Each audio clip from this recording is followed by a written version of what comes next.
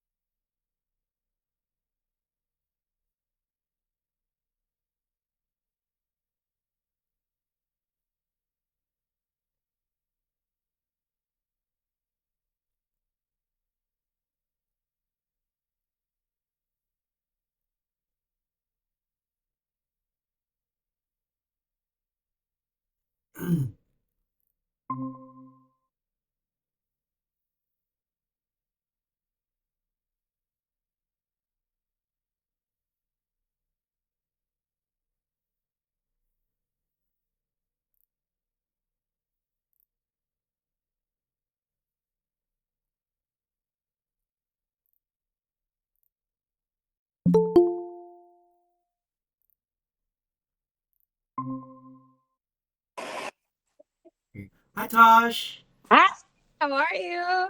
Good. How are you? Good morning. Good morning, good morning. I might have to switch to my computer soon. Okay, sure, yeah. Yeah, because I was like, I'm finishing my late breakfast, Mm. and I was like, oh, I'm gonna use my phone while I'm finishing that, but I'm almost done. Yeah, no worries. Eat, do whatever you need to. Like, I think this is gonna be pretty casual. So. Yeah, yeah, yeah. No, of course, of course. I was just like, I had a moment of, I think I'm hungry. Usually Mm. I'm not, but now I realized I was like, okay, we might be on there for a while. Just gonna Mm. eat. It's crazy out here. Like it's like winter storm galore. Oh no! Wow. It's really bad. Yeah, I Like can see it coming down. it's really bad. I'm like, oh my God. It's they announced it, but because we already had 40 centimeters Mm. a few days ago, so now we're gonna get more. Yeah. My son is out shooting a video skate part in the winter in the snow, and I'm just kind of like mad at the production company because I'm like, come on, guys, you knew it was predicted. They stressed my son to come back from Vegas. I was like, anybody else would have canceled it if they announced a big storm. Yeah. And it's like in the Mount Royal place, where the mountain is. Yeah. And I'm like, for sure they're not gonna finish like, take out the snow Mm. at that part. So, anyways. I hope he's gonna be okay though. I'm just like, wow, I'm like checking up on him. Are you okay? Are you cold? Yeah. Maybe. Yeah. Hopefully he has like all the thermals or long johns on and everything. Yeah, well, he came from Vegas. He had nothing, so they had to pick up his clothes Mm. where he lives, for him. But it's just like I'm just like, yeah, people are random. It's like I told them, I was like, it's like somebody's like planning like a shoot during the LA fires and then still keeping it on. It's like this is a crazy storm. Like winter is crazy here sometimes. You Yeah. can't even like find a path up anywhere. Like you can't even walk on a sidewalk because they're not like shoveled or anything. So Yeah. Well, I we'll hope the shoot see. goes well regardless if they're gonna make him go through it. Yeah, they are making him go through. He's right there right now. Oh, So I'm just like, okay. But so how are you? You good? good. Yeah. It's not as cold here. I think this week is supposed to be a little colder, in the 20s Fahrenheit. Ooh, But I yeah. don't. The snow has just been coming and going. It always melts off whenever it comes. So. Yeah, in New York it does. But in New York, like when there's a crazy storm, like it renders everything like nobody is doing anything. Yeah. Oh, Ah, hi, David. Hello. What's up? hello, Nothing much. David. How are you? Good, good, good. Good. Actually, Yeah. hoping my roommate is out during this call, so I just wanted to say hi before I turn my Oh, camera off. okay. But I'll be listening in for most of it. Okay, that's good. Yeah. Just Nice jump to in, see jump out, you. whatever. Yeah. Thank you. Hi, Bolin. What's up, bird bro? Bird Pro. Oh, not sure if he can hear me just yet. Oh, there he is. Hello. Hey, I'm here. Hello. How's it going, bro? Yo, schoolwork is hitting me right now. Oh no. Ooh, Sunday. I hope it goes well, man. Yeah, You What are got you this. studying? sociology. But like, Uh, my recently homework is about theater work. So oh, theater? yeah, Ooh. Technical theater or just like artistic part? it's like basic acting. Ah, yeah. Not easy. Right. That's cool. Yeah, I'm you got. finishing my breakfast, my late brunch breakfast. And Uh, then I'm gonna go sit right now. Yeah, wait. So, bro, where are you right now? Are you in Massachusetts or? me? Yeah, yeah. I'm in Buffalo, New York. Okay, nice. All the way up nearby the Niagara Fall. It's like um, it's lower than the Canada. It's close to Canada. So Yeah, it's close to Canada. Yeah, you guys have like look quick. We were just by there not long ago, and we're on the other side. yeah. Yeah, yeah, that's cool. So it's probably cold there Yeah, too. yeah. Some places in Canada are like north of the U.S., but people like think it's always like yeah, like not north but south of the U.S. But most Mhm. people think it's like north. But I'm like, no. Some people are some places are really low. You know. Yeah. Okay, let me see if I can switch it to my other. I think it's fine like that. Okay, yeah. If you need to later, like we can always. Yeah, no, it's just because when I have my computer on, it's really annoying because I have to put my glasses because just I keep it further away. But with my phone, I see you better. I see all of you better like this. Yeah, and I think we had Jay. Welcome to the call, man. Hope you're doing okay too. I think he has his camera off, so it's. Well, I'm not sure. Yeah, all good, all good. Oi, oi, oi, boys. How you What's doing? up, man? I'm so We got sorry. Jersey in the house. I'm so Mhm. sorry. My camera is off because I'm getting dressed. So Okay, no worries. yeah, just give me a sec. Just give me a sec. We'll catch I you in a was few, I was bro. I was in the shower and I read that notification and the call was on and I was like, oh shit, okay, I better get done really quick. That's so funny. Ah. No worries, bro. We'll catch you on camera in a few when you're done. Yeah, so I guess it's cool. We have a good variety so far. We have Jersey in the house. We have Buffalo in the house. We have Mhm. Brooklyn in the house. So we got Montreal in the house. Woo! In the cold. Yeah, Ugh. cool. I have my heater, my portable heaters down here going already. It's crazy. Yeah, it's cold, man. It's okay. Spring is It's- coming soon, hopefully. right? Let me see. I just shared the contact with my computer.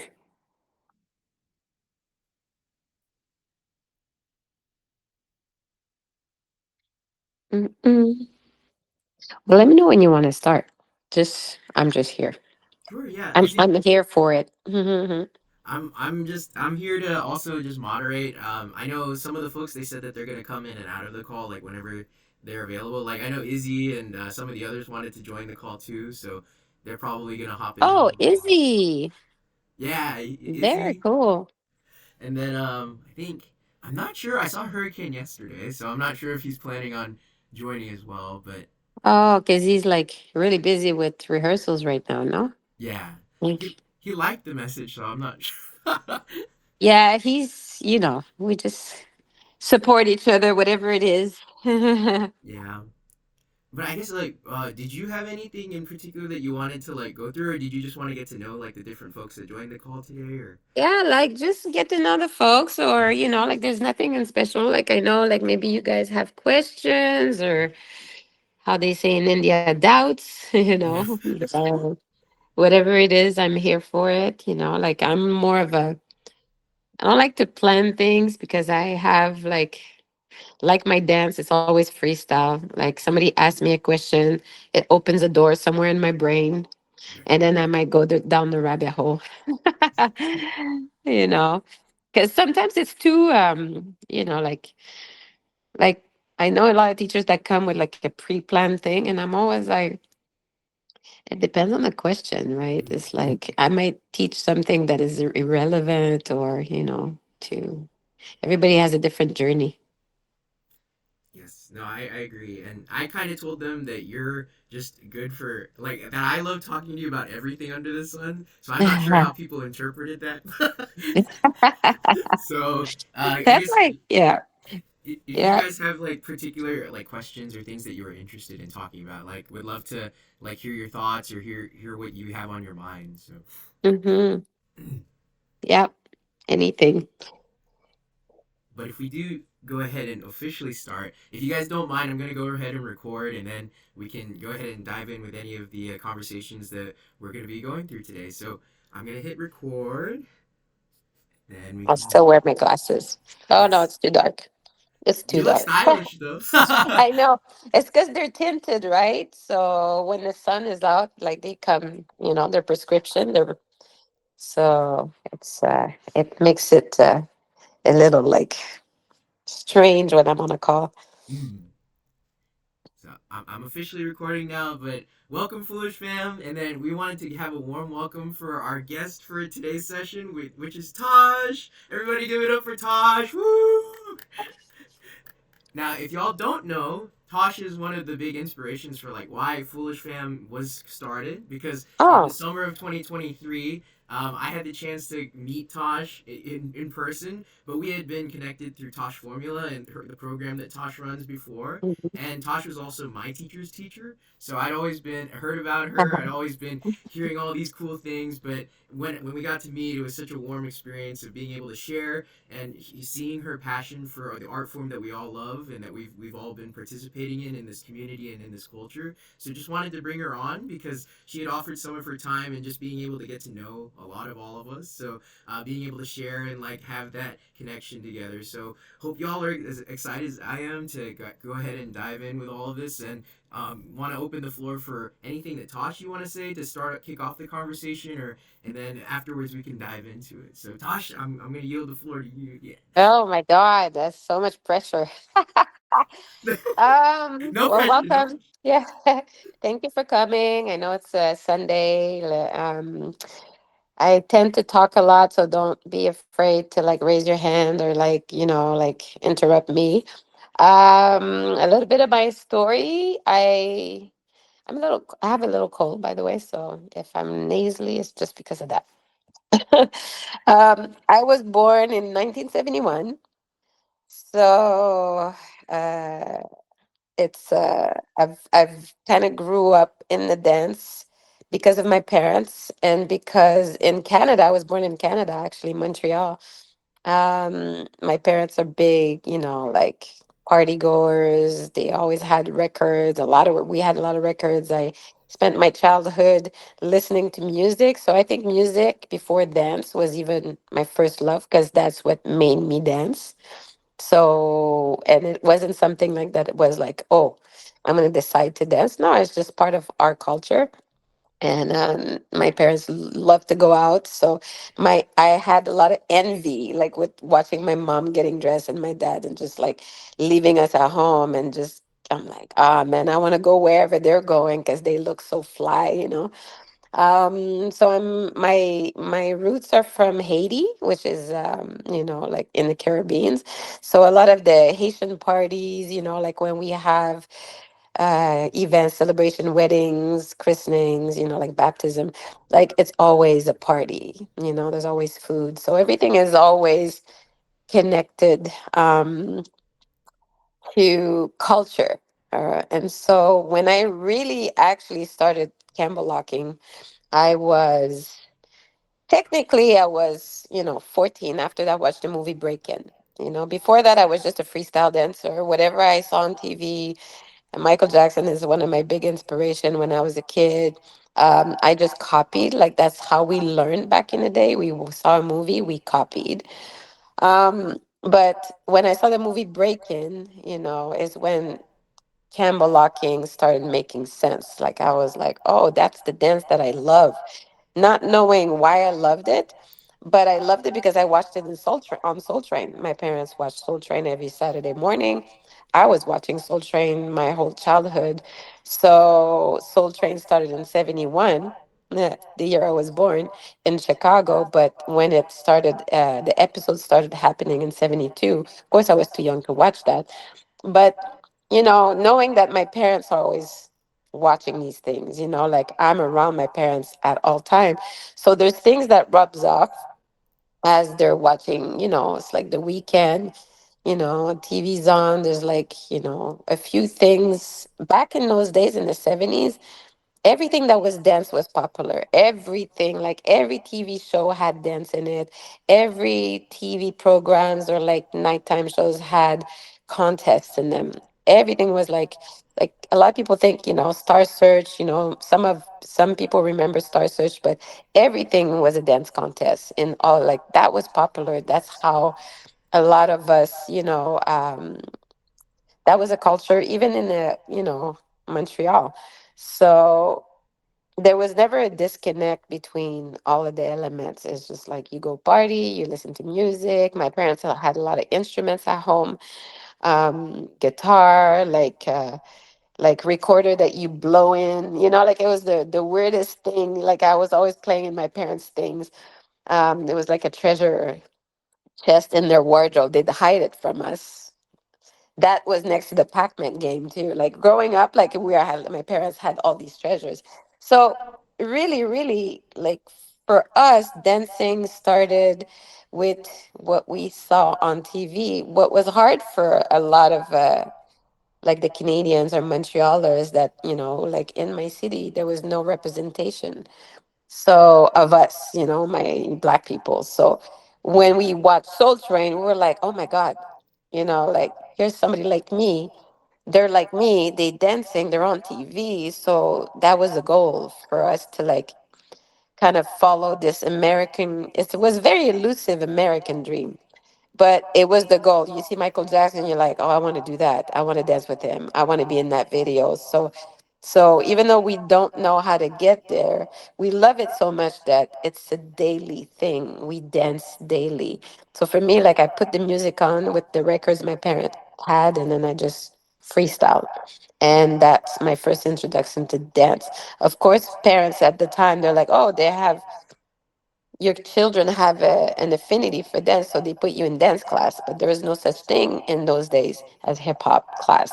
There's no such thing as dance studio class for street dancers. Like there was ballet, there was modern, there was jazz. It was anything classical. There was tap, but tap very, very like generic. Soulless tap. So they put me in class. So I did classical ballet and jazz. And I hated classical ballet, even though I did it, and jazz. And, but when these movies came out, like it was like Flashdance, Beach Street, the Breaking movie, like Breaking One, Breaking Two, like that's when we were like going crazy, aside from watching Michael Jackson on TV and a lot of artists. So that Breaking One was the when I really saw Shabadoo, and I was like, oh, I want to dance like that. That's the style I want to do. I didn't speak a lick of English in those days. Like I read a lot of the lyrics in the records, in the pocket in the vinyl. They had the lyrics. That's how I learned English, slowly but surely, watching TV, asking my parents to like translate for me. And yeah, and to make a long story short, like my first job was at the YMCA teaching jazz dance class, but I'd mix it with a lot of what I learned from watching breaking. So I learned by myself to like imitate. Not by myself. Actually, that's not true because when I first saw the movie, to make the long story short, I went to school. I was in a jazz show, jazz at the roller skating rink, and then there was a group of guys that I saw that were performing before me, and they were locking at the time, and I was like, what the hell? Like in my little city in the ghetto, like white city, like, and then there's two black guys and a white guy that's just like performing on a song. You don't have to take your clothes off, that song. And I'm just like, that's the dance. That's the dance I saw, like in breaking, like I'm freaking out. And then lo and behold, one of the guy became my boyfriend in like at school. So that's how I learned it from, like they taught it to me with all of the no technical, no, like it was very raw, like we're just copying what we're seeing. So there's like it wasn't, it was very mediocre, of course. Like we're talking about 84, 85, right? So, but that's the best we could do. And that's how I learned it. And when I got my first job at the Y teaching jazz, it was 89. So already I'm teaching jazz, but then I'm dancing. I'm doing all of these things inside my classes. And so I had the title of the girl that danced with her arms a lot because they didn't know what I was doing. So, and that's it. Like that's the beginning of my journey for Campbellocking. Of course, going back, everything I grew up watching in Soul Train, it was Don without knowing it was Don. It was all of the OGs without knowing they were the OGs. I found that out way later, but in my generation, there was no access to like videotapes or rewatching. So you just had to be in the present watching these TV shows as they're going on air that Saturday morning. It was like a ritual. At 10 a.m., you had to sit down and watch after your cartoons in the morning went, sit down and watch Soul Train. That's it. Yeah. I kept my, by the way, my phone on with my little notices because my daughter is really far and there's a huge storm and she has to come back home. So I just have to make sure that if she calls, I get it. Yes, no worries. I might get I'm interrupted sometimes. if Keeks wants to join the call too, we'd love to have Yeah, yeah, it. I know, right? I'm like, be careful. It's cold outside. It's windy. I hope she's okay too. But Yeah. yeah, no. Thank you for sharing. And if anybody else has any questions to start off, oh, it looks like Bolin was saying here in Buffalo we just had a heavy snow too. Yeah. Here it's not, it hasn't stopped. It's coming back, another full 2 days. Mm. No, I hope all you snow people it goes okay. Yeah. It's I was telling Tosh earlier it's not snowing too much in Manhattan and in New York right now, so a Yeah. lot of it's been melting off. So, Cool, cool. but I guess to kick it off, since I know a lot of it, Tosh, thanks for sharing your inspiration and starting with Campbell locking and your journey with dance. So, Hmm. I guess the first question that I'd have is like sort of like moderator would be as you dance and as you've gone deeper in this journey, how Yeah. often do you find yourself like reconnecting to that roots and to the origins of how you're dancing and thinking back to that? Oh my God. Well, which roots? The one where I was mediocre and then we're learning what by copying, or the one where I was like, oh, this is done. Like, this is what I need to do. Like, this is like the roots of the authenticity because it's two different things. I'd be curious about both. I don't know Yeah. if you guys have any preference, but I think I'd love to hear about both. So, Mm. So, just to give you a retrospect, like to like go back in time. Um, when everything started making sense, where I was like, I had my biggest haha moments was last year. And I'm 53 years old. And I started Campbellocking when I was 14, 13, 14. So my biggest haha moment when the piece all came together was last year, where And the first time the piece came all together was when I was 46.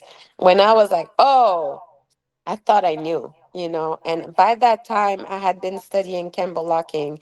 Let's say in my when I was 14, it was like beginner's luck, right? Like you fall into the style, you learn it because you love it. Like any dancer, you're like, oh, I want to practice this. I want to do this one. This is the one that calls my heart. Of course, in that generation, my generation, we never just said, I only want to do Campbellocking because there's not no such thing. You had to learn the street culture. So you learn whatever was popular at the time. So we're in the 80s. So the music is already crazy, weird, new wave music. So everything is really fast. So we're learning to dance Campbell locking on really fast music. So we're cutting corners. And, you know, like a lot of us that were, you know, my generation dancers, we learn the art from the music videos, from what we could pick up in the TV. And so at the time, the music is being super fast. Our dance is super fast, so we don't have the understanding. The difference is that we had the creativity and we had the freedom because nobody was like could say no, that's not the way, because we didn't have access to the elders yet. For me, between 14 and my first access to an elder in that in Campbellocking, let's say. I'm not going to say Don because I didn't meet him first, but it was close. I was 28. So I had 14 years of like just trying to figure this thing out by myself, right? Because 28, I went to B-Boy Summit in 1999. So everything else was trying to understand the culture as it is portrayed on TV in the commercial world, right? So now when I go back, I want to get back to my like it's funny because as we started learning from teachers, we started getting the generic locking, you know, with the the generic Campbell locking. It's like you have to learn the combos and you have to learn, like and because Don was not teaching, even though, like he was the creator, he wasn't the one that was teaching the most. It was Greg Campbellock Jr. So, but lucky for me, when I went to B-Boy Summit the second time, because I'm stepping, one generation of like the first time I went to B-Boy Summit in 1999, I met E.B. Skeet from Electric Boogaloo's and Popping Pete. Then Wiggles was there, Poppin' Taco was there, like all these OGs. Don was there, but he left as I got in the event. And it was my first time in LA from Canada, and I was freaking out because I missed Don. It was I was just pissed. But I learned from E.B. Skeet, who became my mentor, and he was learning from Greg Campbellock Jr. So what I was learning was like the first time I'm learning the fundamentals of what I thought Don wanted, but it wasn't yet. Was from Greg's lineage, right?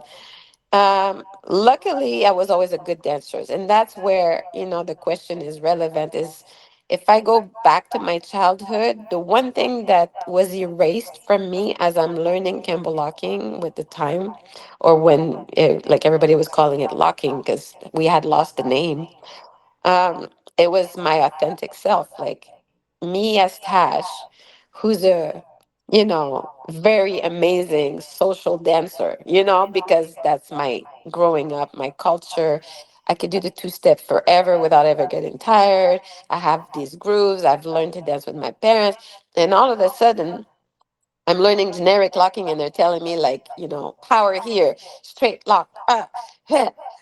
Everything was a combo. So, and we had to be as powerful as the guys that had created Campbell locking. So my femininity was taken out, but it was okay because I was a tomboy. So I was like, I can do that. I can be like the guys. I don't care.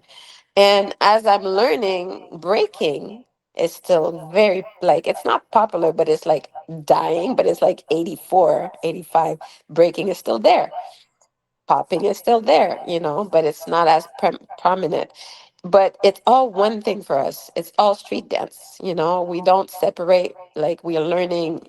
because the music changed, the style changes, or the way we dance changed. So it was never something that we separated. So most of my generation, we're not just Campbellockers. Like that's what I chose, but I'm a hip hop dancer.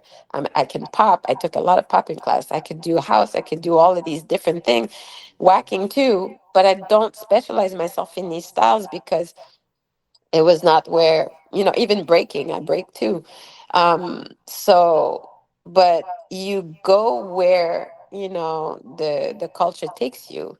And when I went to B-Boy Summit the first time, I went back to, I wanted to learn breaking. I was breaking. I was back to breaking. So I went for breaking because it's B-Boy Summit. When I get there, all the poppers and all the Campbell lockers are there. I'm freaking out. I'm like, oh my God, like it's not dead. Because now everybody, like, Campbell locking is like, it's 99. Nobody's doing it. So, but there's a little resurgence, very, very small. Like we're talking about Rhythm Nation in 91, like brought it a little bit back, but then not. And then, NSYNC brought it back a little bit. Then Maya brought it back with the free video that Brian Green choreographed. And there was like a whole Campbellocking section in there. But these videos are just like highlights where we're like, oh, here it is, but then nothing. But it's because the choreographers are my generation now. At this point, they're dancing in the videos, right? So they're putting the art form that they know in their videos. Moving forward, that's what I want to reclaim. As my original self as a great dancer. That I kind of lost learning, taking all of the technical Campbell locking class or whatever that was technical. And that Don, in my very first class with Don in 2004, when I went back to B-Boy Summit, but now I know I'm going back because I want to go back to meet, Don. And now there's classes in B-Boy Summit, there's workshops. So Don is teaching, Brian Green is teaching, Greg is teaching, like so many people were teaching.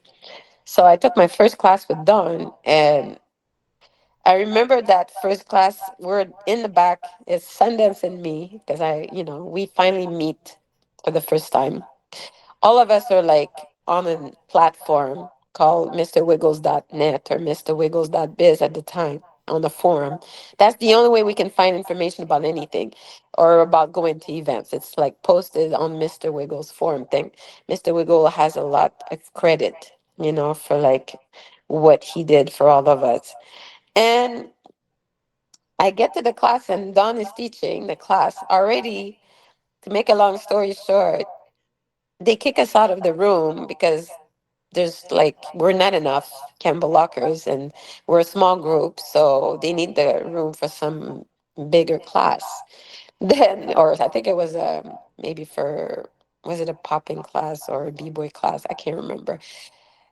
So they give us a room without music, without the sound system. So first, the class of Dawn starts with a soul clap, like, because we have no music. So we're trying to make rhythm with our bodies and clapping to start the class.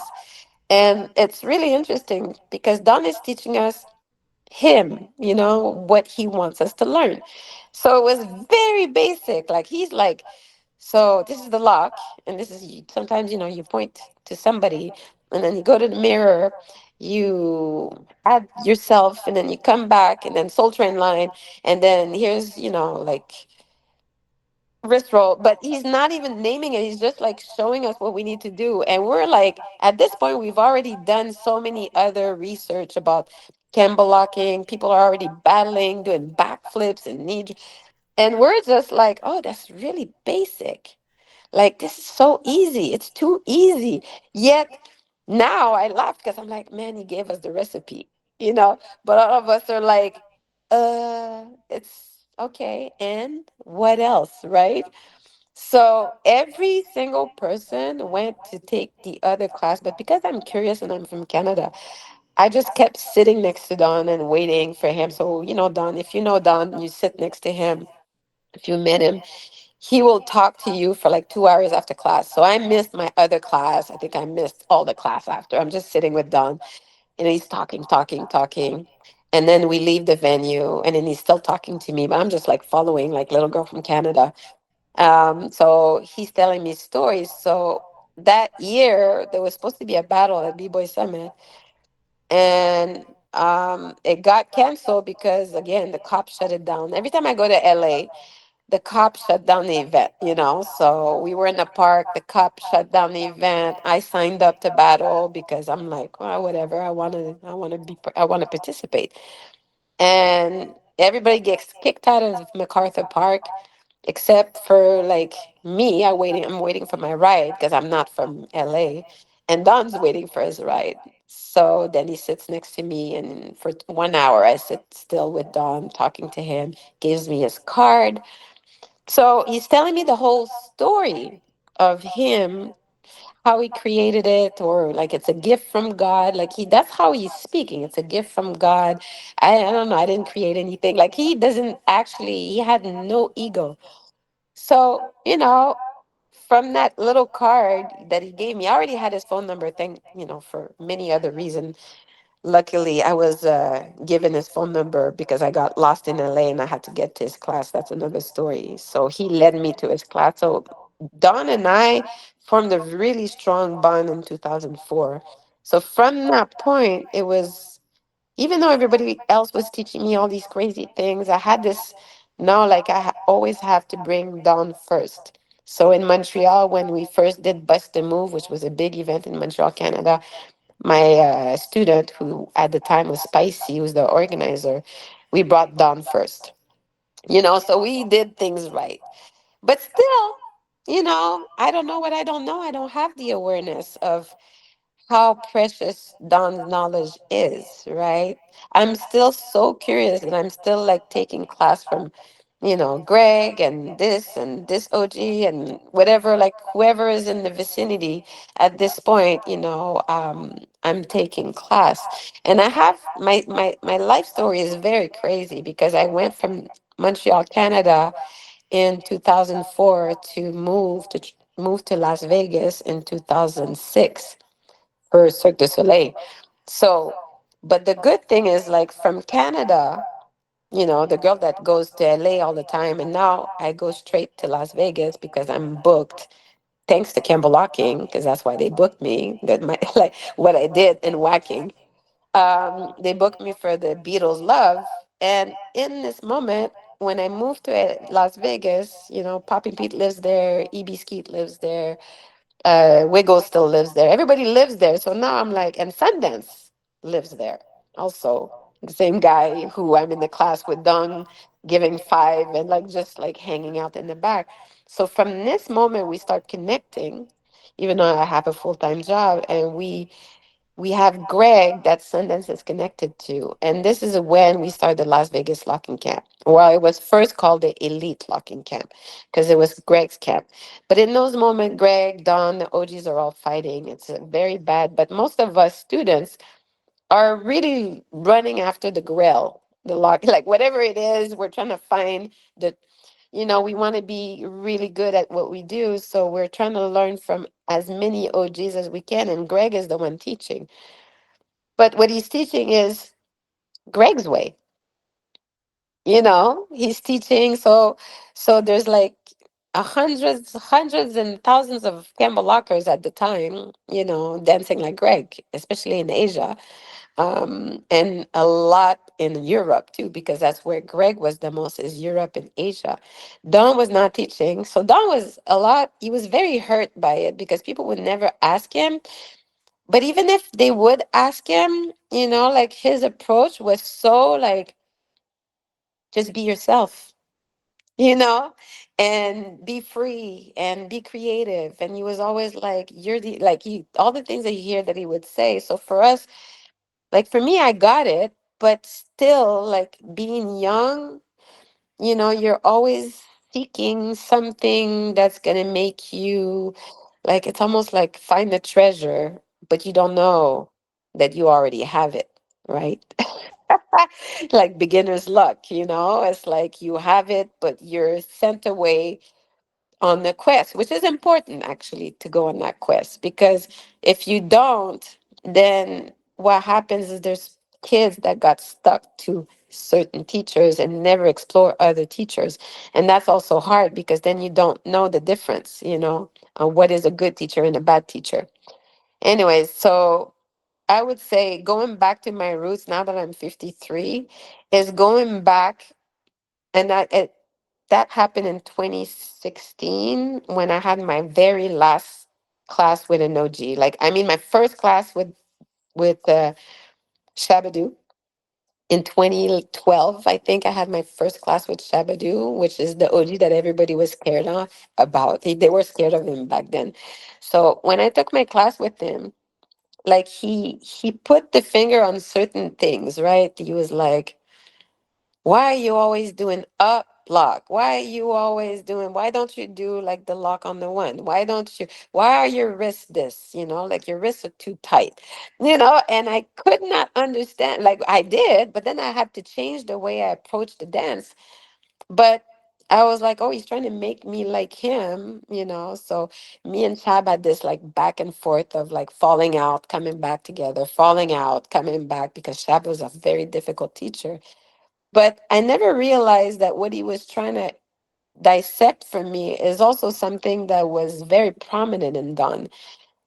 Greg did the same thing in a different way, but we couldn't see it until I was 50, what was it, last year, where I was like, oh my God, it's the ham bone. That's the thing, the thing that Don was not like, he was telling us the story from for 20 years. I know Don. He's been telling the same story every time he comes to the camp, every day. The first time I sat with Don, he told me that story.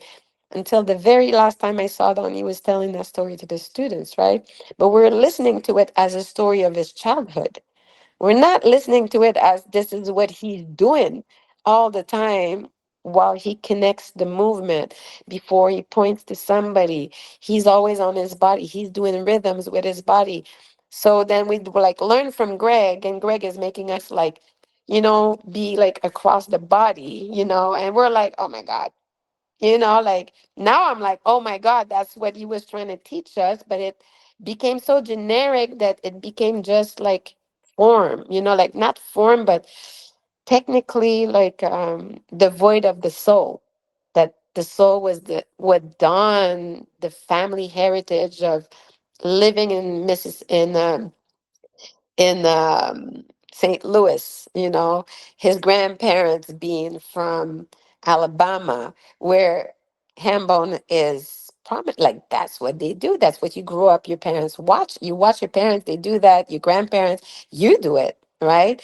And that definitely comes out in your dance without you thinking. So he's not trying to tell us you have to hambone.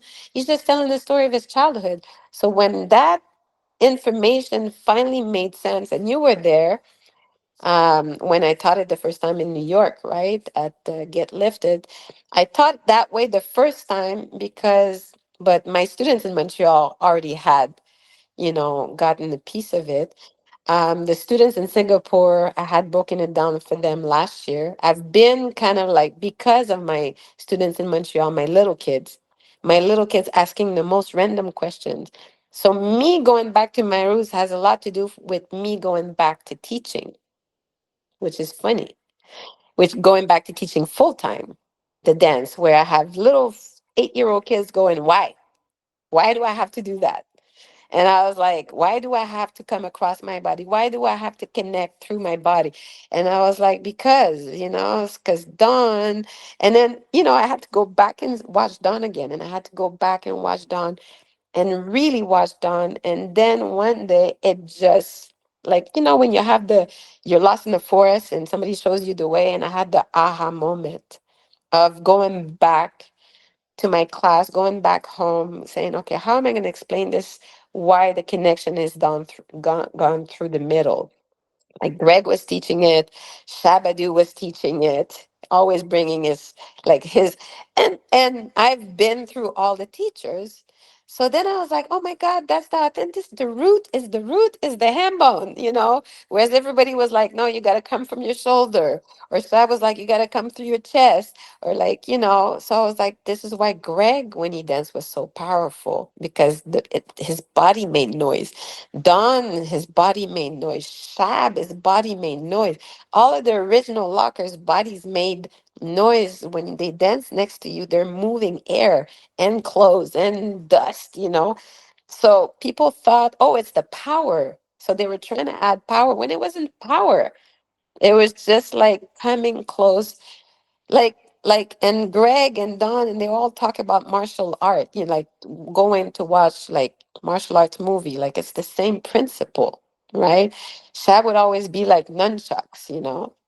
So when all of that nunchucks Dawn body. So I'm like, oh man, like this is the grail, right? And it's not to say we're replacing Campbellocking with the ham bone, but the authenticity of the dance came from who Don was, his root as growing up as a child. So I was like, I need to go back to my roots to be myself. My roots is I'm a dancer. I'm a social, like I'm a, like I've grew up on Soul Train. I can do the two-step. I could do all the party dance. I can do all of the social dance. I know many, many, many social dance, couple dance, like rumba, samba, salsa. Like I know I've learned it all, right? So I'm like, this is who I am. I need to go back to that because that's my story. So this is where the authenticity comes back as looking down. Of course, I'm learning to appreciate ham bone now, but I'm not gonna become like tomorrow, start ham boning, like because that's not what I'm good at. But somebody like let's say Firelock, it's crazy. He's great at ham bone. There's people that are great at stepping, but when you look at the lineage of Campbell locking and you go down and you look at stepping and you look at strolling and you look at, all of these different rhythm, you look at jitting, you look at it's all there, the body percussion, Baltimore dance, like it's there. So I always tell people like when I look at jitting or when I look at stepping or I look at a lot of even when you look at sturdy people slapping under their legs and behind their back, I'm like that comes from black culture, right? It comes from that lineage. So going back to the roots, and now when I teach the students, I'm like, I'm also going back to my roots, like studying. I'm starting over.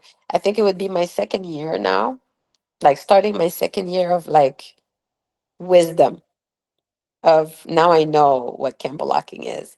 I'm 53 years old. I've been Campbellocking for 20, since 84, for 30 years. That's crazy, right? To think, no, more than 30 years, 84 to like 2025, right? And so for me, that's why I said to people, I said, imagine that you're like in your 20s and you add 30 more years to your life. How amazing are you going to be, right? If you start with the right information, right? You guys have a lot of like information, a lot of tools. That's the danger. You have so many people telling you many different ways, right? But the one thing, you can learn it all, but you can never lose yourself. And that's what the history, that's what Don was telling us the whole time. Like he'd be watching people, and sometimes he didn't like the way we danced because we were not being ourselves, we were being our teachers. And he never gave us a negative comment. I heard this story the other day by Lil B, and he was like, Don did not like this dancer. I'm not gonna name names. Dance. He appreciated the dancer, but he didn't think he was doing the dance. And then he's like, "Oh, I like your shoes." When the dancers, when the dancer asked for feedback, "I like your shoes." So I was like, oh my God, this is so funny. But that was Don. Many times I was with Don, let's say at HHI, and I remember they asked me to judge Campbell locking or locking at the time. And I was like, no, Don is here. Why should I judge? Don is here. Tony Gogo's here. Like all these, like let them judge. And Don would like pick dancers based off of like, oh, I like his leg work. Like his legs was really creative. And we were like, you know. So it was about whoever was being creative and giving him something completely different that he had never seen. So even if a girl was mixing whacking with the Campbellocking, I remember one girl won like this from Japan, and we were like, yeah, but she was whacking, and he was like, nah, but she was a whacker, and she did, and she was herself. So he would always have these weird. So that's why we made a Don Campbell Award, because we were like, he would pick somebody, and all the other three judges would pick completely somebody else, for the locking award. So it was like really like, oh, this is frustrating, like it's like here's the three judges that are, professional lockers, and then here's Don giving the award to somebody completely different than what everybody else chooses. So I think that the lesson for me over time was like, that's the problem, is that we didn't really pay attention to what Don was saying, even though he was saying it. But it's okay because ignorance, right? Like when you're a kid, I always say this thing. If your parents give you a gold nugget and they say, "Hey, this is valuable. Don't lose it." What do you think you're gonna do with the gold nugget? You're gonna start playing with it, like rolling, flicking it, like giving it to your friend. Hey, look, I'm gonna, and you lose the gold, right? It's only like way later, 10 years later, you're like, oh my God, that was like that had so much value, right? I should have taken care of it, but I didn't know the value of it. So Campbellocking was that. It's like when came home from these classes that I was teaching and the kids are asking me these questions, now I come back with it with more of my awareness. I go back to watch Don. And now I see things I've never seen before. I see things when he was doing his judge demos going, oh my God, now I see the handball. Holy crap. You know, I don't just see a point and the wrist roll and the lock. I see the handball connecting all of it, right? Then I go back to all of my teachers, like, and my mentor was E.B. Skeet at the in the 90s, late 90s, and I see his footage, and I'm like, oh my God, he's doing the body thing too, So every single teacher, I look at Greg, oh, I look at Shab, oh, so all of them dissected Dawn to the best of their ability, taught it in a very generic because they're not made to, like, I mean, nobody knew how to teach back then, and those guys did not know how to become teachers, right? So they're just teaching what they who they are. So these styles develop from the lineage of like Shab's lineage, Greg's students, Fluky's students, this person's students, like everybody had and everybody does different. So we were like basing styles versus styles, or but it wasn't style versus style, right? It was like personality versus personality. It's like, but that's what Don wanted, is us to be all different. But now these teachers were like, no, I like it this way, I like it that way. So there's like this drama that started, like it was like, so I think that this is the reason why a lot of us are going back to our roots, because we're like, that's the only freedom we have, is to go back to ourselves. That's what Don was telling us. So now we don't get caught up in the generic, okay, or like the teacher that tells you it has to be that way, because Don never said that. And the reason why Don never said that is because they're all different. And they're the proof of the recipe. As original first generation, they're all different. So, but now we were looking like our teachers, right? So for us, every time I saw myself after I learned from a teacher, I would just take all the habits of that teacher and I would look at myself and be like, oh, I look like Scooby now. Oh, I look like Greg now. Oh, I look like Shab now. Like it was just like, because we try to emulate, embody our teachers, but it was a good thing. And it just took us 30 years, And, if I knew what I knew back then now, if like I'd be amazing at Campbellocking, right? Because I would have more awareness, but it's okay. You guys can start, So that's a long story, but just to show you that it took 30 years to understand what nobody could see, And now Basically, I'm called to teach that. But as I'm called to teach that, I'm being vulnerable and saying, I'm still learning it myself, like trying to understand it in my body, how it feels to be myself, to be Tash, to not have to, like before I would judge myself. Oh, I did a judge demo, but I never pointed. I never did a point. And it was good because I never had a reason to point, which is context, right? Pointing at somebody, that's what Don, you look at Don, he wasn't trying to do a million points.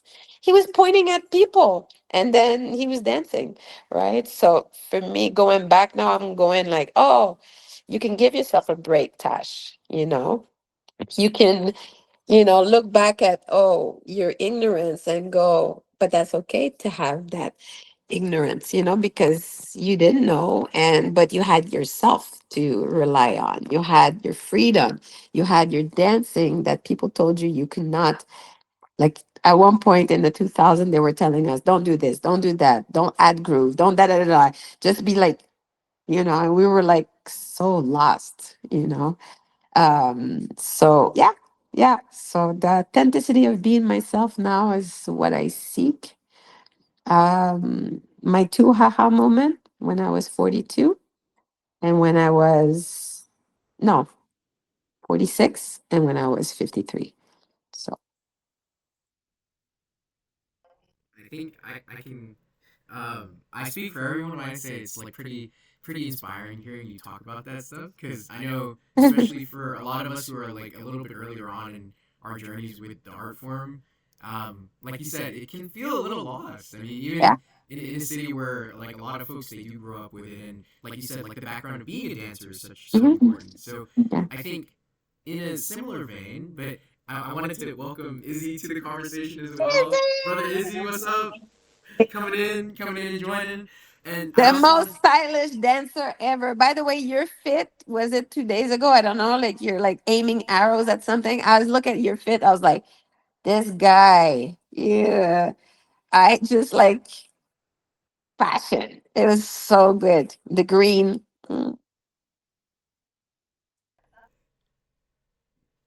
oh, Izzy, I think you might be on mute, bro. Izzy's on mute. Yeah, thank you so much. Oh my god, I love story time. I'm sorry I joined late because I was up playing video games yesterday. I have no excuse. That's okay. That's okay. But yeah, like hearing you speak, like Jason said, it makes me smile so much because as I hear you talking, I'm like, oh my god, this is why I was attracted to this style in particular. Because like you said, like I just grew up dancing. Like there was not necessarily there were styles existed, but it Yeah. wasn't like, oh, I do this, I do this. It was like I dance, and Mm-hmm. if I see your style, I'm gonna learn it and I'm gonna do it, and that doesn't mean necessarily it's mine, but I'm gonna be able to hold my own in the Yeah. circle doing your style. But like I'm attracted to Campbellocking because the foundation is being yourself, and like Yes. and I'm like, of course I chose that style. I love being an individual. Like I love being the Exactly. star in the room. Like Yeah. I just grew up that way, just like how the way I was raised. But just hearing your Mm-hmm. stories about how you're still learning, because Mm-hmm. I never feel like I know it all, but I always feel like I'm like, oh, I like where I'm at right now, just because Yes. it's like it feels like even get lifted and after like I've been like because I've only, like you said, I only had one teacher, which was Frostlock, and like Yes. I just learned from him. But he taught the combos, but because I was a dancer before I came to Campbellocking, I was Yeah. like, oh, I could add this to this. I could do this to this. Like I would, as soon as I started learning, I was like, it just filled the in betweens for Yeah. me to like, oh, I could add this here, I could add this here, and I also like talked to him about like am I even camera locking because I'm just be doing my own shit and then Yeah. I'll lock and I'm like that's I was like but it becomes more is I feel like it's a flow state like when you're talking about martial arts is like Mm-hmm. when you're fighting like you're not like oh I have to throw a jab I have to do this Yeah. it's like oh no I'm fighting like naturally all my training is gonna come out when I need Yeah. it to and I'm Yeah. like, just doing capoeira is so much about like going with the flow, but also creating your own wave. And Yeah. I'm like, all these styles like I could see how they all influence each other, and then they might not even know they're even Yeah. influencing each other. They'll just be Yeah. living their life, and then the different circles they're in will start seeping into their style and their dance. And I'm like, Yeah. it's just beautiful to watch because I'm like, now I'm taking jazz and not like Mm-hmm. Monterey jazz across the floor. I'm taking like Yeah. immaculate Yes. jazz. And I'm like, bro, this is how we got to Soul Train. They was Yeah. they was literally Yes. doing this, like all slapping their bodies, making the rhythm. Like this is, I'm like, it's such a natural progression It to is. Soul Train. It's like, Mm-hmm. oh, they was dancing like their parents, and then this is their Mm-hmm. style, and then we're dancing like our parents, but this is our style, and our kids are gonna Mm-hmm. dance like us, and then add that. I'm like, you that handball. And I was like, that's not just tic tac toe and light feet, but it's Yeah. like, oh, duh, Yes. we're moving, Yes. we move the same as our parents, and because of the music, we'll tweak it. That's all. That's honestly what it is. It's like we'll dance just like our parents, but because the music dictates or Yeah. channels how we dance, is like, oh, it's shifted because maybe now it's drill, or we have to go a little bit faster because it's Mm-hmm. New Jack Swing, or we have to go a Yeah. little Yeah. slower because it's. So I was like, we just Yeah. adapt. Our body naturally evolves. Like that's the true evolution. Like that's the It true is. evolution of it. So it's like, it's nice. I love hearing stories though, because it's like, oh, I understand so much more about where I'm at now if I understand where I came from, which Absolutely. feels so nice to hear. But like that's the root of this style is looking fly, because I'm like, Yeah. I've never seen an episode where, or even just hearing the stories, I was like, oh, you want to be seen. That's why you doing all that. That's why you jumping in the Yes. air. Like That was that's why you done. have these bright colors on. Like it was, it's nice to hear. But yeah, I'm done talking. I just like hearing Yeah. stories, or just saying Hey, yeah, thank because you I for don't talk that. about often, but I try to like share community because I'm always working or just always training or busy. But it's nice to pop out or see, like when I see Jason dancing or stuff like that. I'm like, I have a studio downstairs. Let me go do something. I love it. Yeah, the first time I saw you, Izzy, I was like shocked. You know, that Get Lifted was like the beginning of something so great, you know, because it was the first time I think it launched the new era where we're going back to like, you know, individuality of, you know, people can be creative and dance and have their fits and like have like just the basic, just enough to understand how to add themselves to the dance. And then we saw it that day. I was like, okay, everybody needs to come to New York to experience this because yeah, these dancers could literally take on everyone in the world right now and win, you know. Yeah, it was amazing. Yeah. Yeah, it was Thank you it for was sharing. it was reaffirming. It was a good Yeah. feeling, because like I watched the what is it, Summer Dance Forever every year or whatever. It's like a huge event. Like there's Yeah. some events I never even heard of, and I'll just see like highlights on like a video or a page. And I was talking to Hurricane because we were like sessioning like I believe last month, and I was like, yo, I watched Summer Dance Forever, and I was like, oh, that's not all that. But but Hmm. but watching over the years, I was like, this is the stage. This is Yeah. where you Yeah. go. And then Yeah. like as I grew in myself or just understanding the style, I'm like, I'm going to cook the whole place because Yes. what are y'all? But I'm like, I was like, it was also like, what is the criteria? Because I'm looking at something and Hmm. I'm very hard to be impressed just because in New York we like see everything. Like I know. our vets and OGs are still here, and then it's Yeah. like it's just so much quality. So when I see something that's like not to the standard, not out of like being an Yeah. asshole, it just comes from like being raised to like only highlight something that's worth highlighting. So I'm Hmm. seeing, I was like, what are they really judging? Because I was really bored. I was really, Yeah. Yeah. and like, and it's not, and it could be because of the music or the way they train over Hmm. there, but it's like at least at Get Lifted, I was like, whoa, what's happening next? Like it's like Yeah. that it was like a nervous feeling of like, oh, this person's about to do some shit I haven't seen, which is nice to see. Absolutely. Absolutely. I go around the world a lot, and I totally agree. Like some it's just boring. Sometimes the music is, oof. It's not conducive to want you to express yourself, like, and dance. And I'm a dancer. I love music, and I'm just like, oh gosh, this song, but that's because they're like so disconnected from culture, from the culture. As like Kendrick is the best example of what a two-step. People are like, I didn't like it, and I'm just like, see, Like when you that's don't I know have why you the didn't like it. awareness, huh? I was like, that.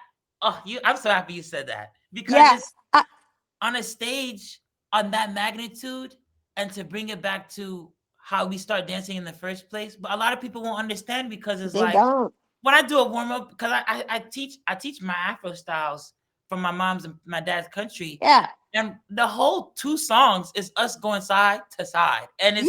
it's just because what the hell would we be doing before this in the first place? Yes. Like there would be none of the extra shit.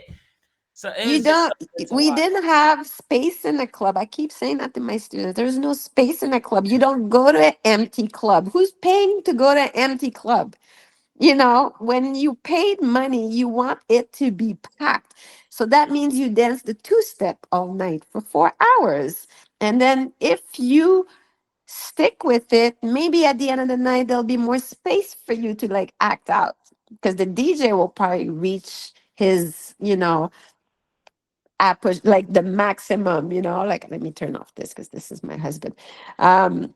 And the thing is that people don't understand these things, like I say, like we didn't start doing the two-step, like taking all the space, like we're like, it's very simple. And this is what it is to bring back like what Kendrick, showed. It's a masterclass for me on like Don, the simplicity of the movement. It's so simple, Don did a two-step everywhere when he's doing Campbellocking. You have to learn to do it. He wasn't a dancer, he had to learn it from the robot shuffle, right? So, but that's what everybody's doing at the time. So sometimes, people try to complexify the dance, because they don't understand, like, and it's rightfully so. They didn't grow up, and it's not their fault that they didn't grow up in the culture, right? But when you take class and the first thing you learn is a combo with your arms, and you don't know that you need to start with your feet as a regular two-step, our generation did not have a problem learning the combos because we're already dancers. But the new generation, when I go to Singapore and I was like, you guys need to stop teaching locking classes or like Campbellocking class, you need to start teaching dance two-step classes first to that new generation.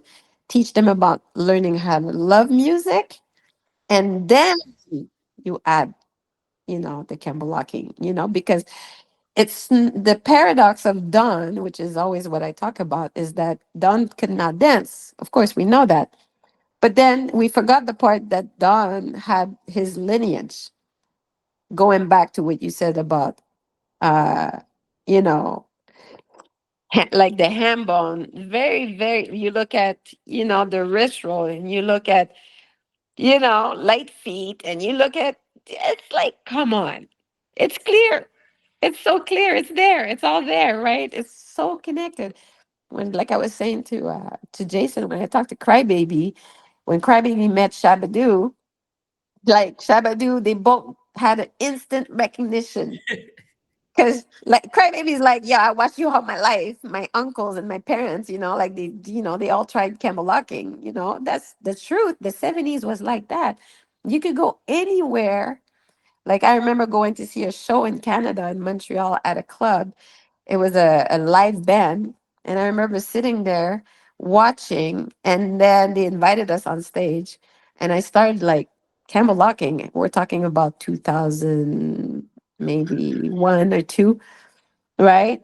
Because it was a funk band. So I start, but not knowing that the bass player is American. The bass player just dropped his bass and went into a butt drop.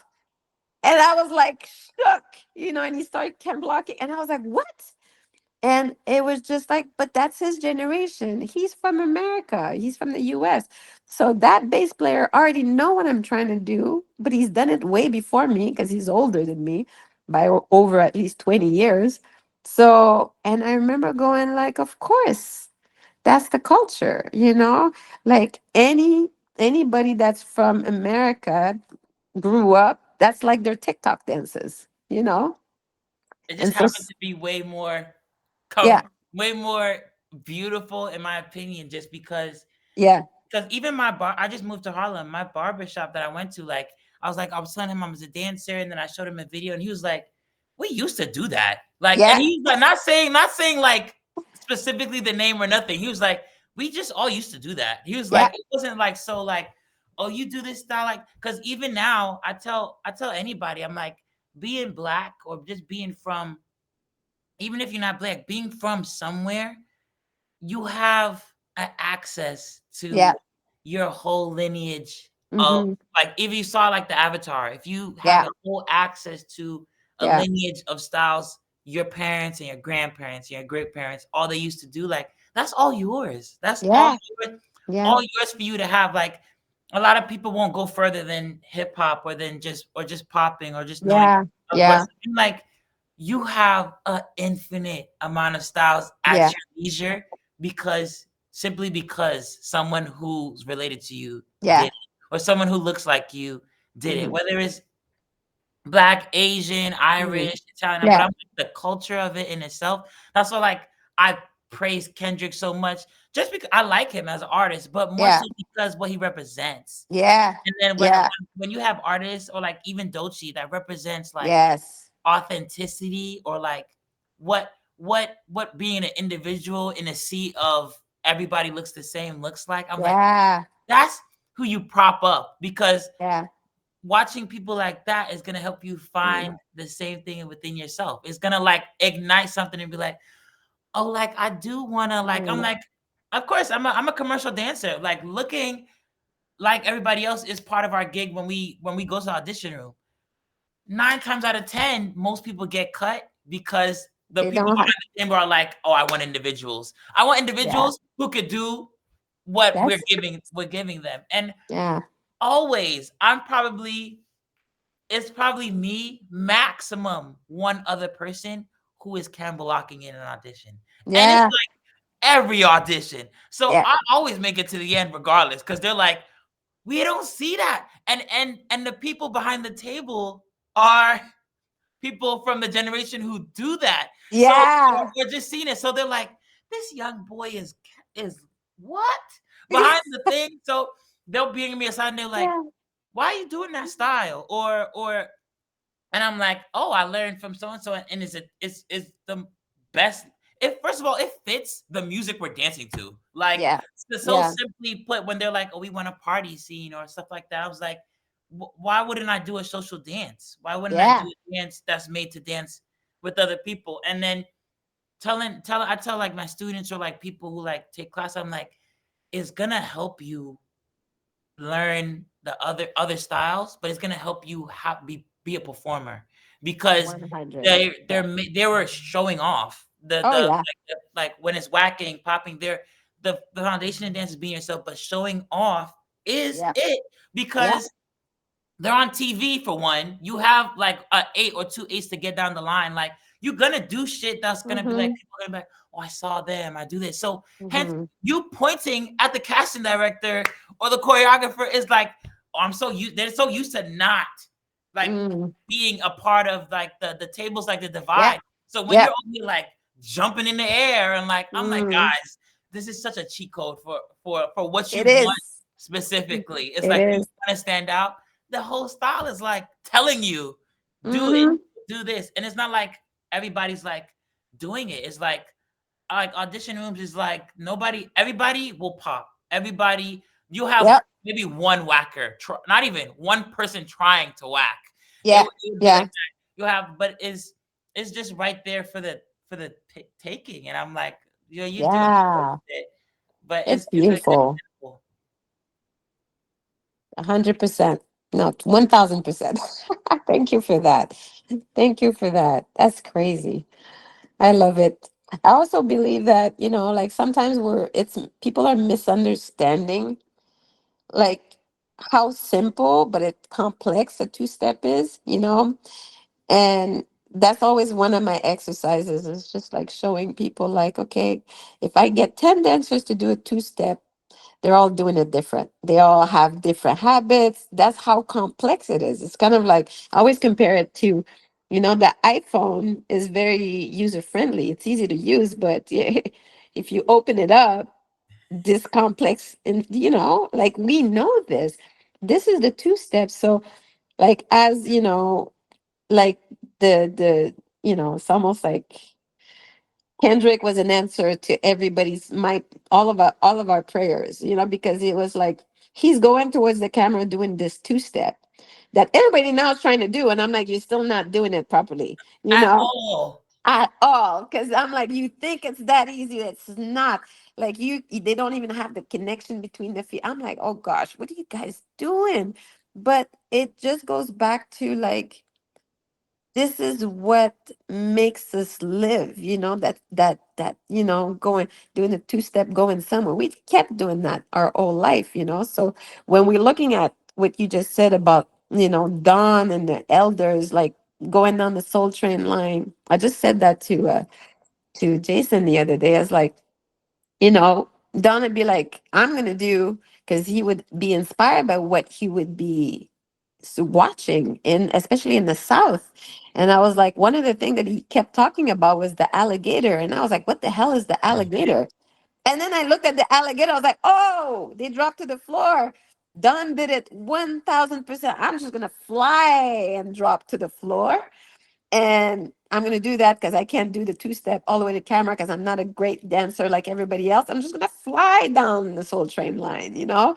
And it was just, or like half split. And it was just like, this is, the performance aspect. Like this, okay, you're going to see me in that camera. You're going to, like, the whole world is going to see me in their living room. And Don always had that. Like, what can I do? Oh, Scooby is wearing the Applejack? Oh, hell no. I'm going to get the bowler hat. Because everybody's trying to copy like Don, because everybody's like, oh, Don is like trending. He's like the kid that is dressing funny, is dressing different, but then he's seen because of that. And I always have that story. I always say this. Like, if Don knew how to do social dances, of course there would be no dance. There would be no Campbellocking because he would have been a great dancer, social dancing at the club with everybody else. So the fact that he couldn't do it, but he wanted to like be part of this whole thing, made him create something for himself that put him on, like the anomaly. Everybody's like, what's this guy doing in this club? Like, you know. So just really, really looking back at all of it, I'm always going like, this is the recipe Don was giving us. Be yourself, you know, like, who are you? Like, nobody can beat you at being yourself. Like, those are like the philosophy was so, so, so important. And I always like now press this more and remove the linear way of teaching. Like sometimes I'll go in the mirror just explain something, but I was like, nah, man, we're gonna do that two-step in that class so many different ways, you know. And the class is Campbellocking, but of course it's not really. It's dancing, because I'm like, I cannot teach you something that you haven't learned in your culture, like we did. And it's like there is this part of that's there's like a double-edged sword, and Hurricane and I always talk about this, Alain, is that we, and you just put your finger on it too easy, it's like we as Black people are not impressed with other Black people dancing great. You're supposed to, so we're not going to be like, oh my God, like we love it, we're going to share it, but we want to be that too, right? But we're encouraging other communities when they do it and they're close. We applaud them, right? And sometimes we don't applaud them as much as we applaud ourselves, sadly, right? Because for us it's normal. Like, Like your uncle said, or your whoever, the guy, the barbershop guy. Yeah, we used to do that. He's like, we do. I Like, do that. What's you're the like, big you deal? kids, what you think you kids came up with a, they're already like, the OGs are already dissing us, like, yeah, right, you should have been there and da da da. But it's like, that's the evolution, that's the creativity. It's always happening. So, and the evolution is, a progression that's natural, right? Whereas sometimes we'll celebrate a lot of the other countries doing the Campbellocking as close as they can get. But because for them, they're like so close, they're not that close, but they're close sometimes, but it's so generic. But there's like thousands and thousands and thousands of people that look like them that celebrate them because they're like, wow, you're as close, you're the closest thing to that black person that's doing it well. But that black person, I don't understand how they get into these connection, because it's so complex what we do, and it looks like it's simple, so they think, it's too simple, so they complexify the art form, and they make it like really drill based, like combos, like now they have concepts, and you're like, taken away from the dance and the freedom of expression of like that. Just, I'm gonna do the 2 step until I feel like I'm gonna add that, like that Campbellocking. So the point is devoid of meaning. The everything, the wrist roll is devoid of meaning. It was never called a wrist roll in the first place. Like Don only named the lock. He never named any other thing. He was just doing it, right? I'm gonna jump in the air, slap behind my back, slap the floor. That was just what he was doing, right? So he wasn't like trying to do uh million points in different direction. No, you never saw Don do that. So it's very important to understand the context of the story. So as you said, like when you tell your story as Izzy, it's like you telling my story. And this is why more Black voices need to be empowered, because it makes people understand. And I said the same thing to my student in India. I said, oh, you think that you don't understand street culture, but your culture is very close to my culture. You have a lot of authentic dances in India, like Ghana. They play on drums and they rap, Hmm. right? And they mourn the dead, and that's how they mourn. Like, it's the same thing, just different languages, and it's like that's what unites us, right? It's with through Tash Formula, I posted some videos, and then one of the dancers, Sarah, she said, oh, look at this, because I posted like a indigenous dance, and she's like, it's all anti-clockwise, counterclockwise. And I was like, I had a moment of like, aha again. I was like, it's true. In my class, I never go the other way when I start like follow the leader circle. It always goes counterclockwise. And I said, this is the genetic of that's the genetic.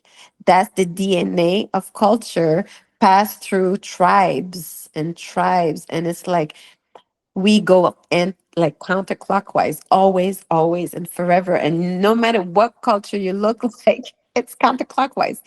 It could be like the First Nation doing it. It could be like so I asked for proof. I said, go look. And then everybody's like, oh my God, it's true, And this is what it is. Together, we can like uncover more of our DNA through the evolution, and how like we have to look at the past, not to say we got to get stuck in the past, because this is why New York is so important, because New York is always creating something new with these old things. The sturdy, it makes me laugh, because I'm like, the Jersey Club is the best example of like, we're like, yeah, that's New Jack Swing music on speed with like the old soul sample. And it's like, and the kids are doing all of these dances that we used to do on speed, like it's super fast. So it's like evolution, like, and they're renaming them, of course. That's what makes me laugh. I'm like, oh. But then I'm like, who goes? But then I'm like, I have a second thought. Oh, you're renaming it, but we renamed them too, right? That's the, because we were like, oh, it's called, you know, like the Bart Simpson. Our parents are like, no, that's the twist with your arms, you know. But I like the Yeah. codification of it Yeah. just because it lets me tie the generations Yeah. together. It's like, Absolutely. oh, you're doing this step.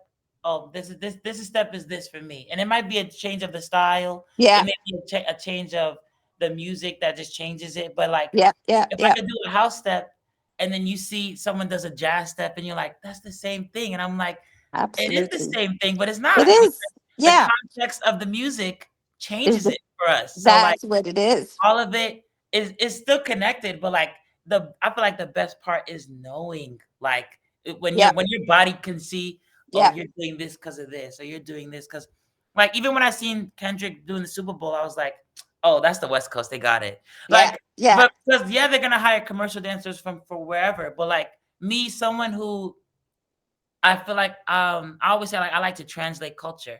And I Yes. do it with my clothes, or I do it with my dance, or I just do how I'm living, and Hmm. you'll know the styles I do based off the cultures I'm involved in. Whether Yeah. it's I'm walking up, I'm voguing because I'm in a ball or whatever it is, you'll know it that Yeah. way. So even seeing Kendrick, I was like, that's a West Coast thing. Now, if it was Yeah. Busta who was doing the Super Bowl, I was like, that's a East Coast thing. Yeah. But even knowing the different coasts or like what they bring to Yes. the table of like thing is like it lets you like be able to talk to Yeah. anybody Yeah. because you enter a circle from a place you're not from. You're like, oh, I could dance to your music because your music is different from mine, but our movement is the same. Yeah. Like, or it's like a little bit. So, and even what you're talking about, like I remember talking to Mickey. She was at Get Lifted, just watching, Yeah. and we were talking about like the curriculum aspect of the style, and I like remember. I could find respect. I find so much respect in the way people will go far lengths to learn stuff that we just naturally do Hmm. because it Yeah. will make you get on your shit. Like, Oh yeah. because it's like they will smoke you Mhm. if you don't treat this, don't if you don't revere this, if you don't treat it with Yes. respect Absolutely. or treat it as like, because I didn't go to college. So as soon as I got out of high school, I was like, dance, I have to treat dance like my course. My styles are my Yeah. courses, like the way Yeah. I have to approach this from a curriculum as a point of view. Even though it's culture, you have to treat it like that because 1,000 wrist rolls and points Yeah. will get somebody's attention. But like, even if you don't utilize, I feel like Yeah. you should Yeah. know because I most of the time when I see dancers, I'm like, that's not the most of it. What the most of it takes me out is like it's not funky. It's Yeah. so Yeah. Yeah. it's so variation on top of athleticism, on top of this, on top of this, and I'm like, but it's just not hitting. And simply Yeah. put, it's just not hitting. And it's like, Yeah. but don't be caught up in like the, oh, it's not that, it's not this. To then you're on the stage and you're like, you can't do it though. Like Yeah. Yeah. that's Yeah. that's Yeah. that's the balance of it. When I see people from European countries or whatever, and I'm like, they're treating it like a course curriculum because they don't come from it. So Yeah. imagine if you who comes from it or lives in like a mecca of it, like New York or LA or like the South, like imagine if you treated it Yeah. like that on top of what it is inherently in you, you'll be unstoppable. Like no one can Exactly. stop you. So it Yeah. doesn't go without saying like, yeah, all that shit may not be impressive to you personally, or just me speaking for myself, but like the person in the mirror who's like practicing it so much they can't get it wrong Mm. matters Yeah. because they're Absolutely. gonna show up on the stage or the audition room with you or Yeah. wherever, and it's like you're like, oh, they're not nice, but I'm like, yeah, but that person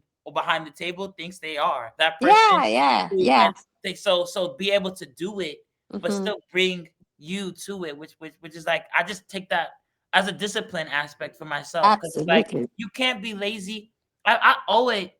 I feel like I owe it, or just the people who we do this, like Hmm. Campbellocking, like I owe it. I can't watch Shabadoo or any of them in the Breaking movie or just see and not push it or not Yeah. push it for myself. Like I'm like, I remember I told my girlfriend, I was like, I chose locking partly because I wanted to be able to fly. And she Yeah, was like, fly? I was that's like, it. it's like when you get wings in that Yeah. style, it's just it's not like it's like it happens so naturally. When I was Mhm. like, when Frostlock taught me how to land, I was like, oh, you're teaching me how to take off. Yes, Like it that's the was key. I was like, Yes. holy shit. Because when people watch it, they're like, yo, you just be jumping and killing your knees. I was like, Mm. I'm never killing myself. Like, Yeah. it Yeah. never hurts. Yeah. It's when we learn how to land, or like when we know Yeah. the pocket to take off from, is they're just giving you wings. That's what I call, like, they give you the wings to be able to fly. And I'm like, It, one of the most aerodynamic styles is this, I promise you. Like, yeah, no, for sure. and you won't even know until it clicks for you, and you're like, oh, this is where I could, this is what I could do right here. It's beautiful to see. You know what Don used to say to people all the time, and I have a friend, that's like he's a Campbellocker too, and that's the thing that Don told him. And he said, I remember he's sitting next to Don. We're at the party at the Las Vegas locking camp. We had a party at the club that we used to do, and Don just told him like, just fly for me, baby, fly for me. That was the word that Don used, right? And so when you understand that, and what you just said is very important, right? Because this is why, sometimes when you're naturally gifted at doing something like the dance, like America, we're naturally gifted at doing as our culture. People took for granted that Don lived in their backyards, right? Oh, People took for granted that these elders were in the backyard. Me, I'm like Canadian little girl living in a white city where everybody's racist, and I'm like, I see these people look like me, I'm like, I'm going there. I'm going to New York, I'm going there. I'm like so fascinated because I know this is me, this is like.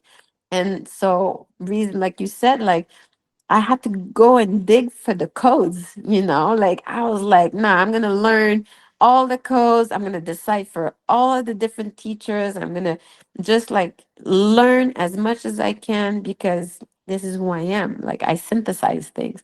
And so for me to learn from all these teachers and like turning into a curriculum, not Tash formula, but just Campbellocking at the camp, we started like having these formulas and people were just like, a lot of people were hating it because we were like dissecting, because we're not understanding, yet we don't have this awareness. And it was important for us to go on that quest, as other culture, because, we're still guests, as a Canadian. Of course, I'm American too now, but this is how much I loved it. I was like, I'm going to go to the States, and now I have my dual citizenship. Like I was like, I'm that little Canadian girl that's gonna go for it.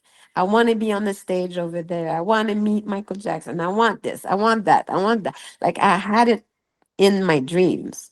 And I think that sometimes, like it's almost like that in all cultures. Like you live in your culture, let's say you're Filipino, you take it for granted. You take for granted like your food, how good your parents, your grandmother's recipe tastes. You're just like, yeah, I want that McDonald's, because you're a kid. You just think, oh, this is the cool thing. All the kid like, but it's only when you're, 50 years old and your grandma's not there anymore. You're like, damn, like that recipe, like where can I find it? And then you go into like the rabbit hole of trying to find that recipe, right? Like the original, going back to the like that original taste. It's hard to find. So it's like, so sometimes what I realize is that my generation, we were like kind of like going blind, traveling to countries, spending a lot of money, just broke, trying to get the keys, the information from all the elders. And to get to Don was the hardest, but the easiest, but the hardest. Why? The easiest because Don just wanted to be invited, right? But the distortion of what people wanted from Don kept them from inviting him because it was so simple what he was teaching. So they wanted combos, they wanted codes, they wanted keys, they wanted all these things. But Don, what made it hard is that if he didn't trust you, If like he used to say, if you have never been to my house, you're not my friend. You know, so that means if you don't sit with them, with his family, talk about randomness, like not going to him to get the keys, but going to him as a friend, as a student, sitting to have dinner with him. I remember I was like, Don, I have tickets for you for the Beatles Love, like you and your wife, and you know, like you can come see the show.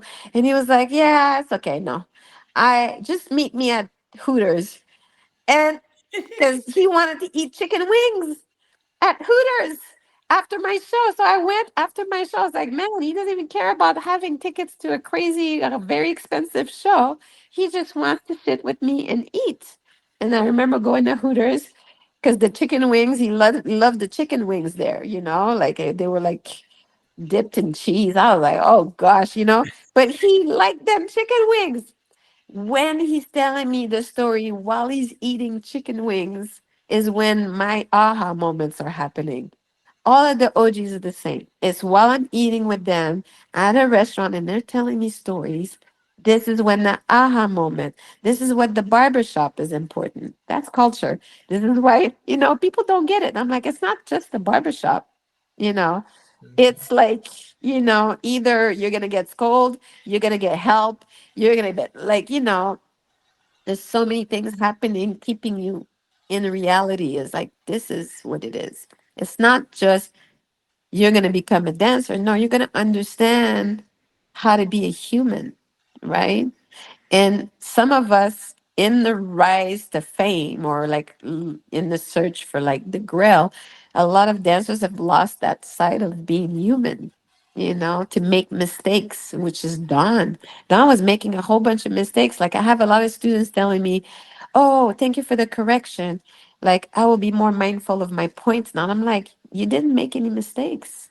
It's not a correction.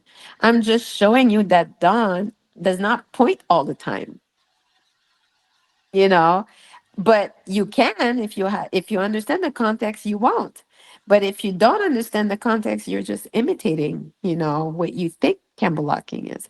So it has to do with, you know, awareness. But even me now, I'm 53, I have way more awareness, and I know that in 5 more years I'll discover more things again, and I'll be like, ah, back to the drawing board, you know. And I think people are afraid to go back to the drawing board, you know, like it's that's the beauty of this dance. It's like, yes, the codes, some people call us gatekeepers. We're like, no, we're not gatekeeping. We're just like helping you to not get too lost, you know? But it's good to let you be lost a little bit, you know, because I remember when, let's say, Shabadoo would be like, ah, this is mediocre Campbellocking. It's mediocre dancer at the time, right? And everybody's mad. You know, we're all mad that he's like tough on us, right? When now I look back at that footage, I'm like, ooh, I'm like, I see what he was seeing now. I see it.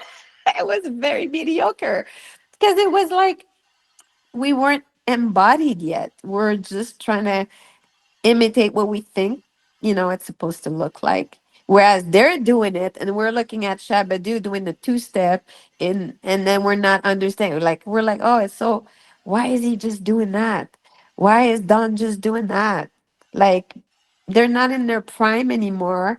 They can't land anymore. That's the what you just said. They could land before, but learning how to land keeps you elevated into like a high performance. The moment you have an injury, the moment you get old, you think twice. You can fly. Can you land?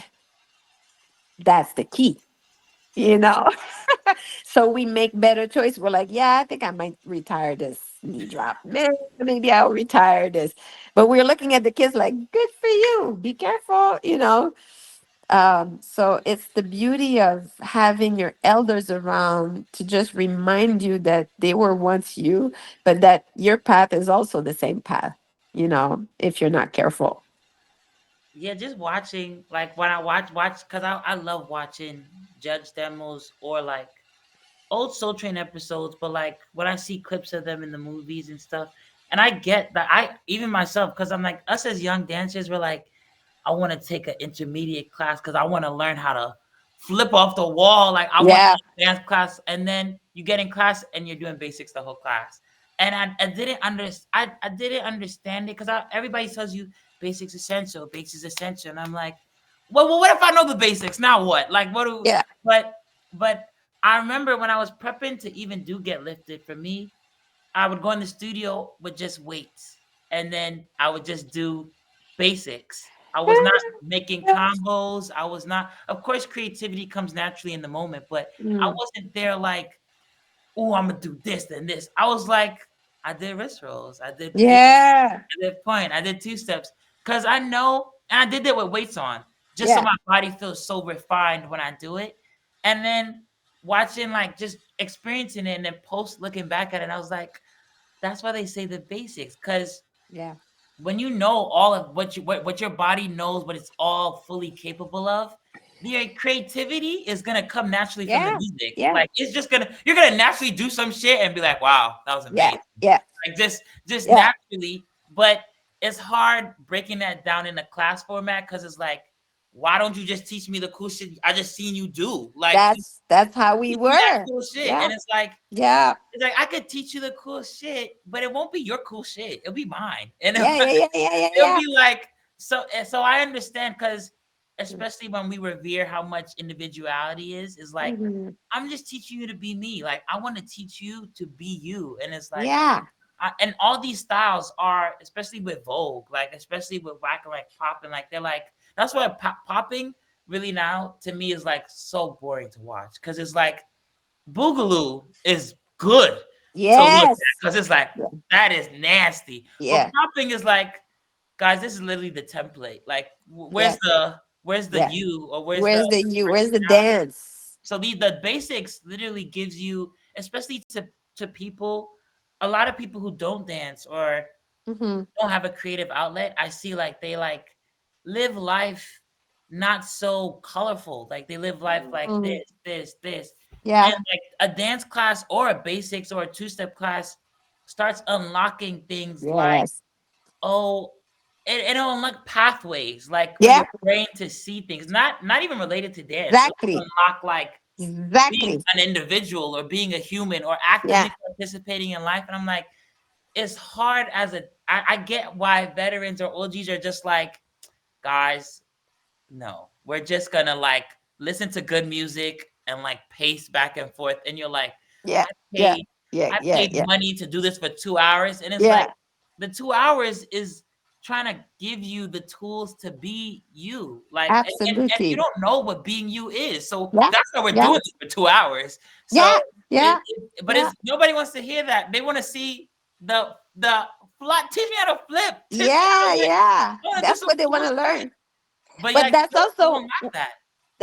why they get injured, and then, like, I'm 53, and there's like some of my students, that really really, because of the battle era, the very intense battle era, got really injured because they didn't know how to land properly, also because they didn't train their body the way you should train your body to be an athlete, because battles are like that. It's like high momentum, like back, like you go like full out, and then you have to you're cold, so if you don't know how to train your body like that, of course, like when you're 20, you can land, you can have an injury, it's going to heal.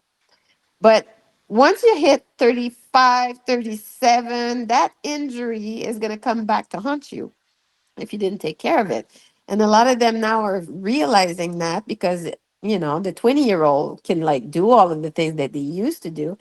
But if you don't have the dance to take you the long way, the long game, you literally will have to quit because you only have your tricks, and anybody can do better tricks than you, like new generation, like you see the b-boys, the evolution, you're like, yeah, like they might not have the style or like the swag, but they can do the tricks, and they can do it like they're meta humans, so for me it's the same, you realize, going back to your point, like Shab, I remember my first class with Shab.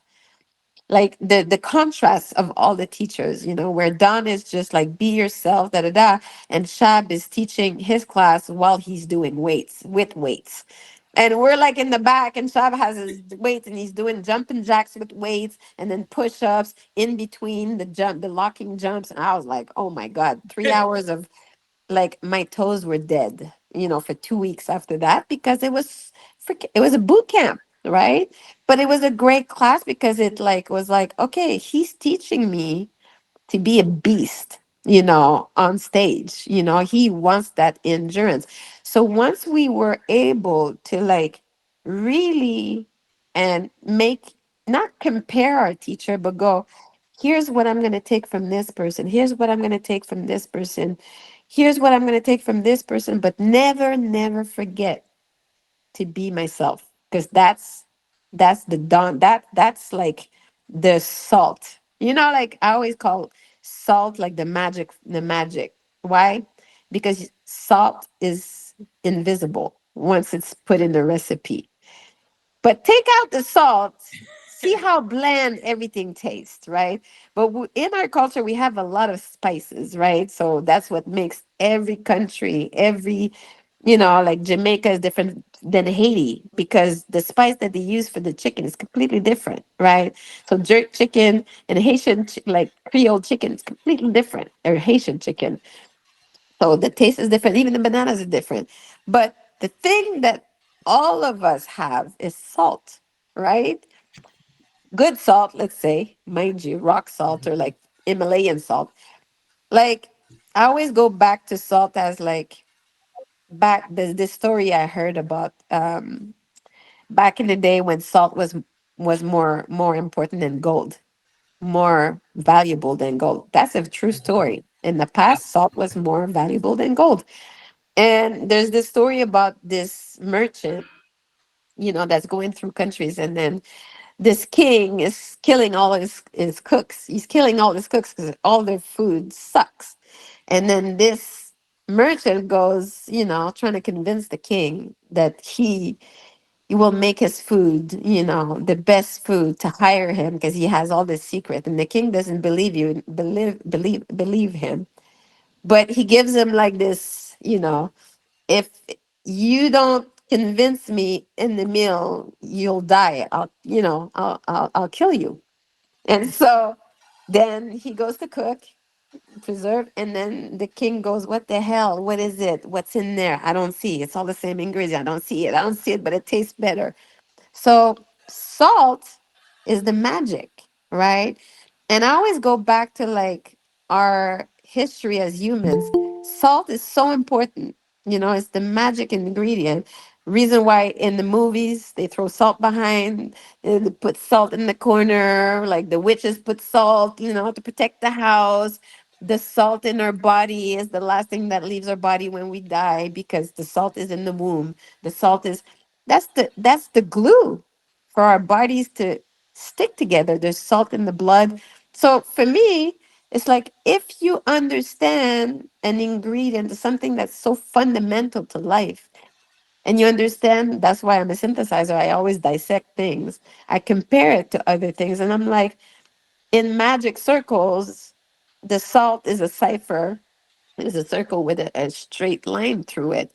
Then, in Campbellocking, what was the salt? Like I always look at what is the thing that keeps binding that dance together. Of course, it's Don, right? And it's that ham bone, and it's his culture and whatever he's learned. That's the salt. But people want to learn all of the codes, like the recipes, and they forget the salt, and it tastes bad and it looks bad, or it doesn't have the color. And I'm always like, you need to understand that you can't make good ice cream without salt, you know? You can't make, like, why there's a pinch of salt. You're like, why do I like salt in my dessert, my dessert? It's chemistry, right? So in Campbellocking, we have chemistry. The chemistry is you and Don's philosophy That's the chemistry. Everything else is add on. You don't have to do alpha. You don't have to do a knee drop or a jump or a dive. Like people used to teach that like you had to. No, some bodies are not meant to do alphas because your arms are too short. And it's a very true thing. I've seen Bad. people struggling with it. I was like, some bodies are not meant to do knee drops. Some bodies are not, like, there's so many reasons. And I always say, did everybody in the lockers did knee drops? Not everybody, but they tried. Did everybody do the Leo locks? No, not everybody was double jointed. Did Mhm. like go and can you hold on for a second? I have one call. And it's an important call because supposed to come to my house. And there's a storm and he can't. Yes, no worries. 2 seconds, two Talk to you seconds. soon. Think about what I just said. Yes, we we can reflect on the salt. Yo, Jason, thanks for having this. This is dope.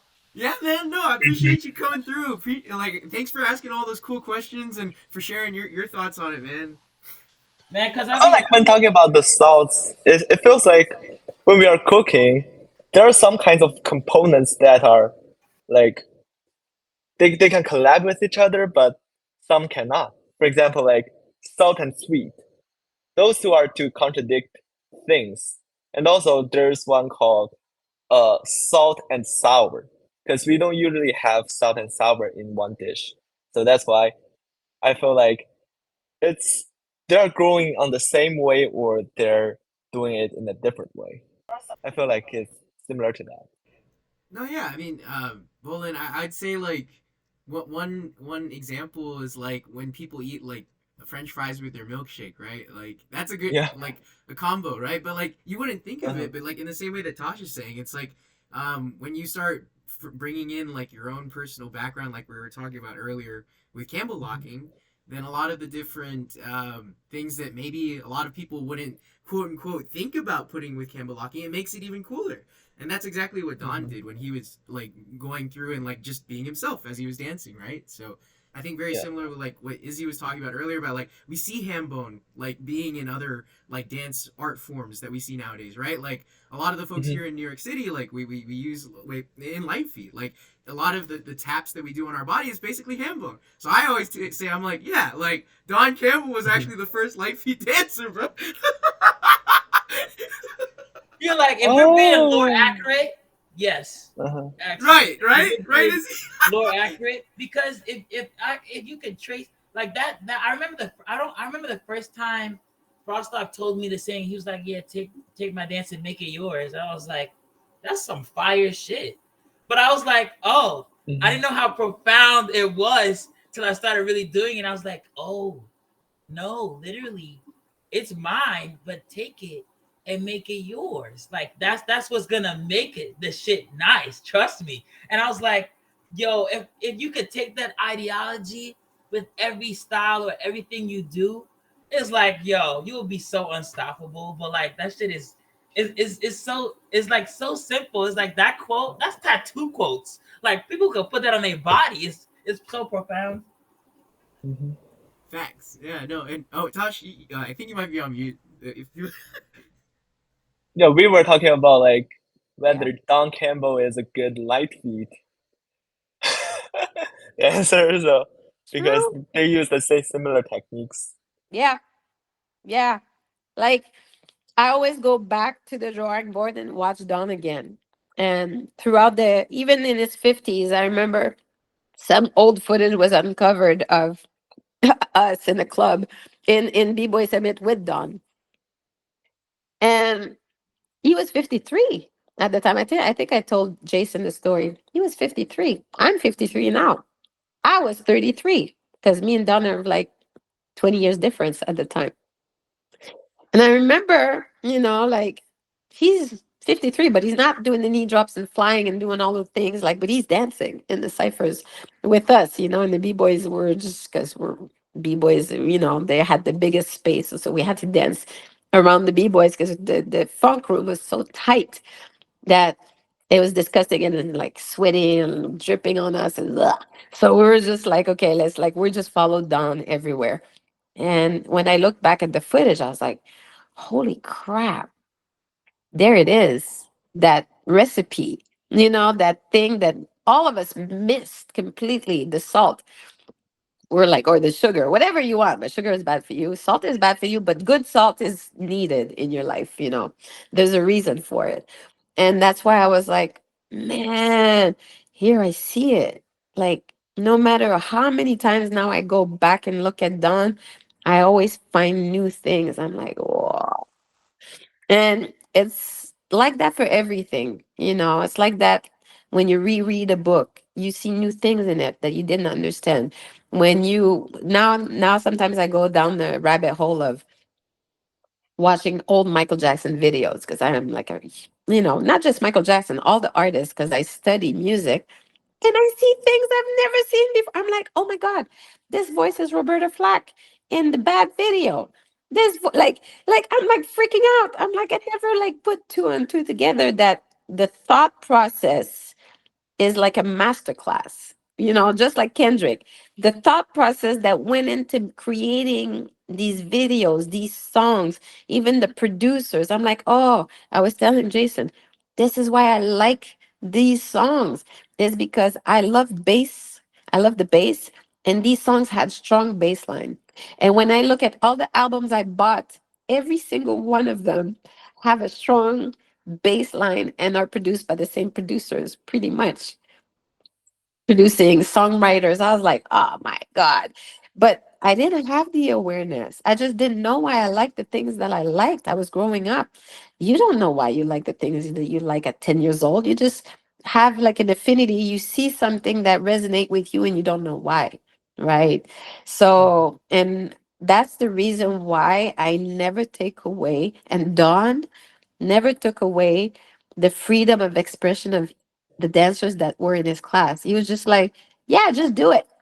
Yeah, like, and sometimes he'll make a comment, oh, you're using your right arm a lot, because we have habits, and he would just comment and point at things, but he would never say it's bad. He never once said it's bad to anyone. He would just not comment. If he didn't like it, it's like he knew that it's because we had not understood to be ourselves. It's like and he understood that we were just learning. But the thing is that with time, when he sat us down in his big talks, it was always the same story. He was encouraging every single dancer in the room to be themselves and to fly, to be who they are, to do what they can. And he never like discouraged anyone for, anything. And he's like, you're gonna get it. Don't worry. I had two left feet. And not the same story for 20 years, where the story for us was like going in and coming out sometimes. But now I'm like, one of the thing is like you have to go back to basics. You have to go back to the source to understand where we are now, but you are your own source. To understand why you don't like certain things, why you like other things. That's very, very important, to know, like when Easy said about popping. One of the things that I learned early, when I started popping, is like I was trying to, like, of course it's important to have a good pop and pop hard. Different teachers taught us to pop different things, like different techniques. But one teacher at the time, like Sugar Pop, which is like an infamous teacher, of course, but he was always telling his poppers, you don't come to my popping class, come to my Campbellocking class, or come to my locking class. This is where you're gonna learn how to dance. And like he used to tell everyone this, like he didn't care if you were the best popper in the world. But then it never dawned on people then. But now I'm like, it makes sense. Because when you learn Campbellocking, you learn certain things that are part of, like the lineage of the electric boogaloos. And when you look at the lineage of the electric boogaloos, it's not the Oakland boogaloos, it's the electric boogaloos lineage is Don Campbell. because they were the electric boogaloo lockers first. They weren't anything like, so when I asked Boogaloo Sam who's his inspiration, he said Don Campbell. When you look at the way he danced, you see the up, you see the lock, you see the stop, you see like, you see the points, you see everything, in his dance. And it So I, makes sense because that yeah, music, funk music is my favorite genre of music besides like just African music. But funk music in itself, this the snare, the bass line, the yeah, instruments they're using is telling you to move that yeah, way. So when I see poppers and they're just so rigid and stuff, I was like, you know the song you're dancing to? Like, yeah, yeah, do you like look at the band yeah, that is playing the song you're dancing to? yeah, That alone will tell you everything. Like they're just yeah. moves in a way that's just like, Hmm. oh, that's just so funky. So like I feel like now when I see it, it's mostly stripped of that, and it's just the technique, just the Yeah, how hard it is. And I know yeah. so much, not so much the shapes you can make and like how Hmm. good it looks. So it's interesting to see. But I knew It's it. I knew yeah. good poppers lock. That's what it is. Yes, good poppers lock. They can camel lock. Seriously, I still remember that class because there's not only sugar pop. Like Pete is also one of my mentors. Not just Pete, EB Skeet at the time from the Electric Boogaloo, rest in peace. He was my mentor too, and there would always be like, because we're like 80s lockers, like we're just like so fast and devoid of, like we're just not grooving because the music was so, so fast. And I still remember that class with Sugar Pop where I'm like, okay, I just finished class with like privates with Wiggles. And he's like, because we're all living in Vegas, and he's like, okay, like he likes a hard pop. Then I go to Sugar Pop's class, and I'm like, okay, I still have the remnants of that other class, right? And then Mhm. I'm trying to pop hard, because that's what Wiggles say. Then I'm like just trying to do the combo that, Sugar Pop's teaching, just like I'm struggling, right? And then he just looks at me and turns around and goes, just stop popping, just dance. And then I removed the pop and I did the same combo. And I was like, it's like, hallelujah. I was like so funky all of a sudden, because I removed the thing that I was trying to do that was limiting the dance, right? The pop needs to be added to the dance, right? But we were just like learning techniques and combos and drills and this and that. And not to understand that each teacher has a value. We're not saying that you only have to listen to Don, but Don, his philosophy helped create an array of, hundreds of dancers that are different, from that generation in the 70s. Nobody does the same. And all of a sudden, all of us from our generation are starting to look like our teachers. So I can go Mhm. to a place and literally in a battle anywhere in the world and watch people dance and know who their teachers are. Easy for me. I'm like, P-Lock student, Gemini student, Greg lineage, Shabadoo's lineage. Like it's so Mhm. easy because I've been through all of the different, I've seen all of it, and I know that, there's a certain kind of aesthetic to the way certain people teach, that the students that don't know how to dance don't have, like what Easy said about the neural pathways, to connect it to something else that's them, to connect the ingredients, let's say, because you have a lot of Mhm. ingredients, but how do you connect the ingredients is different for everybody, right? How you cook the Yeah. recipe is different for everybody, but you still need the same ingredients, right? But Mhm. there are binding agents that connects your neurons or that connects your body parts. And if that's the dance, that's the groove, that's understanding the rhythm section. Like Black people, we understand the rhythm section like there's no tomorrow. The drums and the bass, it's very, very clear for us how to dance on those things. We never not dance on it because our body do it intelligently without us thinking. our body resonates to it. We don't have to overthink or make a concept or make a like we don't have to design anything. The body's gonna do. What we're gonna do is, we're going to design our style, like the way we dress. That's important. The way our hat sits on the side, that's where we're like, but when we go dance, we're not thinking, okay, do this, wrist roll this, like, nah. Like we're free, right? But we do have to learn the how to make that recipe, like without thinking.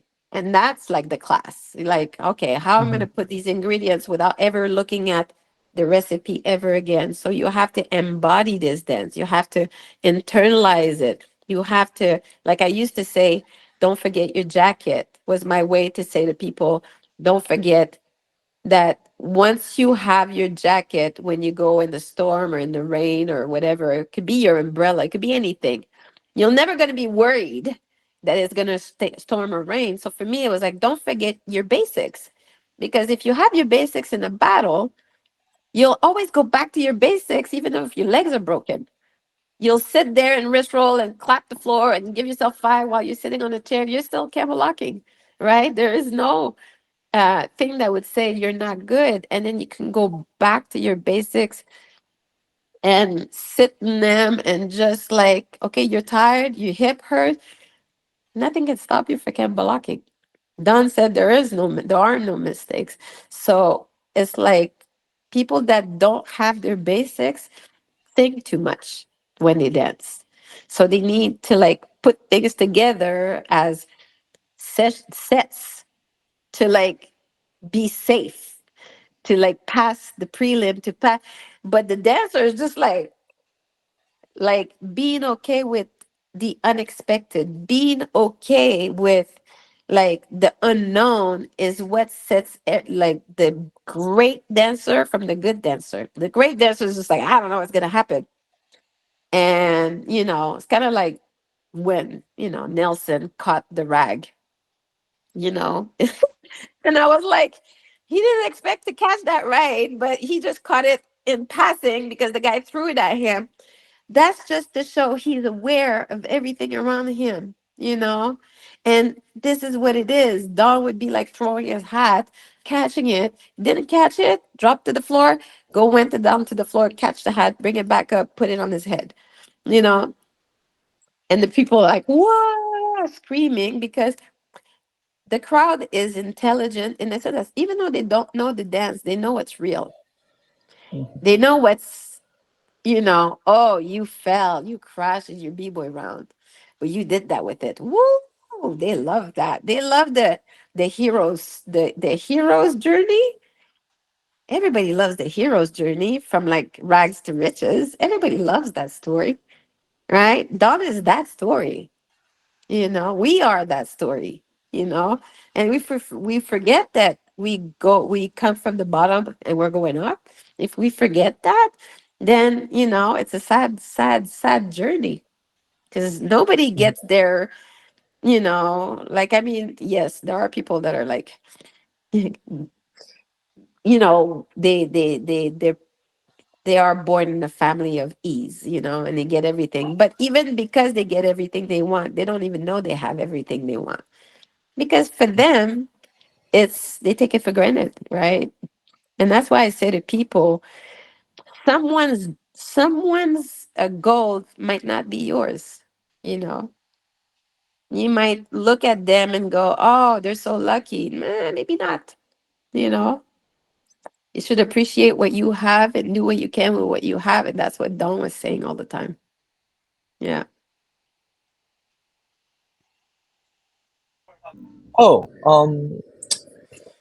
I just heard the like what Izzy talked about is the funk music that really moves people. But from my experience of listening to the music, I know several funk music, they are actually hard to dance to.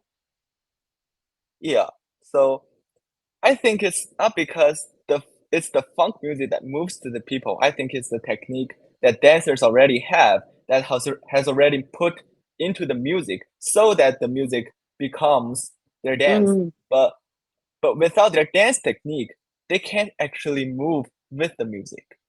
Oh, they can. Like, like music is always first in our culture. There is no way you can have technique without music because music is technical. Music has layers and layers and layers. And it's not like to say that I disagree because yes, what was added to the funk was like that extra layer. It's like the icing, you know. But when you look at funk, and that's why people don't understand, it's not funk music. It's the evolution of music. It goes back to blues. It goes back to gospel, right?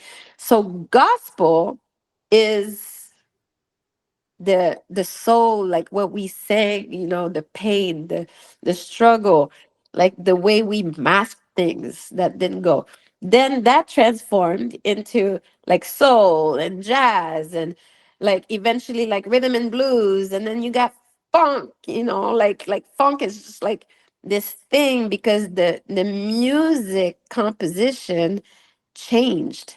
And then it became like Demita Joe says, it became staccato, right? It's like it had these stops.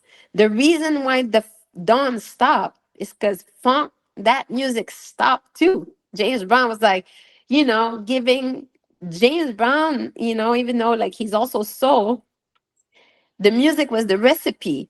The music is telling you, and 1, 2, 3, 4, dun, dun, dun, dun.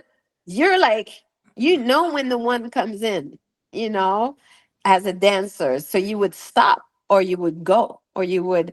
So it's the dancer is following the recipe of the music.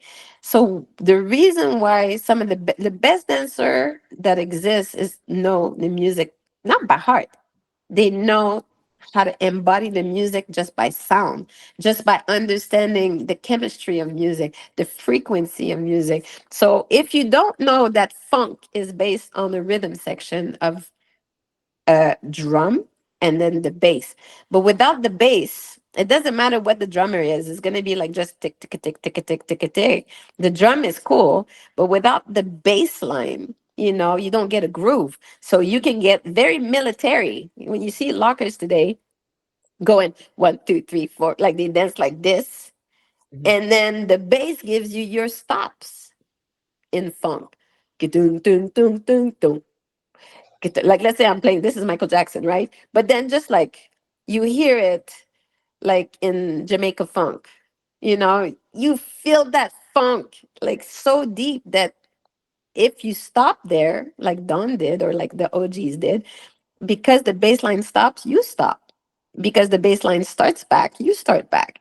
But then people dance just on the surface. So the thing is that for the new generation to love funk is hard because it's not your music. I get it, you know. Like I remember when I was young, somebody was like you have to dance on the slowest James Brown ever, like Campbellocking. I'm an 80s dancer. I'm like a light feet dancer, you know, and I'm like all of my OGs are telling me that our dance is whack because we were doing, you know, we were dancing on New Jack Swing music, so we're dancing really fast, right? And all of the elders were like just like they thought Hammer was the wackest ever. Like it was like he's like sellout. It's like commercial. Like Hammer was like crap for all of the b-boys, you know, that love those original funk and those original, you know, break beats. And we're the new generation, like, yeah, bye. I'm gonna go do that in the club. You know, like we're like doing party dance, like club dance all day, every day at, you know, 240 BPM. We don't care, you know. And of course we don't know we're not dancing. We're just this is the trend. This is what's hip now. But what caught us was the funk. sample and the soul sample in the song. So we're not hammer time because it's hammer time. It's don't touch it. We recognize the from our parents. We're like, oh, my parents have the Rick James record, you know? So we're not loving Hammer because Hammer is this new thing. Yeah, he is. He's doing all these cool dances.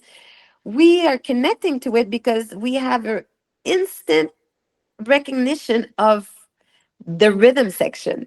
We've heard it before, but now in a new packaging, a shiny package with like funky clothes, funky dancers. So now we love it more. But as you age, you're like, oh man, it was the Rick James that caught it. Like, but we had Yeah. no idea that it was the funk, because we're like, although our parents are listening to funk, just like the new generation of light feet dancer, Jersey Club dancers, that the songs, or even like the vulgars, when you like hear it and you hear those new tracks, you're like, holy crap, that's Backstabber. She's a backstabber. And then it's like, it's super fast. But that's like the soul music of the 60s and 70s that is like remixed into the new Jersey Club style. So again, nothing is new under the sun. So we understand why some of the kids would be like, yeah, but funk doesn't do it for me. I get it. When people told me like I should dance on like a slow James Brown, make it funky. Da-na-na-na-na-na-na. I wanted to die as an 80s dancer. As an 80s dancer, I was like, oh my God, this is so slow. I can't. I can't. No, it's too slow because I'm dancing on like a super fast like 80s music that was like, and like when you look at New York, the music in the 80s is like all of the like break beat, like super fast, and even all the way up to the late 80s, it's like party dance music. Everything is fast. Imagine what we felt like when everything, the speed stopped and it was like flavor in your ear and hip hop came and gangsta and everything is mid tempo now. And all of us dancers who dance super fast are like, what? Like, how are we gonna dance on this slow ass music again? And so we had to adapt to the time and go, okay, this is the new music. Just like when trap music came out, and all of us are like, damn, you know, we have to once again adapt as street dancers to like this new trend. And the fact is that as I grew, I learned to love music more and more and more and more. And I understand more and more about the recipe. It's the same recipes, that, was created back in the day. It's not different. It's just that people now choose to like, well, I like this song and I'm going to sing on the lyrics. And I'm like, and this is why you're off beat, or off rhythm because you're dancing on the melody or the lyrics. But you'll never see a band anywhere in the world without a bass player. It's impossible. He's the foundation. And the bass is the foundation of funk and also drum. You'll see always a drummer and a bass player. And if there's no bass player, better be sure that the keyboard has the bass in his keyboard because somebody has to make that, very repetitive da da da dun, dun, dun. And always use like Bill Withers, as like who is he? That song from Bill Withers is very like a very intricate, simple. It's not intricate. It's a simple pattern from the beginning to the end, and it's always the same pattern. But with time, he's been simple so many times that by the time you get to like Phenomenon by LL Cool J, you don't even hear that is the sample of Bill Withers. Same simple. It's just that. Those who hear it is those who are like, we're sitting there as judges and go, ha, that dancer hears that bass line. Yes, you pass, because we know we've have this really big, big, big And like we're like libraries in our brain because we've heard to so much music. We went through I went through 5 decades of music. My OG's been through 7 decades of music. So when a young dancer brings back something that's from the genetic or the root, we're like, yo, that dancer did their homework, or it might be a dancer that's just like beginner's luck. He's just lucky that in his family, like he absorbed that, it's in his body. He might never know that he's doing it, but he's doing it, and we see these a lot. We're like, oh, but they're rare inside other countries. It's always like get lifted in New York. You're like, random kid comes in and you're like, name Izzy, and you're like, you know, or another kid like would say, Sequoia. We're like, you know, and it's like that's the thing that makes them different. Both of them are different, but both of them are incredible in their own right, and that's what I was telling Jason. I was like, please keep the light feet in your body because that's what makes you Jason. You've been able to like like this is I see the joy when you do who you are, when you do something you love, you see the joy. When we dance on music we love, we see the joy. So I get that somebody that'd be like, oh, I don't really like funk music. I get it. It's like you won't feel the joy while you're like, damn, I have to dance on this, funk song. So a lot of Campbellockers, pick like let's say some of them were dancing on NSYNC, Dirty Pop.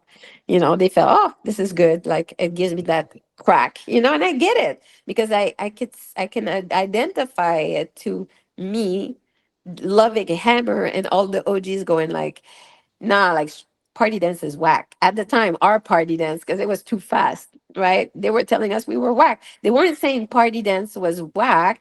They were saying our party dance is whack,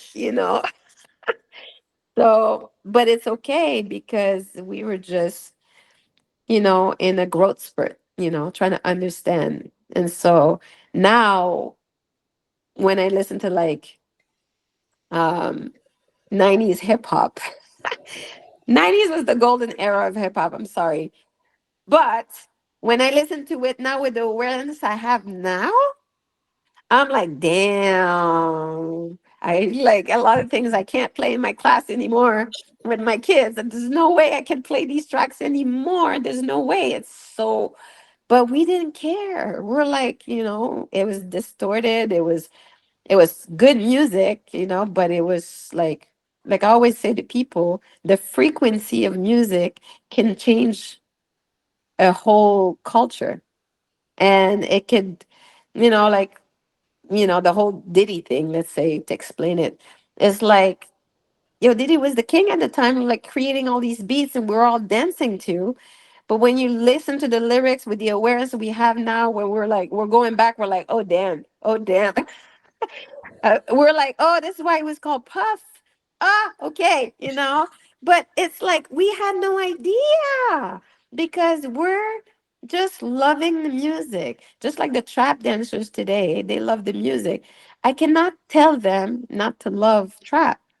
I cannot tell somebody not to love Kendrick. Like I love Kendrick because I understand my history and my lineage as a black dancer, as a black person, as me going back to my roots. Also, it's forcing us to go back and understand where we come from, something we've lost. And as Demita Joe said, and I'm going to really put this, one dancer said, why should we, like, not why should we, but how can we be good guests in the culture? And she said, you can do whatever. We're happy, that you take the culture. We love watching you guys dance. But she goes, if you take it, you got to give it back. And she explained it this way. And it was so amazing because Demita Joe's the queen of Soul Train. Also, Mhm. Pat Davis is also the queen of Soul Train because, there's a lot of queens in Soul Train. Um, she said, as our culture, everything was taken away from us because of the slave trade. We were enslaved. Our soul was taken. Our music, our instrument, This was taken. Our bodies, like we were like put in freaking like small spaces, like, and she goes, we had to rebuild everything from scratch. Everything. We had to remix everything. We took whatever we could to rebuild our instrument, to rebuild. We used our body to make rhythms, to make music. We used our voices with codes and, like subliminal, like what there was all kinds of like ways that we sang to tell stories with like double entendre or like metaphors in it, right? And you want to, and so we rebuild everything we like to what it is today, and you want to take it and not give it back. Like, are you crazy? You have to like appreciate and give it back. So honor us. Giving it back doesn't mean, like it doesn't belong to you. No, honor us. Say our names. Like Kendrick was like, he's dropping like stories and stories, storytelling. Like when I in this, just in talking to you guys, I've not like everything that I've learned may be from a teacher that nobody likes, teachers that are like have problems, like, or that not, but I'm never gonna hide the fact that I learned it from them. Like, it doesn't come just from me. There's no, like, people say I'm self-taught. I'm like, when people say that, I'm always like, you're self-taught. You mean like, you didn't learn anything from your parents, like you didn't learn to do the two-step with your parents, like you didn't learn how to rock in your mom's belly, like those are things that are genetically ingrained in us, so it doesn't matter what country you're from, you learn something from your lineage. And it's not just Black people, that's human nature, right? And so we can all learn something from each other, and that's very important, is to understand that the reason why we dance and the reason why Campbellocking exists is because of music. All these different styles exist because of music changing. Popping, because was created because when that bass line became, went from the James Brown, the four, from one bar of four to one bar of 2 bars of four, like 2 bars, it went. And I always explain it to people like that. You have dun dun dun dun dun dun dun dun dun. This is James Brown. Dun dun dun.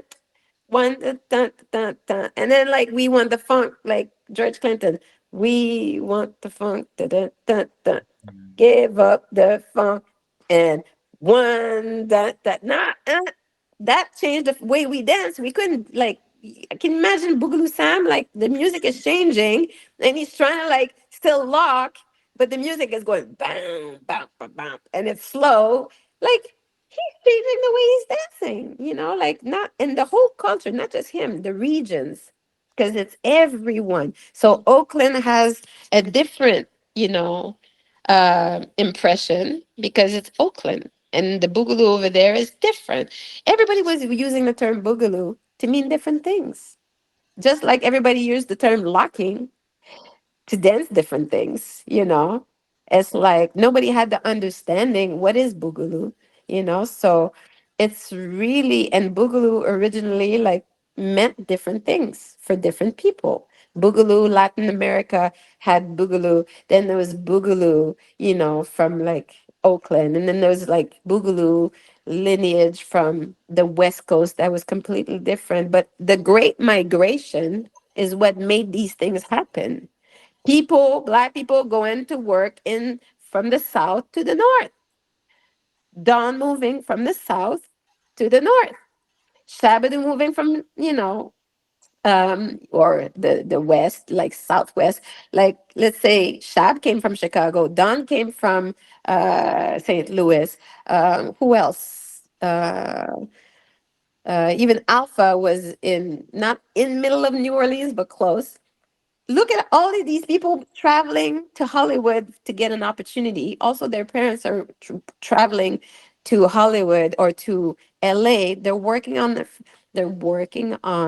the train tracks. They're building highways. They're going to Oakland. Like, so the second Great Migration, did this like move into the culture of like black people also, from emancipation and all of these things. We are being freed, we're looking for opportunities, we're bringing our culture with us wherever we're going, you know and I'm talking as I'm American, I am now, but as a Canadian, we also have, the Underground Railroad. Like we had, it coming to Canada. So we had the flu of artists, funk musician, soul musician, tap dancers coming from New York, coming from the South, coming from Louisiana, coming straight to Montreal, where I'm born. This is why we have a crazy, crazy funk, not just funk, but music scene in Montreal. That's why we have a jazz festival. There's all these reasons people don't get why in Montreal we're the closest to New York. So Montreal has been like always going to New York, and New Yorkers have been always coming to Montreal because alcohol was 18 years old here in Montreal. So all of the Americans are coming to Montreal to party because they can drink and they can go to a club at 18, right?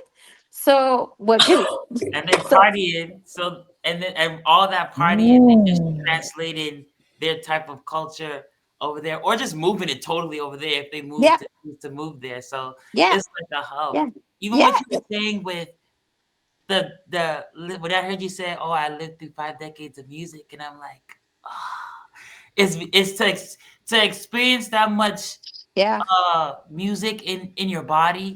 yeah, you're not even subconsciously, your body lived through yeah, all that timeline changes or just yeah, time jumps. Is like yeah, you would be you would there would be so much in your mhm, two-step just yeah, because it's like so many different genres built into hmm, that one. But I understand what he was saying about like when it comes to the music. He's like, I innately I hear funk and I'm like, oh, I'm moving already. Like I'm yeah, like, yeah, when I heard the DJ playing prelims music, I was like, oh God, this is gonna be so easy. yeah, Like, because yeah, it was just inherently good. But I understand there's songs I don't care for trap music. It's just yeah, not my thing. I'm not yeah, into it. Like I grew up around it, like that lifestyle. yeah, It's just not I don't connect with it, but I do recognize the hmm, instrumentation yeah, of it just because I grew up loving Pharrell or like using those yeah, using the machine instead of the yeah, live yeah, instrumentation. I recognize it, but I'll be telling people dance to music you like yeah, yeah, dance to music you like absolutely, because you're gonna be dancing in general. But yeah, I also recognize as a trained dancer, knowing like I know what he means. Like if I don't have the technique, how do I know how to move to it? hmm, And it's like yeah, the what you're talking about is the language, the vocabulary. Like you want to communicate in Spanish, you need hmm, to know the yeah, the Spanish alphabet. Like yeah, it's like knowing hmm, what are those things to speak in the first place, because you have to learn English, you have to yeah, learn these languages to speak in the first place. But like hmm, before you start speaking, you have to understand sound. Like you have yeah, to understand what it yeah, means to vocalize or like to hmm, say something, because you're not born speaking English as a kid or like speaking no, anything. You're just born making sounds. So like yeah, I think understanding what the music is telling you, because even when you're saying like there's nothing new under the sun, I just thought of my dad. Like he would just when I talk about parables and like just yeah, one line sentences, I'd be like, yo, just yeah, go back and reassess. I promise, because living your life, if you apply it, it'll start hmm, being like he used to say, what I could see sitting down, you won't be able to see standing on a mountain. And hmm, I was like, but I'm looking over you literally if I'm standing on a mountain. But he's like, he's not talking about how far. He's talking about no, how you perceive. yeah, And yeah, it didn't click to me until I was an adult living life. And I was like, yeah, oh, so even hearing you speak about like the music theory of it and why we change how we dance. Naturally, we will change how we dance because the timing and tempo and rhythm all yeah, is changing naturally. So if yeah, you're literally just keeping how you're going against natural yeah, music, and you're going yeah, against naturally how your what your body wants to do in the first place. hmm, So hmm, it's interesting for you to break it hmm, down or like talk about yeah, it through a lens of like experience, because it's like yeah, there's things I'm not gonna know simple for the fact because of my age. Yeah. or Yeah. where I was born or where I Yeah. grew up. Like I wouldn't know that. But Yeah. like Yeah. it doesn't mean I won't be able to have the ability or have the time to learn it because even what you're saying when it comes to when people were going back and forth from Montreal to New York, and it's like, oh, if you were fortunate enough, because we are Yeah. spoiled.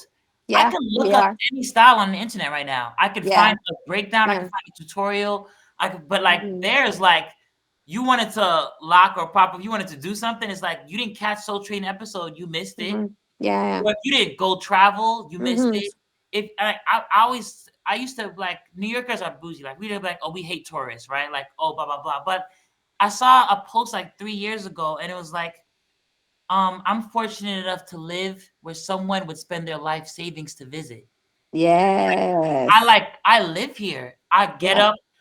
Times Square is 20 Yeah. minutes away. Like I could be uptown, Hmm. downtown, go to Queens, Yeah. all in the same day.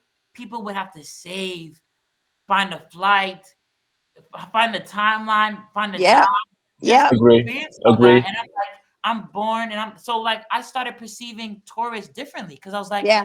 no, they give a fuck enough to Yeah. come and learn what I just naturally live. Like that's a That's it. blessing. Like that's is That's so it. like and they're fortunate to bring. I'm Hmm. hoping they're bringing something from where they come from because Yeah. that's what makes this place good in the first Yeah. place. Because if nobody Absolutely. was choosing to travel here or come here, New Hmm. York would not be like this. Like New York would not Hmm. be like this. I could learn. Like even the fact that 36 Chambers exists is Yeah. like you get everything like packaged up for you, Yeah. monetarily wise, broken down for you. Like before, that would technically be 10 years of partying. You would just have Yeah. to party for 10 years to experience Absolutely. what you get in a month or 2 weeks. It's like we're very Travel for spoiled. 20 years. Travel for 20 years. Like Spend living thousands it of is like dollars on flights to get to it's the so fortunate. information. But We're you're right. You're right, Bolin, about the fact that, this is why we wanted the vocabulary, right? Because we take for granted that we're already dancers. So we're seeking the moves and the steps, like to add to the music. So that was a number one concern for all of us. Reason why we went to New York, well, to party too, but in New York, it was family, because we have cousins and this. So everybody's kind of spread out, New York, Miami, like in Black culture, we're all spread out.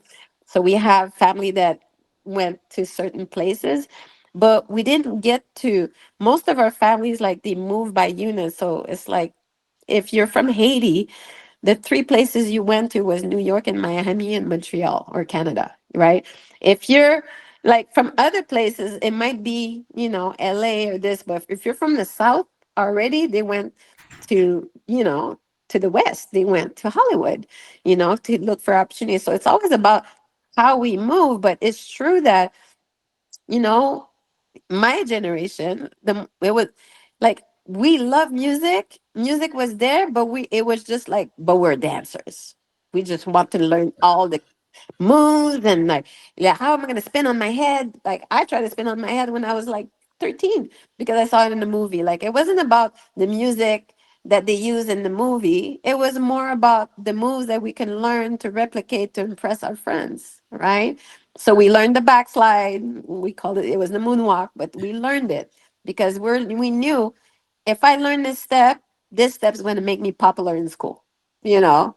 And it was really about just like and it's like the beauty of innocence, the beauty of ignorance makes you try things, do it wrong, but still, like, for us it was just like we don't care. We don't have information, we don't have YouTube, we're just doing the best we can. And then when we started traveling, they were telling us, you don't got it. You don't got it. You guys are whack. You guys are whack. Like all the OGs were like really hard on my generation because we're Gen X already. But because we're Gen X, we're the underprotected generation because our parents left us home alone all the time, you know, and because they went back to work because they were the baby boomers. But we were like nomads. We're like, oh yeah, I can go, let me go over there, without no money, using our rent. I went to LA. I was 28 years old the first time. I had no rent money when I got back because seriously, I had 3 kids. Like people tell me, "Oh, I don't have." I'm like, I have 3 kids. I went to LA. I couldn't pay my rent. My rent was $800 back in those days. That was like almost like 30, 27 years ago. It's a long time ago. I did that, Mhm. because we were desperate. We're like, we're calling LA like, yeah, I want to go to audition for like Michael Jackson. Like, and they're like, no, you can't. You need this, you need a visa, you need that, you need the socials. Yeah. But we were Mhm. like making like we were cold calling people because we're like, we don't know how it's supposed to be done. We're being told we can't do it. So we're just like, but we love it so much that we're doing it anyway. But it's only, and to be honest, like it's a good question because it's only now that I realize how much I love music more than dance, or as much as dance, but maybe at the time it was more than, like, now it's more than dance because I was like, oh, that 2-step, made my parent, do like they did that at the wedding. I remember that wedding. I remember that song from Stevie Wonder, and it was like, or any song, and I remember doing it at the wedding, and we're just doing the same thing over and over. This is how I learned the alphabet. Without knowing I was learning the alphabet. Just like a kid, like you said, Isaac, like, like you have to reproduce sound, as a kid. So your parents are like always never telling you you're wrong. They're just reproducing the word so that you pronounce it properly. But they're never going to tell you, like, they're going to get mad at you because you don't say it well at 2 years old, at 1 years old. Whereas as dancers, we were told that we were doing it wrong all the time, right? So some of us kind of stop it growing, like naturally, because we were just like afraid of doing something wrong. Whereas if you have kids naturally as humans, that's why kids are sponges. Like they can learn language very young, very fast. If you put them in an environment, they're not afraid to make mistakes. That's the key with Don. He was never afraid to make mistakes. But the reason he went from lock to double lock, where people are like, yeah, but it's just a lock. I'm like, it's because music made him do a double lock, because James Brown said, that, like, and he did it, or did it 4 times, dun, dun, dun, dun, and then you want to do it 4 times, right? So the music was Mhm. building the dance, and building the language with time, over time. And so I can never like remove music from dance now because I'm like, even with trap, I was like you. At first, I was like, "Oh, trap," like this is crazy. But then I had to do a judge solo on on um on the cut it because somebody picked that, and I said, I'll let the judge pick the other people pick, and then they said, "Oh, we'll all dance on the same song," and then they pick cut it, and I'm like, but it probably was one of my best judge solo because I was like, I'm just gonna dance. And then I was like, like I was doing these moves without, I didn't know, like in locking, like I was like, because I was like, I hear cut it. So I was like doing my dance in the way. I wasn't doing the cut it move, but I was like, it was very close. So that's just to show the intelligence of my body, But then I revert to my 80s. I was like, oh yeah, I can dance fast. My body knows how to do this, you know. So of course, that's the thing. It's just like, are you flexible enough, like, or are you ready to like receive something that you might not like? So I always tell students, dance on music that you love, because that's important. As a young dancer, my parents could not force me to dance on something I didn't love. There's no way, right? But now that I go back and somebody puts me and make it funky, I will like, yeah, I'm sitting in it. I'm not flying. I'm sitting in that song, I'm just like, ooh, I have time to open up. I have time to finish my movement. I have time to sit in that funk, right? Whereas before it's like super fast. And one of my teachers at the time, I remember when I took class with Flo Master, because Flo Master, I'm older than Flo, but Mm. I respect him, right? So he was like, Tash, first class with Flo ever. And it's a private. We're at Cirque du Soleil. We invited him, and he's like, we're all dancing, and he's like, and I remember at the end, it's just me and him because I am the one who invited him. And he's like, show me your playlist. And then I show him my playlist, and it was all fast music, all fast James Brown, fast everything. He's like, you need to erase that playlist. You need this is too fast. And I remember going like, oh my God, like because I did not want to dance on slower funk. And he retwisted my brain. He's like, "Oh, you're doing on the right leg, but it's the left leg." And I was like, "What?" So now all of a sudden, for like maybe an hour of my life, I thought I couldn't dance anymore. Because I had to rewire my brain to a different frequency. I was like, "Okay, I have to slow down." One thing, I have to use the opposite leg because every dancer knows that in class you start with the right in studio class or any, and then you do the left maybe. So I had to understand. He didn't tell me why their left leg was important at the time. He didn't know. He was just left-handed, and he learned it from Greg, and Greg was doing the left leg. It's only when I met Scooby that I understood why the left leg was important. I was like, oh, you created the move because your right leg was injured. Oh, duh. You know. So everything that Scoobot, Scooby Doo, Scooby Kick, Scooby Walk, Scooby, everything is on the left leg. But I didn't know that at first. So when you look at Europe, the language is distorted because they were taught the other way. So, but I'm never going to say they're not good dancers. If some of them are good, not all of them, but because they have the wrong leg, I'll be like, oh, they haven't learned the source. They haven't learned from the source. They don't know. They still don't know, and it's not their fault. So it's always like I will always look at my elders as I'm going to sit down with my elders. Like your dad said, I'm going to sit down with them at that level because I think I can fly, but they can teach me a lot of things. And when you sit down for dinner, because I always use that, take them to dinner, you'll learn a lot more at dinner than in a class you know they tell you stories that fire your neurons, that makes the connection for you, and then you're like, oh, that's why. This is why it's important. It's not about the move and the step or how you do the step. Like that you can bring yourself into it once after. And it's like doing dishes.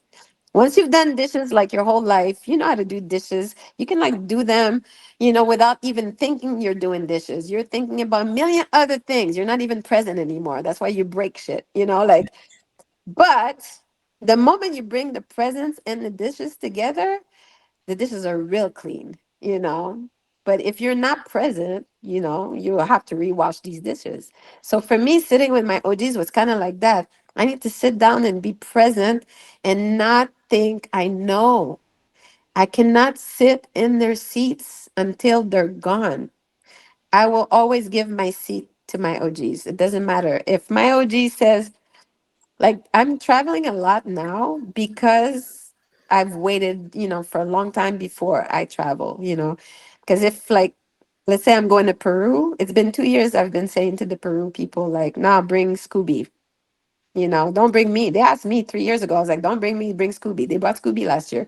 Don't bring me, don't bring Sundance. They brought Sundance. Bring the elders, bring Don, and then I'll go. When it's my turn, I'll go.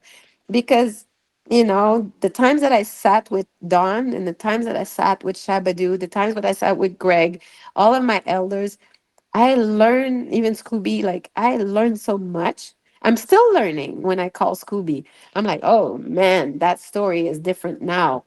Jeez, I have to change the way I dance now. like they add these layers of things. Even Demiraj will tell you something that gives you an epiphany of, oh, the handshake. Men did not do the handshake. We did the handshake in the club. I was like, of course, girls did the handshake. Duh. That you know but those are the things that the school, like, the Mida would never say anything because it wasn't her place. She's like, hey, the guys are doing their thing. They made it powerful. I'm not going to correct it. I'm not going to tell them that they took it from us, you know? And I was kind of like, you know, when she said that, I was like, well, why, Demina, you're not saying it? She's like, no, I don't want to disrupt this thing that the guys have. You know, like when it's my time, I'll say my story. And then she told me personally on the phone. And then when she told me, I was like, I had the da moment. Like, you know, Even when you just said it just now, when you're like, of course, all of our bros, like Bomb Squad, we all have handshakes, but who was the first people to make handshakes that you know in your life? My sisters. Like, mhm. it was not me who had the hand. So it just, it clicks when you say it, though. Yeah, it could. And these are the haha moment that you get from the elders when you sit with them. You're like you have this like, oh, I found my way out of the forest. Damn, you know, like it's like those talks, talking to them, sitting for an hour. Like people get mad in Europe. Oh, that OG, why? I remember at one point I got angry with some students over there because they didn't want to bring Don. And I cut them off. I was like, oh yeah? Like you're not my people. Because they say, oh, Don can't teach. And I got mad. I'm like, he's the creator. You don't want to bring him to your Campbell locking or locking event. I was so mad. And I was like, the amount of stuff I learned from sitting with Don, like Don would come to my living room and sit, you know, bring gifts to my daughter. And because, you know, that's my family. He's like my family. That's why he was saying, if you're not my family, if you don't come to my house, if I can't come to your house while I'm driving up to, you know, this other place, like, are we really like friends? You know, are we, you know, in the same family? And Don had these high standards. It's the reason why he didn't travel everywhere, because he didn't trust everybody to receive him well, like as a guest, to like say, I'm gonna give you my throne. This is my house, but I'll give you my bed because you're Don, you know? So that's what it is, the difference. You know, like I'm always, oh, did it freeze? Nope, I we're No, don't you see still it. here. said Okay. So Don, you know, when we brought him to Montreal, Don was like, he was treated like a king. We did a potluck. He was like the most happy person. He didn't care if we brought him to a restaurant. He wanted us to like cook food for him. And then he was the happiest person alive. And he never forgot, because that we treated him like a human being, right? And not just like, oh, I want your moves and then I'm gonna take them and then I'm gonna be famous with your moves, you know? Like he was giving us a philosophy, as you know, how we should be as human beings, you know. And I think that that's the difference, is where we stopped, you know, like we started to listen to the story again. We're like, oh, okay, Don is about to tell the story that we heard 100 times already, because we're in these countries and I'm traveling with Don and I hear the stories a million times.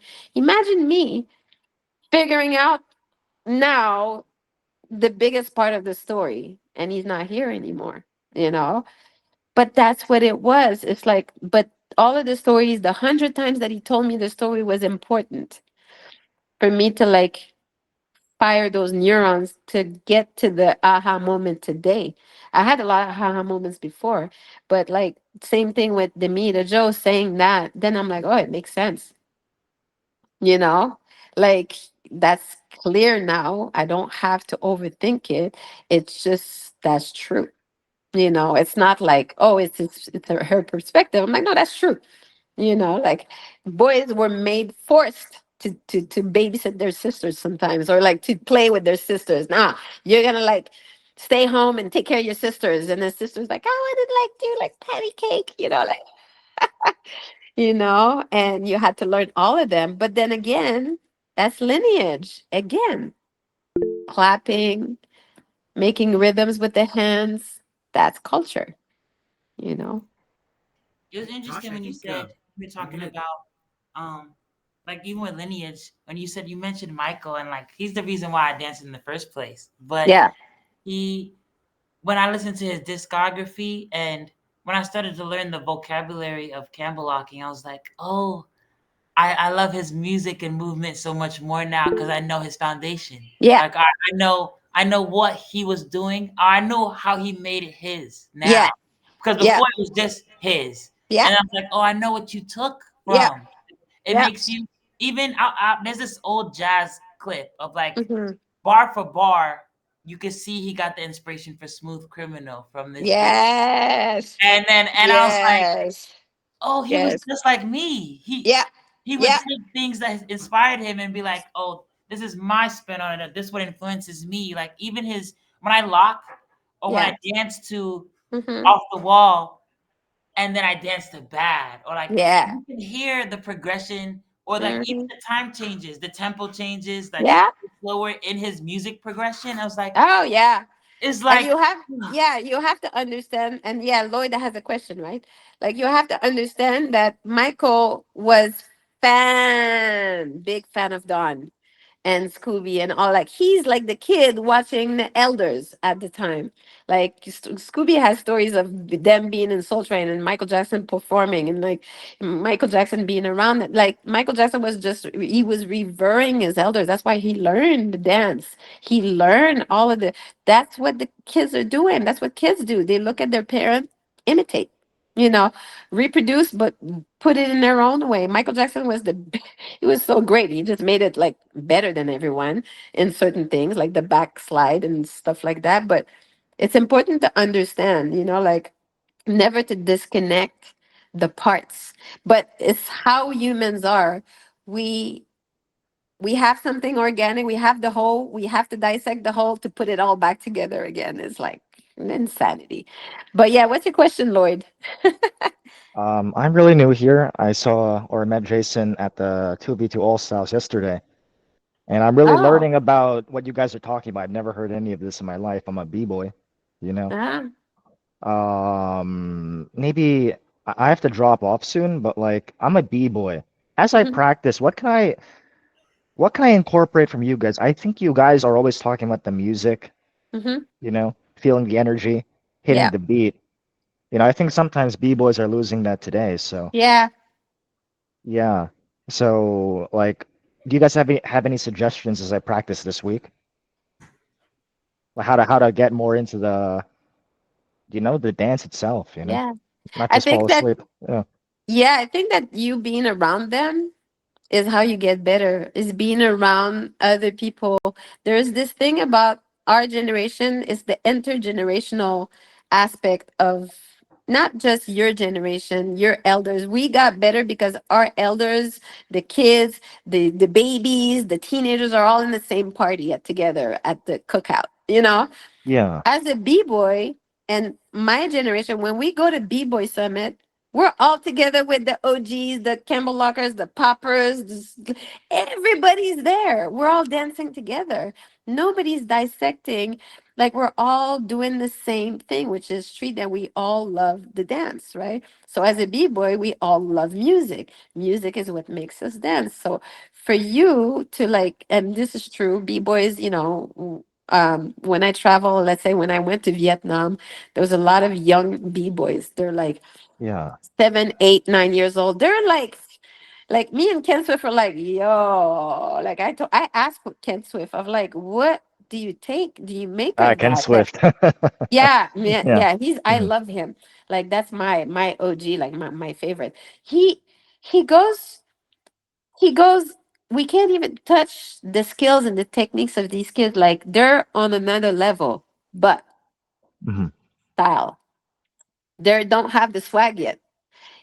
And he Yeah. goes between the seven, when you're before puberty hits, we all know this. We're all very powerful. We can do all kinds of things. But when you start growing into your weird limbs, and then you try to do what you could do at 7-year old or at 6-year old. Oh, it's like, and he said, we'll see long term.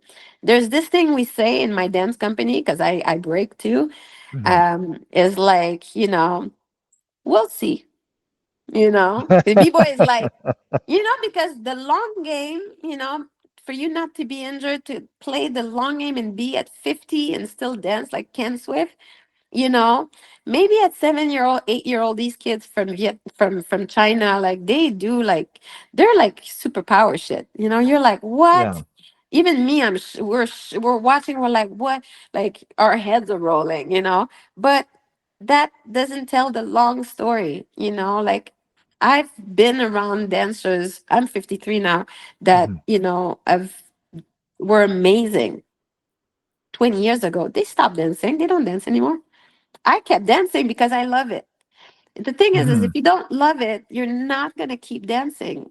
Because if you just do it for like the fame or the accolades or the validation, this is when it's at one point it's gonna hit a wall. When you hit the threshold, when your body hits the threshold as a b-boy, and it always does, as any dancers, it's when it's time, it's when it's important. It's kind of like the hero story. Like, are you gonna break that threshold? And once you break it, you have to revert to what? The dance. And then Yeah. Mhm. the Mhm. the Mhm. reason I travel now, it's not because I'm the best Campbellocker or locker. That's not the reason. It's for everything else I know. Everything I've learned as a dancer. It's for Tash can judge any style. Tash can judge, can still do knee drops and Mhm. do this, but she understands Campbell locking better than anyone. Not anyone, but as good as many of us that followed the same philosophy of Don, is that we were not popular 20 years ago because we were like, okay, we're paying attention in the class. We're taking the class. We're taking the workshop. We're like, reverting back to the basics. So for me as a b-boy, I want you to go back to your basics. I want you to understand like what like social dancing is. Not like as think, oh, I'm in the club, but that two-step is in every dances. B-boy Yeah. has a two-step. It's like up rock, top rock, that's a two-step.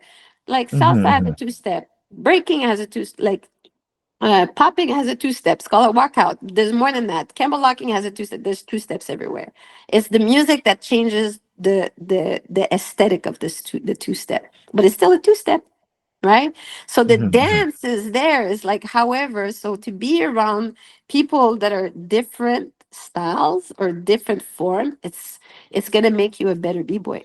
Yeah, It's like that's my if you, thought. Yesterday in the competition, watching Jason and the other All yeah. Stars people, they were so happy. Yes, so You know? stick around with Yeah. them. That's what Mhm. my advice to you is stick around with the people that do more than just one style. And when you want to perfect your b-boy skills, then go straight to somebody who knows the recipe. Oh, I need to practice my CC, or I need to practice this like air flare, like, like Mhm. then you can ask an all styler to teach you air flare. When you go straight to techniques, like, no, that's dangerous. You have to learn an aesthetic or a form. Then you go to, Ken Swift for, like just the down rock. Like he has that like butter. So Mhm. Mhm. whatever, that's when you start dissecting. But the dance itself, it's a full canvas of so many colors, and the Mhm. more you're with those people, the more you're gonna rub on them, and they're gonna rub on you, and that's the best way. My class is actually in Montreal, to make it short. Okay. They wanted me to separate my class, beginner, intermediate, and this year I was like, no, I only teach beginners. I only teach open class. Anybody can jump in at any time. Mhm. There's no, intermediate. Like, no, because all of the people that have been locking 20 years, 30 years are in my class. Some OGs are older than me. They're in my class. Wow. But then there's like a 7-year-old, 8-year-old, a 10-year-old, and the fact that they rub together is very important. It's like the young kids need to see their elders in the class with them learning. That's a good, example. And then Yeah. the elders, young, older, need to be with the kids to see, yeah, they're coming for you. You know, like Wow. Okay. and so in the classes, my class is so crazy that there's this like growth that's happening naturally, just the same way as in a culture, as a family, like where your grandma's at home, so you get to eat good food, but you don't know you're eating good food, and then your parents are like working because they need to bring the money. Like, this is like intergenerational things is what makes it better. So the moment that you cut the elders, it's like my artistic director says, he's a b-boy, like Crazy Smooth, and he says, if you take away the elders, it's a circus. If you take away Oh. the kids, it's an old age home. Like So there's a So, balance. Yeah. Wow. so he's like, Wow. you Yeah. need everything to Doing that. That's bridge. genius. Yeah. Yeah, you need everything to bridge the whole story. We need it. And then the middle generation is the bridge between the two. Hey, my OG coming. Hey, young kids come. And then Mhm. boom. And this was basically like the Las Vegas locking camp. I was the bridge. I was like, my elders, I'm going to hire them every year to come and teach so that the kids can meet my elders, meet Don, And this is what happened for like 10 years. And so it was like, but that was my role at the time, to be the bridge between those two generations so that we can all be together in one space. And that's the key. This is why these events, people miss the opportunity. They go to the events to battle. They don't Yeah. go to the Yeah. events to like be with other people and learn and party with other people. That's the most important thing of all the events. you know Mhm. the battle is important for you to beat yourself from your last battle, to beat you against yourself, not beat the other person that does. It's subjective. The judges are super subjective. They judge what they Yeah. like, Yeah. and then people get mad. I'm like, but if you invite Ken Swift, you know who's gonna win. If you're flat-handed as a b-boy, you know Ken Swift is not gonna make you pass. If you're Yeah. open-handed Yeah. as a Campbell Locker, you know Scooby-Doo's not gonna make you pass. You Mhm. know, those are just like special. Like, it's not right or wrong. It's just preferences, Yeah. You right? really know. You really know. Yeah, yeah. So, Yeah. just dance with other people so that you can get imprints of social dancing. That be social, and it's not doing social dance in the studio like people say, oh, dance with a girl. I'm not saying that. I'm saying go dance with other people Like the from cipher, right? different, yeah, not just cipher. See, Mhm. also cipher is a big issue. People Okay. now cipher, and when Yeah. you cipher, you're wasting time. Everybody around the cipher is wasting the two step. Mhm. That's the repetition that you need to get better at two step. But when people cipher, everybody stops dancing around to watch what's in Yeah. the Yeah. cipher. No, I've thought that. Yeah. I'm glad you brought it up. That's why I Yes. prefer the Soul Train line Wow. because everybody is still Wow. moving. Yeah, every Soul Train line, everybody's still moving, doing that two Mhm. step on the side. So ciphering is one element. It's important, but it's not all of it. So the new generation in my class, they love to cipher. Those kids, man, they will burn all the adults in the ciphers, because they have no fear. But Mhm. I have Mhm. to like pull them back sometimes. But sometimes I'll let the cipher happen to scare the adults. You Okay. know, but Yeah. then I pull the kids back and I'm like, no, stop ciphering. And then I remember in my last class, I was like, you gotta freestyle and point to somebody and go to, like, Greg used to make us do this exercise. And then wherever you point, that other person gotta pick up your freestyle. Like at one point they were Oh. just pointing from afar. I'm like, no, Oh. you better move your legs, go. That's why And they're then doing that in I was like, bodega travel. sometimes. Yeah, travel Yeah. around the room, be surprising. Don't, like, people don't know who you're gonna pick. And it's like a game. And that was the last talk I had with Nisi and Miguel. We were like usually bringing this issue now the new generation having a lot of problems with their dance skills, and it's like, and then I was explaining about weight transfers, like something that's very natural for me. I'll never get tired. I can dance 4 hours without getting tired, Wow. right? But the kids, we all went to the club recently for our OGs, and then, doesn't make a long story short, he's 60. We go to the club.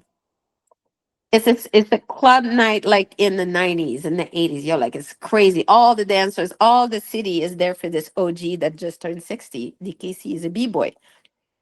And it's packed. It's so packed. They don't even have coat check. Our coats are tied top like on the side. Like, we're just no space. And we're doing the two-step. And then the young kids, or the not the young kids, but like the 20-year-old, 25, 30, they get tired at 1 a.m. because they showed up at 10:30. Already, Yeah. I'm like, nobody goes out at 10:30 in Montreal back in the day. You show up at 12 or at 11:30 or 12 or 12:30 because you got to go until 3. You don't show up when the club's empty. You show up when the club's packed. So they left at 1. And I looked at them. I was like, "Oh my god, these kids, man! Like they don't get it. They're tired because they showed up at 10:30, but they missed the whole thing. Because you leave Oh, before the okay. DJ hits the crescendo, like that, like climax of the party is gonna be between 2:30 and 3, maybe 3:30 if he wants to keep playing. So the thing is that that generation gets tired because they don't know how to do that weight transfer two step for 4 hours, right? In Wow. many different variation. We know how to do that because we practice it for 30, 40, 50 years, right? So we don't get tired doing the two step, we don't get tired. They get tired because they cipher so long, right? And the music is not Mhm. asking you to cipher. Actually, we got kicked out of the club if we ciphered. Bec- Wow. because the cipher takes too much space. And then the people that are here to drink and enjoy that are not dancers don't want you to take all the space. So the bouncer would come and kick you out.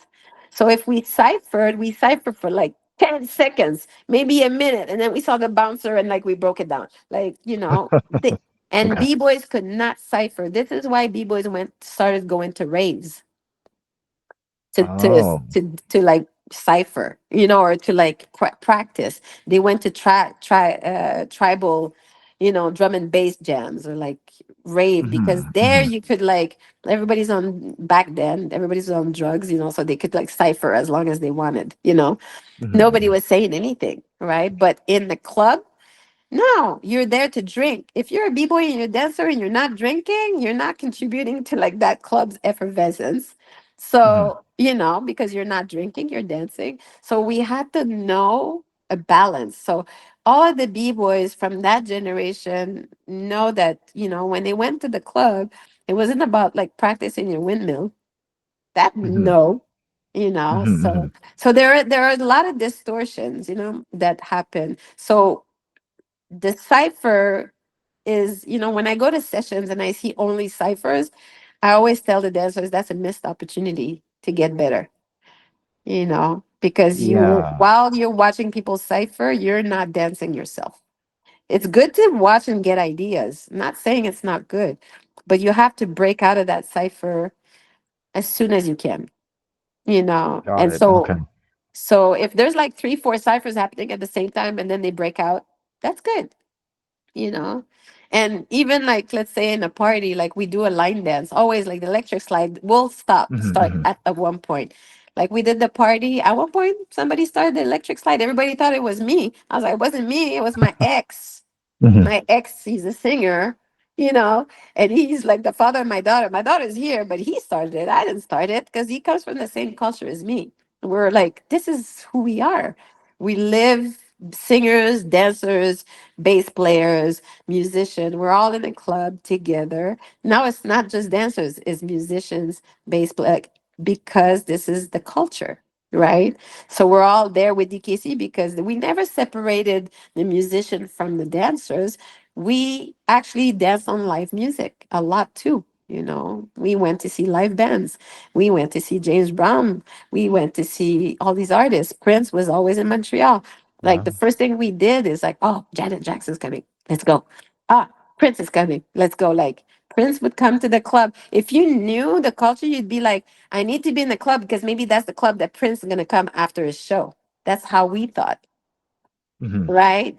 We're like FOMO is our thing in my Huh. generation. we Yeah. don't we don't have a phone, like a phone that's in our hand.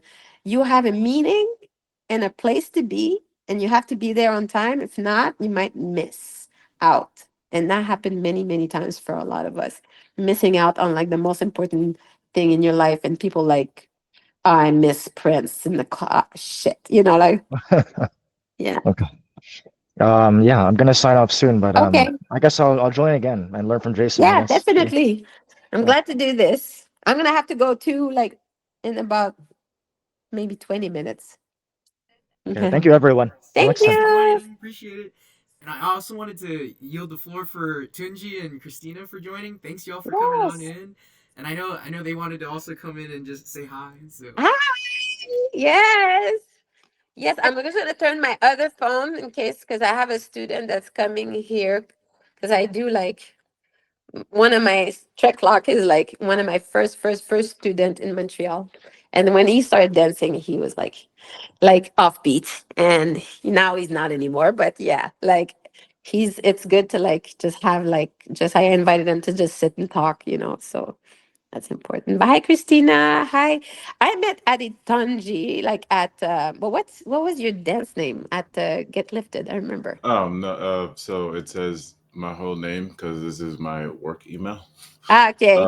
But my name, like I just tell everybody half of my name, so just Tunji. Yeah, Tunji. I remember Yeah. you were like you did so well at the battle. That was amazing. Thank Ah, you. great dancers, all of you. Yeah. Yeah. I kind of agree with the cipher thing, but at the same time, I like ciphers because while everyone is like standing still watching, I'm still in the corner of every cipher. Like if you look at any cipher I'm Yeah. in, I'm literally just still moving. I'm like, yeah, that's fine, but I'm still. Well, that's the thing. That's how we were. We were when there was. It's exactly it. When there was ciphers breaking out, we were looking at the cipher, but then we're like, oh shit, there's another. We had to be aware. We would jump like, especially at B-boy summits when breaking, was really popular. We had to switch ciphers. Like we're running around. Plus, ciphers are breaking because ciphers get real tight. When there's a lot of people, so people would like bring the cipher somewhere else. So ciphers are important, very important, you know because cipher beg for somebody to fill its center. Everybody wants to fill the center. That's the nature of the world, right? This is why the gatekeeping, like it's like, OGs are like outside the cipher. They're looking at the kids, and then you don't interrupt their conversation if they're in. But kids don't know, so they just go run in the cipher, and that's okay. Like there's these codes in the culture, but there's like different ways to explain cipher. Like there's a time for cipher, there's a time for lab, there's a time for taking class, learning, there's a time for freedom, there's a time for, but people get stuck sometimes in just the cipher, and I'm like, okay, so you spent the whole time, there was 3 hour session, and you just dance how long? you know so you wait every time to go in the cipher to dance, like, so I'm like, what waste opportunity, like of you practicing different ways of the dance, so yeah, go in the cipher, but once you're done making your statement, do something, step out, but if you're gonna watch every single person, and like all ciphers have their people that hog the cipher that dance the whole song, that's 3 minutes or 2 minutes. You're like, 2 minutes of a good song? Nah, man, that's a waste. You know? That song's not gonna play again. That's why in the club, we were like, like we're all gonna like do the most with that song at the same time. I don't care what you're doing. I'm still gonna dance on that song, So it's it's very interesting, But yeah, I agree. Ciphers are important too. They're part of the culture. You can't erase them. I'm just saying for people that are beginners, it's intimidating sometimes when people throw sessions and they're only ciphers. It's like the kids outside are like, okay, like this is intimidating. I don't know how to get in. And I don't have all the moves, and I don't have all the vocabulary, and I don't have all the language. And so, especially when I'm saying more b-boying, b-boys are the worst when it comes to ciphers. Because, man, when I was trying to learn how to break, well, now I know, it took me 4 years just because I'm like, can you teach me the sixth step? And they teach me for like 2 minutes, and then they'd go run and get into a cipher, and I would be like left alone as a girl trying to understand the sixth step. It's like they didn't have the patience to stay with me with my learning curve. So it took me 4 years to understand how to just top rock, because I was like, why do my top rock looks like a girl? My top rock looks like a girl. I don't like my top rock. And then one day, 4 years later, I went in a session with one b-boy who took the time to explain to me for like 3 hours what his thought process was when he was top rocking. And he said, oh, Tash, It's like I think I'm a superhero. Here, I'm like Batman. Here, I'm Superman. Here, I have big muscle. And then I was like, oh snap. Then my upper body finally got it. I wasn't flailing my arms anymore. I was like, oh, I'm putting object on my wall unit. I'm switching things. I was just like, it's like, oh, I have big Mhm. muscles. Like I move. And then I was like, like, why did it take me 4 years to learn this? Like, but it was just the key words that I needed to hear in the space that somebody took enough time to sit with me to explain things to me, right? So, yes, it's cool, but sometimes certain spaces are not helping us, grow because we sit there, watch, and we don't understand. So, like, a B boy cannot teach a B girl how to do a freeze. They don't know where the point of like the lever is. So b-boys would tell me, oh, you have to put your elbow on your back. No, I have to put my elbow on my hip flexor because that's I have a heavy bottom as a woman, or there's a lot of things going on, so I don't have the muscle mass or the muscle to hold that thing in my back. I don't have biceps and triceps like that. So I had to relearn because of the mistakes other people would be like, because they don't know. B-boys don't know. They think I'm like them. No, I'm a girl. I'm a woman. I've had 3 kids. I can learn only the way, my body is made. I have to shift, So it's very, very interesting, to like look at the different ways that people learn. It's all good, but it needs variety, you know. Mhm.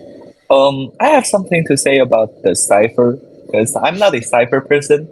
So Mm, usually when I see someone doing cipher, I usually like watch them doing instead of coming in.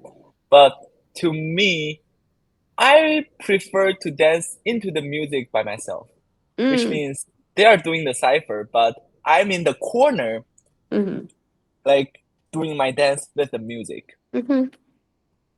And I That's feel interesting. like um I I prefer the partner dancing because Mm-hmm. I remember last time in 36 Chambers there was a partner section, which means like if I'm dancing with another person, I would feel like I'm more willing to dance instead of cipher because I feel Yeah, like when doing a cipher, you are like always watching someone else yeah, doing the whole yeah, whole yeah, dancing, but like yeah, you don't have the chance to get into and yeah. actually dance for a while. Hmm.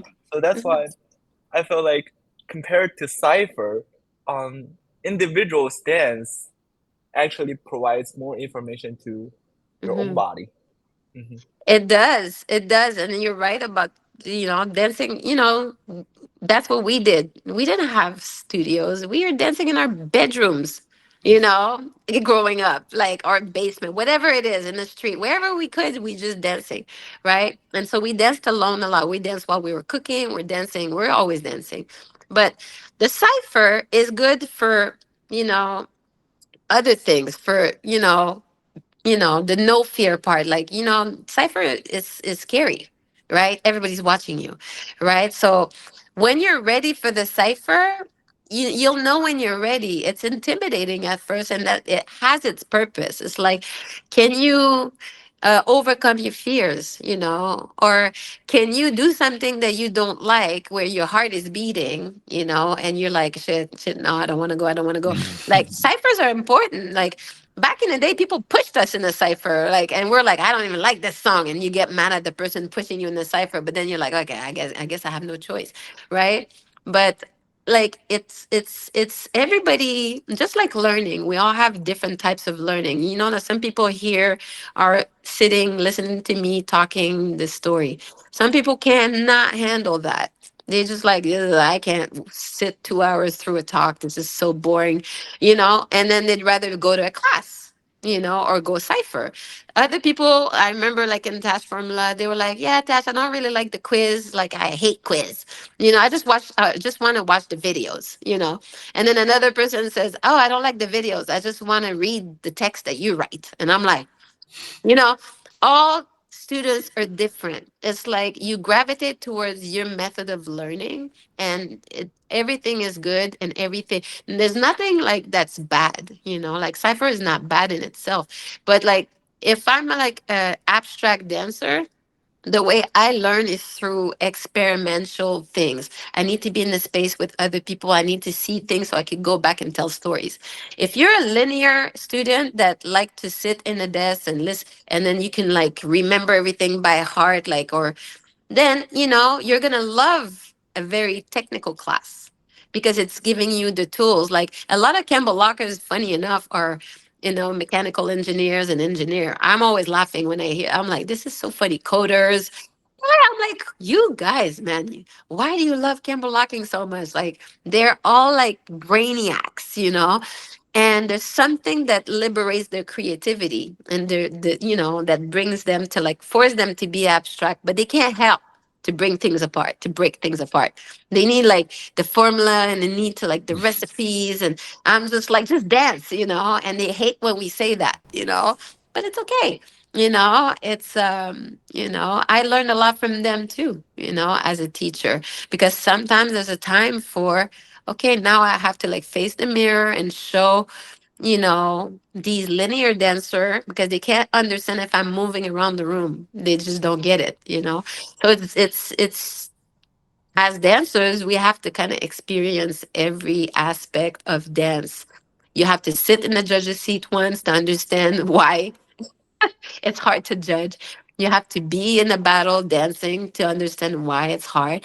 You have to like sometimes be injured to understand how to keep dancing and progress even though you're injured. Like there's many, many ways that contributes to like the maturity of a dancer and the longevity of a dancer. And it's not just one way. I say that I'm better at 50 than I was ever my whole life as a dancer. And it's not because I was way more dynamic and I could do more things when I was young, but it's like the maturity in my body and the maturity to say, nah, I'm not doing that. I can't land. I can land. I know I can land all the time. But, the recuperation of my body takes longer. So do I want to risk it? And then you start thinking, like maybe I should just retire this. Or if I do it, know that you need 2 weeks rest after that. And literally, like, make sure you take care of your body. And it's way more than just a dance at this point. So a lot of people like look at judges that sit in the seats and get angry. And I'm like, do you realize, wait until you're a judge, you travel like another time zone, wait, straight to the battle, teach a class straight off the flight, because that happens to me a lot. Then, sit for, 10 hours judging an event. And then I'm like, judge demo.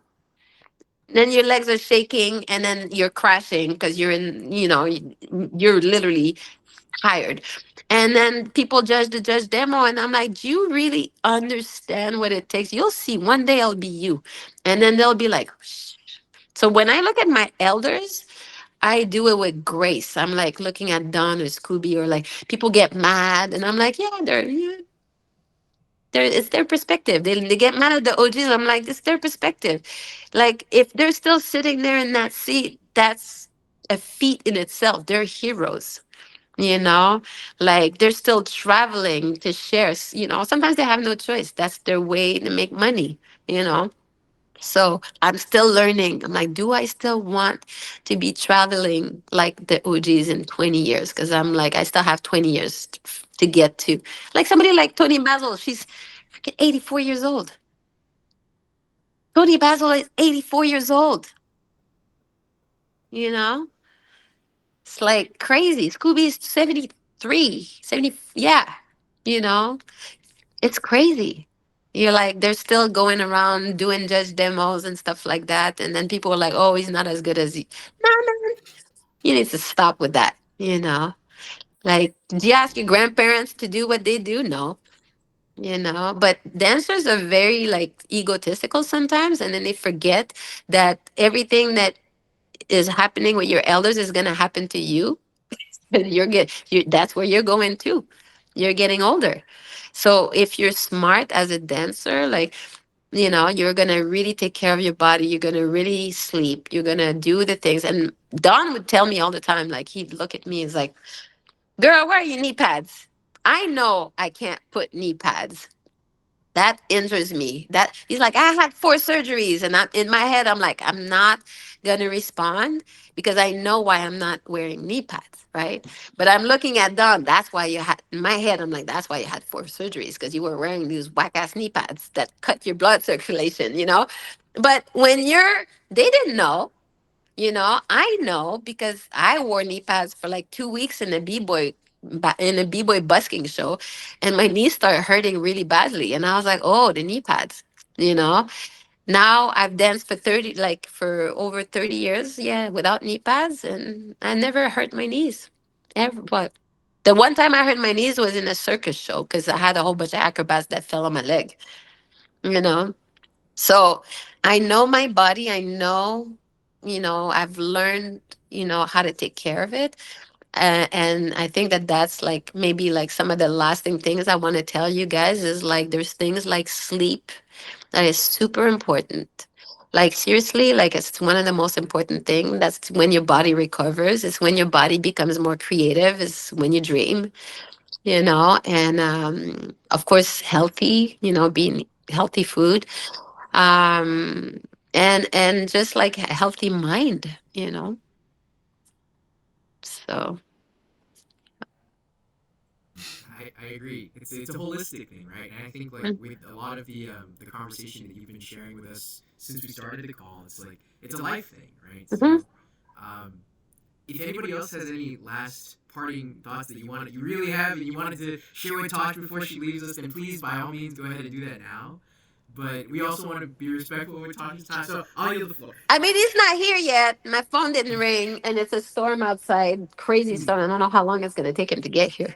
But I So just want to say thank you because you already know. I already told you before after get lifted. I was like, I'm the person who likes hours of longs worth of stories because I'm like class is fun to me for like 2 seconds yeah, until it's like, okay, how many times we're gonna do a different yeah, drill or combo or whatever. But then it's like, oh, the story and then the class after the story is like, yes, oh, I've unlocked things within myself. My brain unlocked new things for my body to yeah, take use, or just the context of things. Because when you kept bringing up like lineage and stuff, I was like, oh, that Kamala Harris meme was going around was so funny. It was like you exist within the context of everything before you, and yeah, it's like, yes, like yo, like without the younger generation, it is a nursing home, and without the yeah, older generation, it's a circus because yeah, you yeah, need order and structure. And yeah, when your class, when you were like the having the new and young experience, because I remember I took hurricanes class and I was like, yo, hurricane.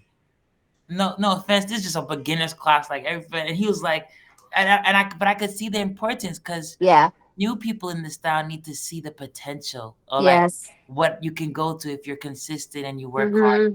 Older people in the style need to know like if you're messing up on a basic, maybe you're not that advanced. Yeah, Maybe you need to exactly. go back to do it Uh-huh. where you can't do it flawed at Yeah, all. yeah, So it's yeah, just ironing out the skill. So yeah. I thank you for the stories. Like I can't You're wait to learn a lot welcome. more from you. But yeah, I appreciate this call and thanks, Jason, for even putting this Yeah. together. Yeah, Appreciate it, anytime. Haley. I'm back anytime. Anytime you guys I'm available. Thank you, Jason, also. And then that's really a blessing to be able to share with all of you. Like we say, knowledge is free, you know. Like it really is about culture sharing. It's always been about sharing. And a lot of people will fly us to teach these things like for money. I always tell people you're not paying for the knowledge. You're paying for my time. See, like while I'm here, like judging these things, I'm not at home taking care of my kids. Like I'm not cooking. I'm not doing the things that I need to do to pay my rent.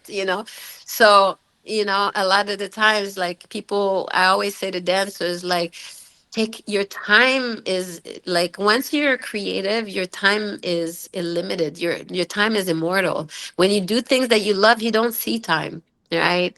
The moment you do things and you start seeing time, that may be not the right thing for you anymore. Like that job, you're like, ah. like what is it? Like, like I've been through it. I've done these jobs and then I always quit. And then people like quitting is a bad thing. I'm like, no, quitting a bad thing, a It's bad habit liberation. is a great thing. Yeah. Quitting has a bad rap sometimes. I'm like, quitting certain things is very important. Yeah. I also joined late, but just wanted to thank you. I'm actually very curious about the elders and some of their stories, especially with Demita, Joe Freeman, and just the women in this style. Yeah. I joined super late, and so hopefully we can do this again. And then, And Jason can show you the interview with Demita Joe that's on Tash Formula because he's part of Tash Formula. So he gets access to all of the stuff that I put there so he can share it with your community. Because, like, if you go to one of the and you make one of those, okay, let's do a watch party and watch Demita Joe just say the things that, because I always say, go to the source. Like, I can tell those stories from what I've learned from her talking. But like there's a lot of like footage online where they're doing interviews. Of course, like it's their perspective. Sometimes OGs don't agree with, the way it happened. But we're all in different spaces in the same event. Of course, we didn't see it happen the same way. And this is what I realized my aha moment. Like I'm glad to share these things because I remember getting really annoyed with some elders. I was like, well, 10 years ago, you said that. Now you say this. And it's like completely opposite of what you said. And now I'm like, oh, because I am doing the same thing. Right? I'm like, I don't teach my class the same way I taught my class 20 years ago.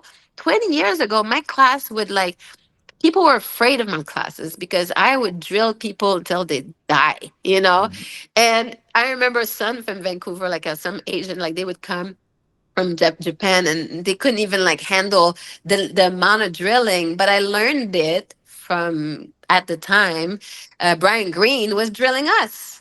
So I'm like, I'm just gonna do the same as Brian Green. I'm gonna drill like 100 breast roll and this and that.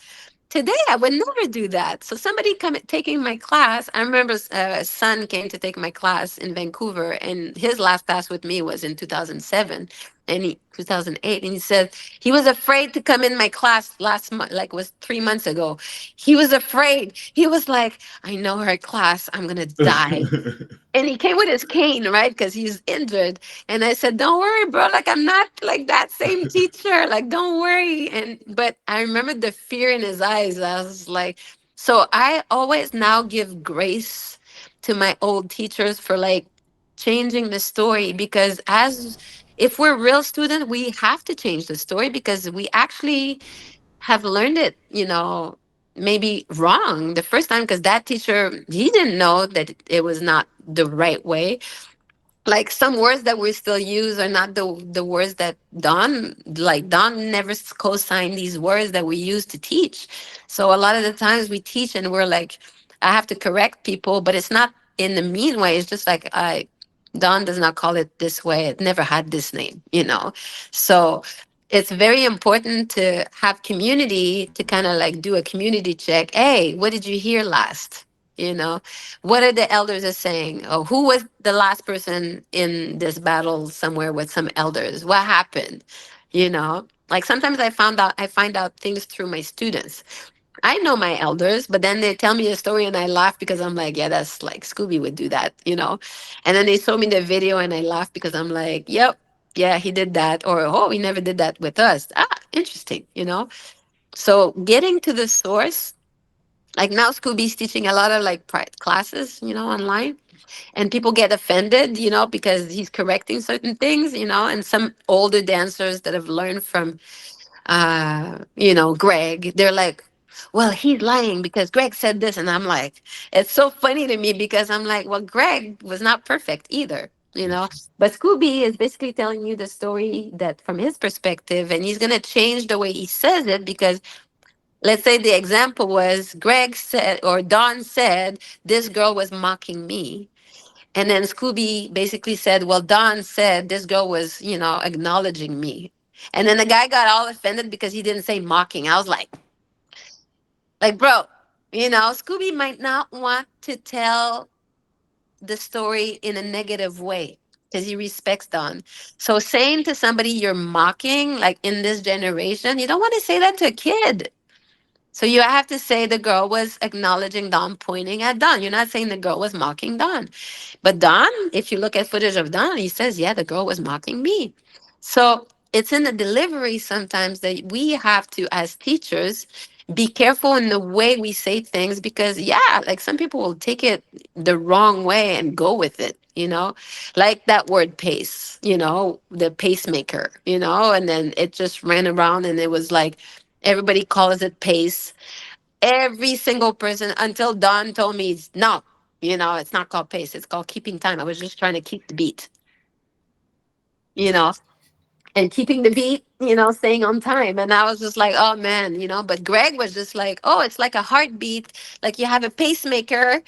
And then all of the people, non-language, non-speaking English people, went back to China, went back, like film Scooby, and he says, pacemaker, pace, pace. Oh, you know?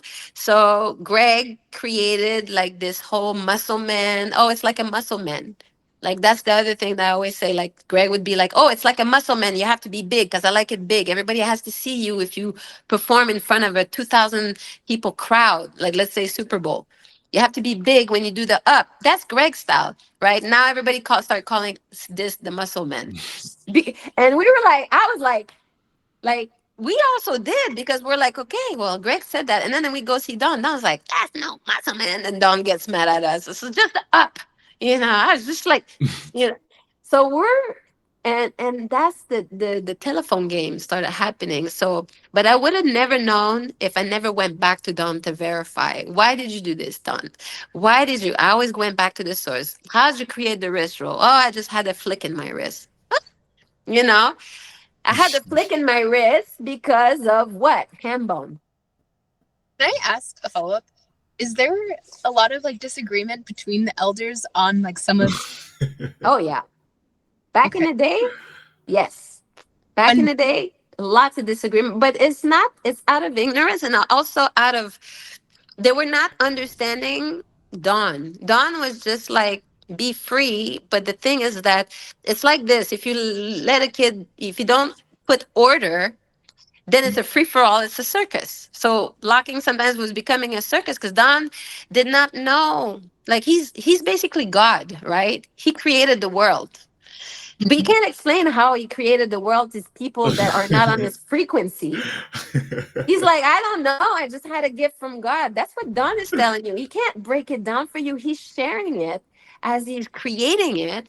So people are breaking it down to understand what he's doing, and then they're teaching their synthesize or like this their variation of what they think he's doing with adding names to it. So a lot of the things that were added as names came from Shabadoo because he was like, what's that wrist roll thing that you're doing?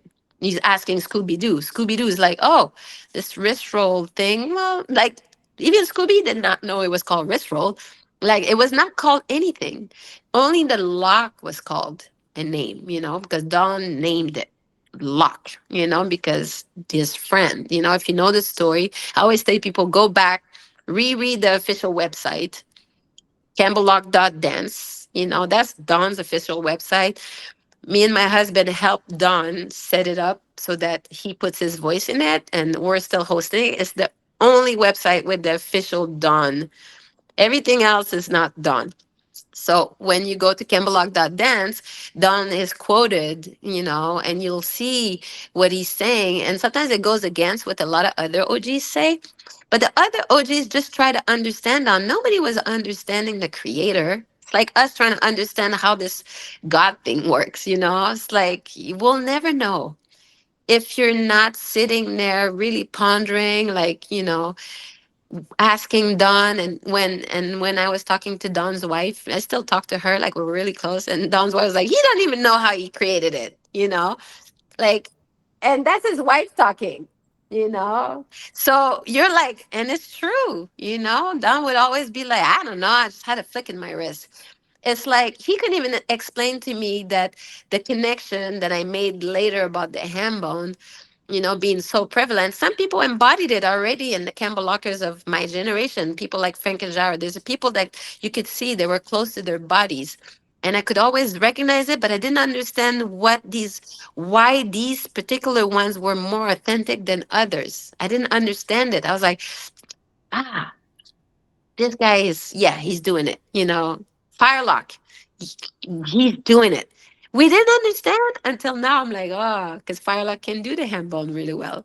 He watched enough Don's thing to get that embody the feeling, but then he stayed himself, right? He didn't try to imitate Don, whereas some people will try to imitate, and then it's like, but it's an imitation. It's like, when it's like an impersonator of Michael Jackson, you're like, you know, yeah, you do it well, but you're not. We know you're not Michael. So it's the same with Don. A lot of people try to impersonate Don or impersonate the OGs, or like, but then, or they'll be like, I just want to be free and be me. And then you're like, like, okay, well, now you need a little bit of order in the way you're doing it, because it's cool, you're creative, but you don't have the language yet, you know. So, but it's a good question. Like, just be sure to always stay attuned to, like, I'm like, you have like Rob Wilson was saying, like, you have like your friend there in New York. It's like, you have YouTube University. It's just that you don't know which one is good, which information is good. But if you have people like myself, or like Firelock, or like people that have been through the gutter and with the OGs fighting, and we know where to point you. It's like, this one is a good one. This one, this part though, you know. But it's a lot. It's a lot. But I would never take away the joy of finding out the story from an elder. Like, that's why I always say, like, go talk to the elders if you can. If you can't, I'll connect you with them. If I can find a way, I'll do that. And so that's the most important thing, because we didn't have that as our generation. It was hard to get to them, travel, pay, connect, become friends. That's like 30 years, of investment that we've made, so that I can have Scooby on speed dial and Don on speed dial and like everybody on speed dial. That's because they're my friends now, or my fathers or my uncles. God. So like the term Campbellock has gotten a consent from all the other people that from the locking group, or like it's just the name that No, it was Don the name. Campbell called this. Campbellocking, it was the name that the dance was named. Campbellocking.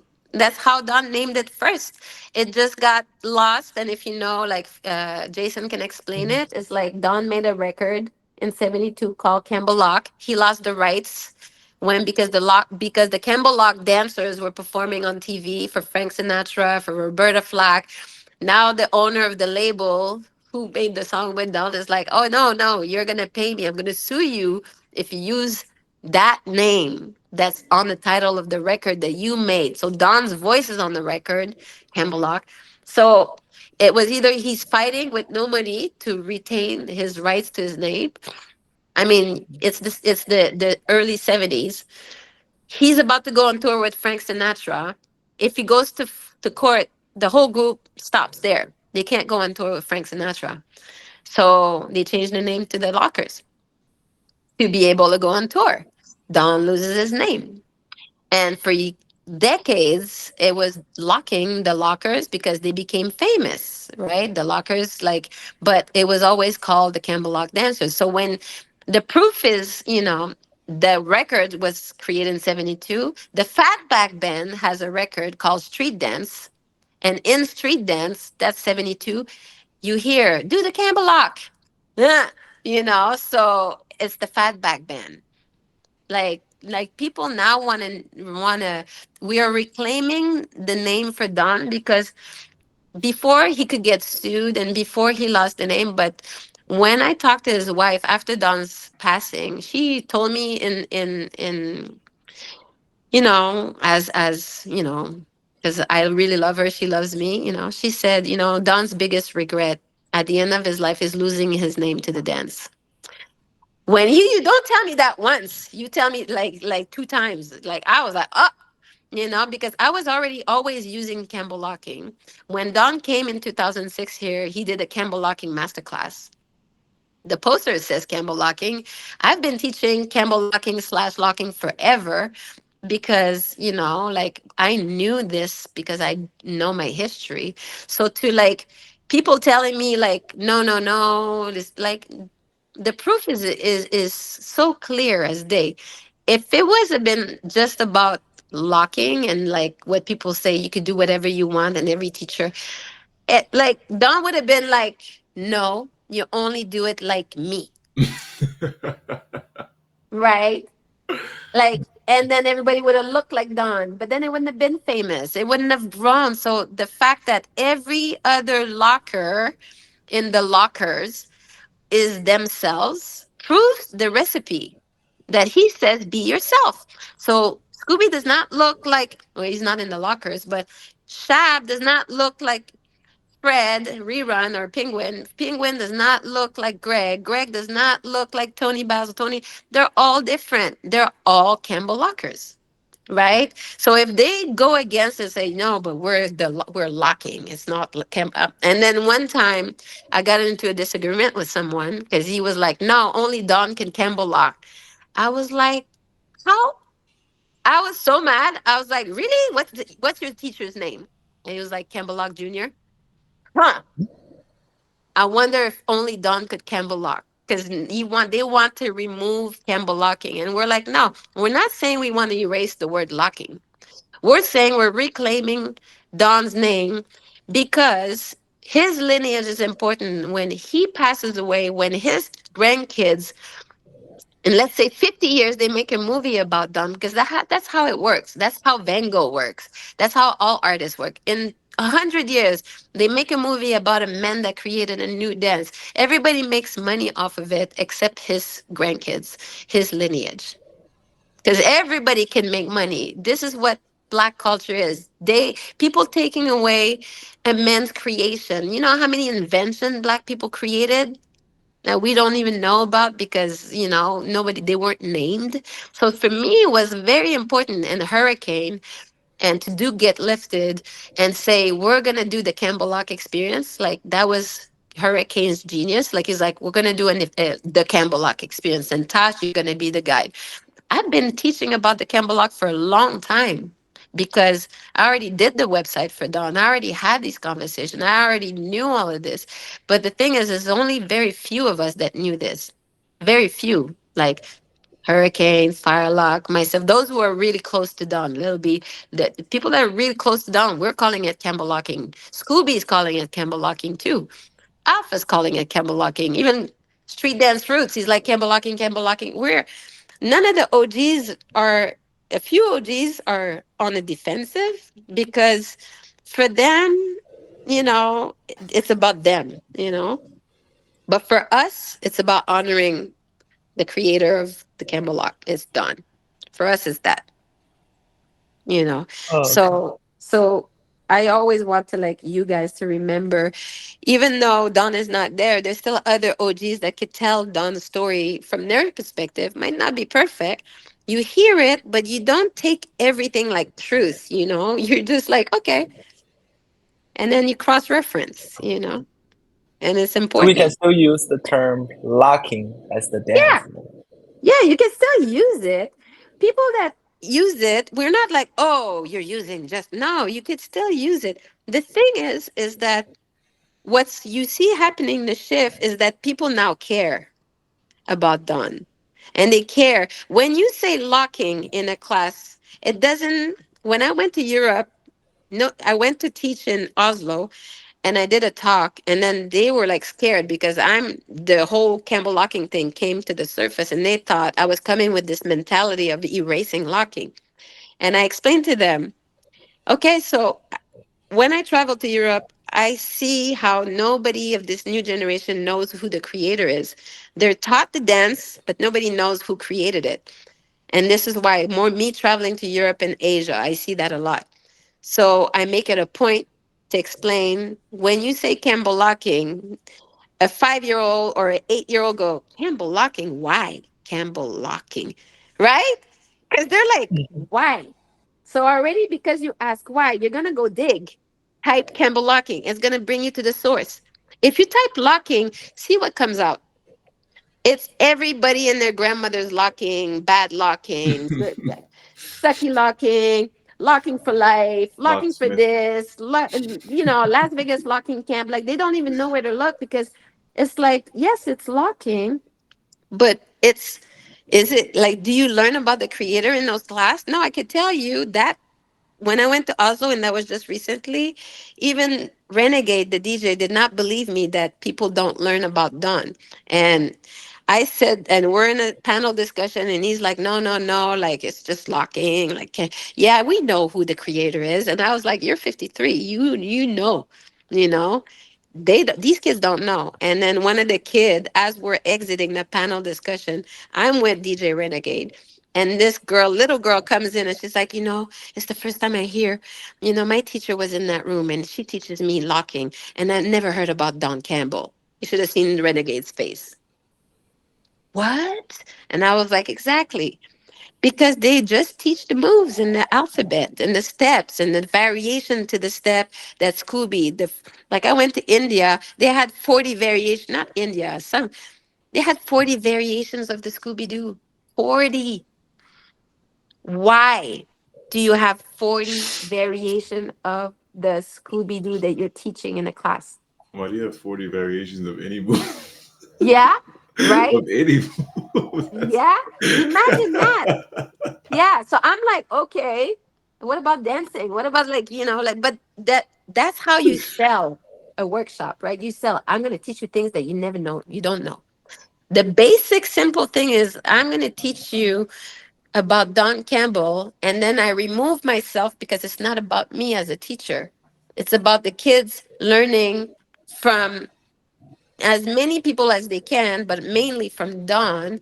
So you don't have to reinvite me to teach you about another move I didn't teach you last workshop, that means nothing, right? You need to create those,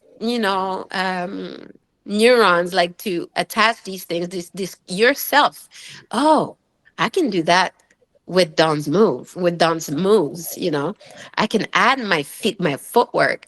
Now what people do is they go take a house dance class to add footwork to locking. I'm like, that's not the way. You take a house dance class because you love a house dance, and maybe it's going to merge at one point. Not because you're lacking language, two-step language, But in Europe, this is how it is. They learn jazz rock. I'm like, oh gosh, like you guys stop doing that, What is because you're going to jazz learn rock? jazz rock. Already, that's a distortion, you know. What's jazz rock? Exactly. You go look at it. I'm like, don't look at it, it's not, but it's basically like doing, authentic jazz footwork that they remix, and then they add these twisted, and then they put it under, and it's like, it's authentic jazz that the Europeans have like codified into something else. So it's like so far away from the source, but people need language, or they need, like, oh, I need tools, or like recipes, but I don't want to add the salt. I just want the recipe to add steps to my Campbellocking. And I'm looking at it like, well, you see the OGs, they did it. Scooby had all these, kickball change he added, naturally. Somebody like, Tony Gogo was a good dancer, he's gliding everywhere, that's what he's adding. You have somebody like Penguin, who's like agile and like really buoyant, and he could add that. Then you have somebody like, Greg was powerful doing backflips, and then you have like the other person that's like, Fluky Luke, who's like, a cheerleader, and he's adding like straddle splits and stuff. They're all different. They added themselves to the dance. So of course we are learning the contribution is like, okay, this is called a Scooby-Doo, this is this, because they were added by. But Shab used to tell us, my generation, he would be like, you guys haven't created anything. You know, you can't dance like the 70s. Of course, he's keeping us in check. He wants us to dance like him. But it was beautiful because he was literally telling us, like, We're not creating. We're not naming moves after ourselves anymore. Or so it's not that you name the moves after yourself, it's that your thing is so contagious that people will name it for you. They're like Demina Joe is one of the reasons that most of the moves were named and Shabadoo. Demina Joe is I'm gonna call that Scooby Doo because you keep doing this kickball thing, kickball change thing. I'm gonna name this that. No, this is called stop and go because that's what I do. So that's my student or my Yeah. friend. That's my friend. I'll let him come up, but I'll hello. This where's the sun? So the moral of the story is always go to the source as much as you can. And if you don't know the source, you have somebody like Jason or somebody like Hurricane or somebody like Firelock. There's like people that can like get you close to the source because they've like maintained these relationships. And that's where the gold is in the stories. Also, Jason is a super geek. I think he knows the most in our generation. I think he knows the most of all He's, out of he's everybody. everywhere. I'm in New York, then he's there. Then I go somewhere else. Oh, he's there too. Oh shit, he's everywhere. Travel all the time, Jason. It's so good though. But you need the geeks. Like every Campbell Locker is somewhat of a geek. We're all geeks. Because we're trying to like uncover an old thing from the past and keep it, relevant because we love it. It's not the most popular dance, but right now, actually, mark my word, it's coming back up. And there's like classes are packed, especially when we call them Campbell locking. When you call them locking, they're not as packed. Trust me, I don't know why this thing is the freedom of being able to be you and have like let's say a light feet dancer in a locking battle throwing things and you're like oh my god I've never seen that and then we're just jumping as Campbell lockers we've never seen that, right? That connection is like oh man we would have never thought of doing that. Some of my kids, my little b-boys, they do like a corkscrew in a way I was like into locking. I'm like oh my god this is like it's almost like there's a reawakening of the art form, you know, Mhm. thanks to us naming it again Campbellocking. And it's not just me, it's like a few of us are making the effort. So Singapore is now saying Campbellocking, not everybody, but everybody's making an effort to starting to call it. I even see it on the logos, I see it on the flyers. People sometimes ask, sometimes if they don't, I don't chastise them because it's okay, they don't have to you know so always be he's not here yet. Always be okay. We're not Mhm. rigid. But when somebody says Campbell locking, we're like, Oh, we're happy that Don gets his flowers. It's about Don. But we're not erasing all the other contributors. There's no way. They're all my teachers, right? So, salut, Trek.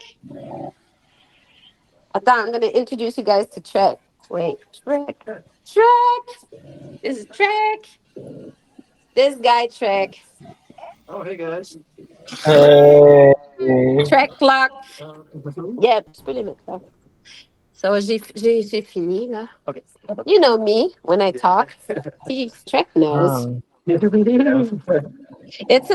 Like Trek. Okay, it's a storm. It's a crazy storm, the biggest storm of the year in Montreal, and this guy comes all the way here. Like that's dedication. yeah. This is like how nerdy we are as Mhm. dancers, Campbell lockers. Come in. Ah, j'étais là, j'étais encore, ma maison est juste comme un bordel. Là, je suis en train de pack. En prendre. The view of like, okay, guys, you have to see this crazy. Yeah. Wow. It's just blowing. I don't think you see the blowing wind, but it's just crazy white everywhere. Like it's a good thing I have light because if not, it'd be dark. But it's just like insane. Mhm. So he braved the weather. Trek is a trooper. Trek is a trooper. He's always been my first student, but not my friend, my brother. So yeah. Yay.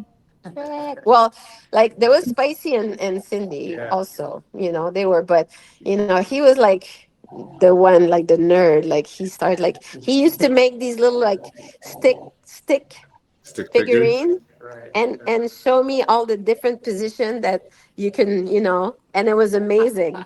You had a whole book. That's awesome. Yeah, it was awesome. I'm telling you, we have like a whole bunch of nerds here. Je vais mettre là-bas.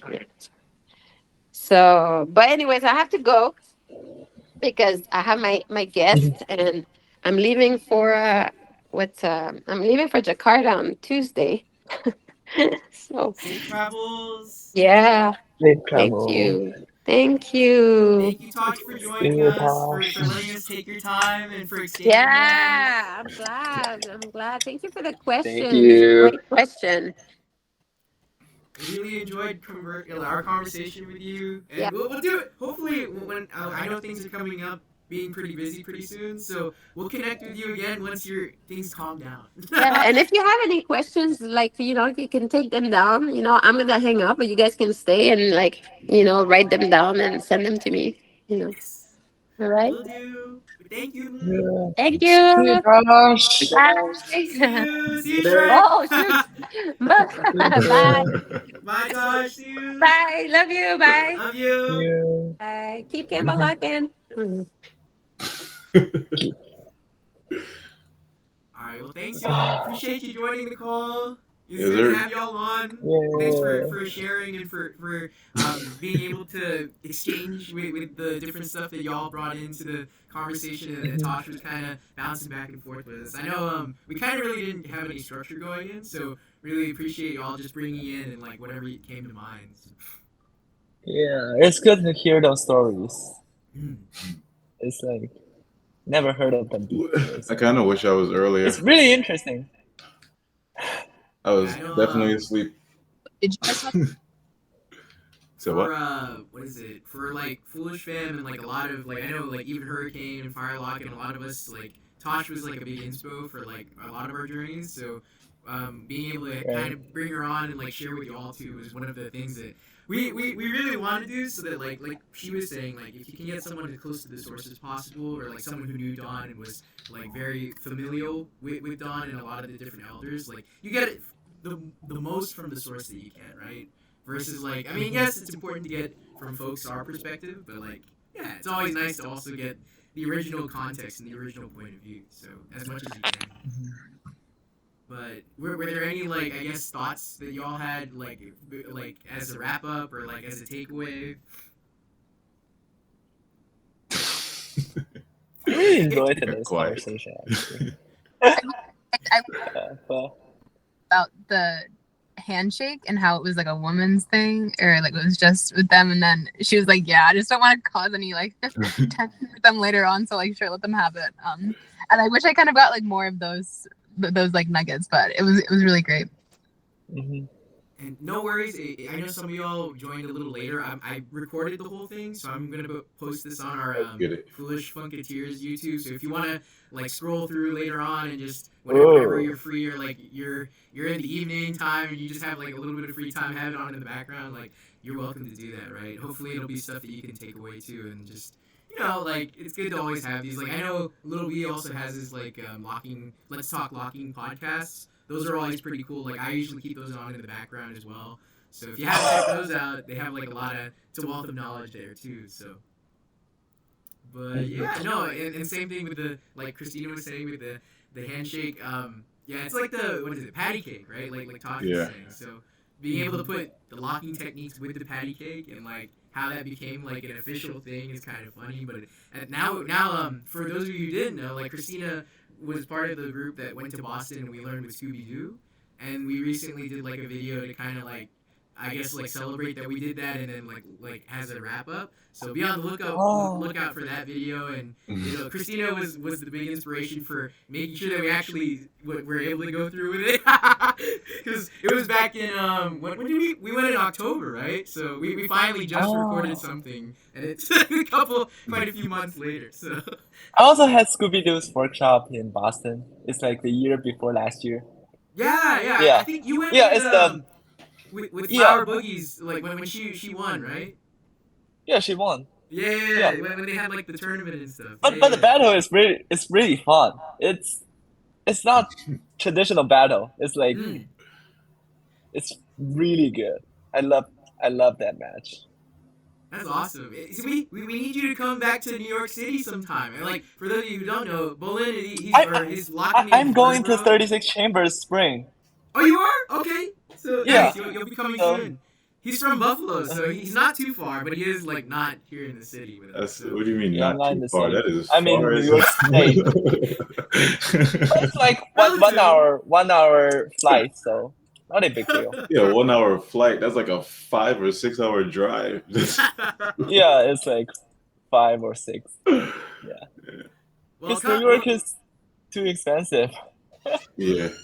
we look forward to seeing you soon, man. Like come through. I think we'll be having like the Sunday session. So if you're free, we'd love to have you come through. So Yeah, absolutely. I want to meet more people. yeah. Wait.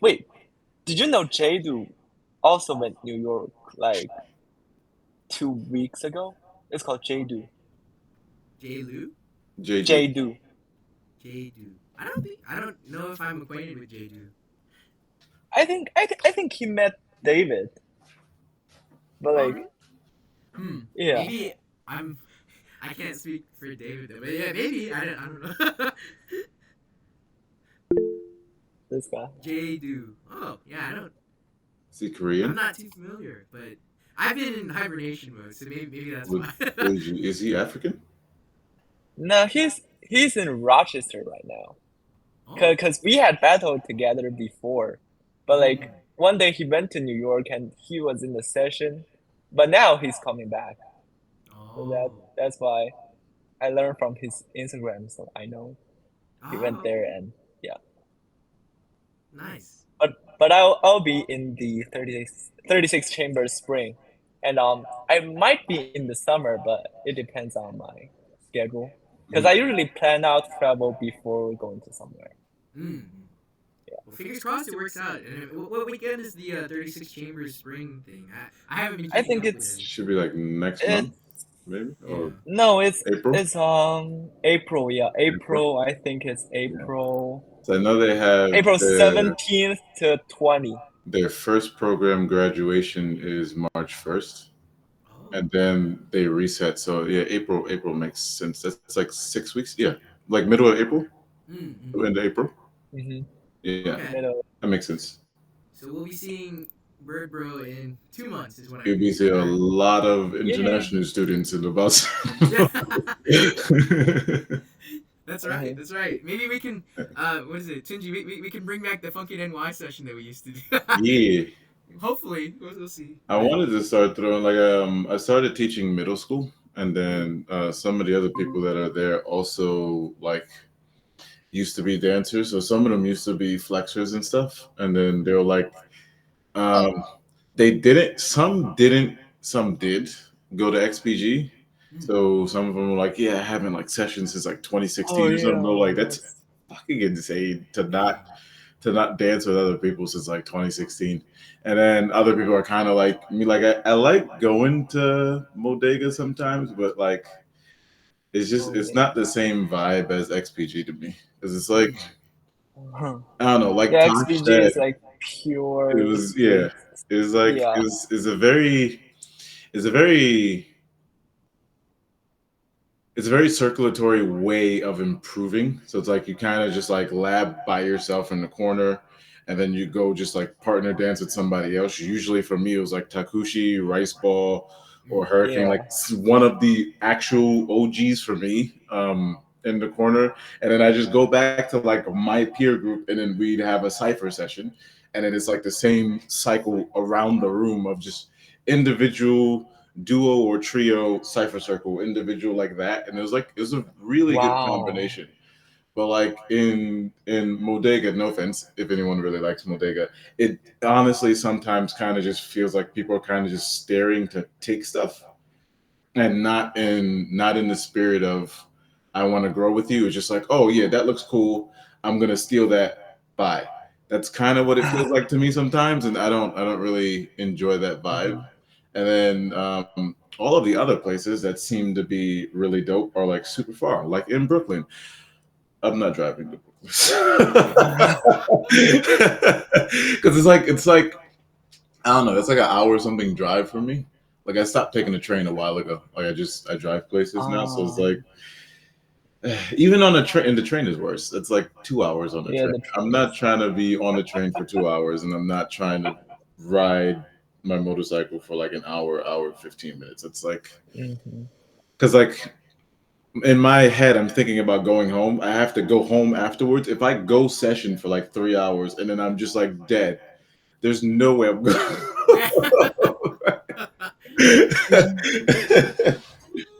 Yeah. No, I'm right. I'm with you, man. So I wanted to kind of do sessions again for all my uptown people. Maybe in like Harlem because I can walk to Harlem. That's not a big deal. And I'll just walk with my giant speaker. Um, yeah. So like outside sessions in the summertime or in the spring actually, whenever it's warm. Yeah. I was thinking it'd be nice to start doing that again because I like doing the. We used to do the Zoom ones when I was paying for Zoom, but then that's also not the same vibe. So I feel like even if someone does something that's like Yeah. super crazy, you can't really feel it the same way as you feel it when you're in person. Yeah. So it's a little off. Um, but sharing music through Zoom was pretty fun though, because Yeah. I would give other people chances to play their playlist, and then I would just hear some of them like, "Where the fuck did you get this song from?" Like it's so good. Yeah, it's like people playing music on Zoom, but people are dancing offline while they're recording Yeah, some themselves. people don't even have That the is, cameras on it. They're just like dancing. So like yeah, it's that's why like, I'm like I don't mind. It's not the same feeling, but I don't mind because at the uh-huh. same time you still get the music at the very least. Because some Yeah. people really had like gems of music. I got a whole like it's called the Green Lantern playlist, and it's like straight funk music and like psychedelic stuff. I was like, there is no Right. way this exists right now. And I got that from one of my sessions because somebody played it. They're like, oh yeah, this is dope. I was like, what's the name of this? You have to tell me the name of this. Yeah, they need Shazam. They need Shazam to get the name of the song. Yeah.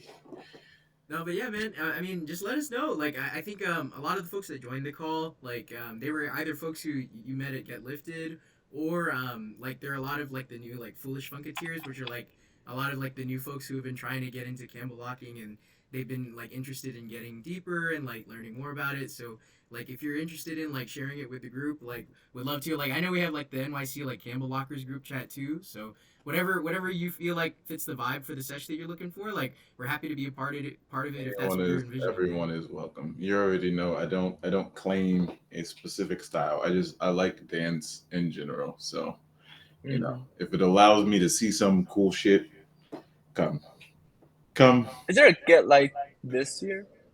Is there what? We don't know yet. I think Oh, good. Hurricane is usually like the primary organizer, but he's pretty busy this year, so we're gonna play it by ear with that one.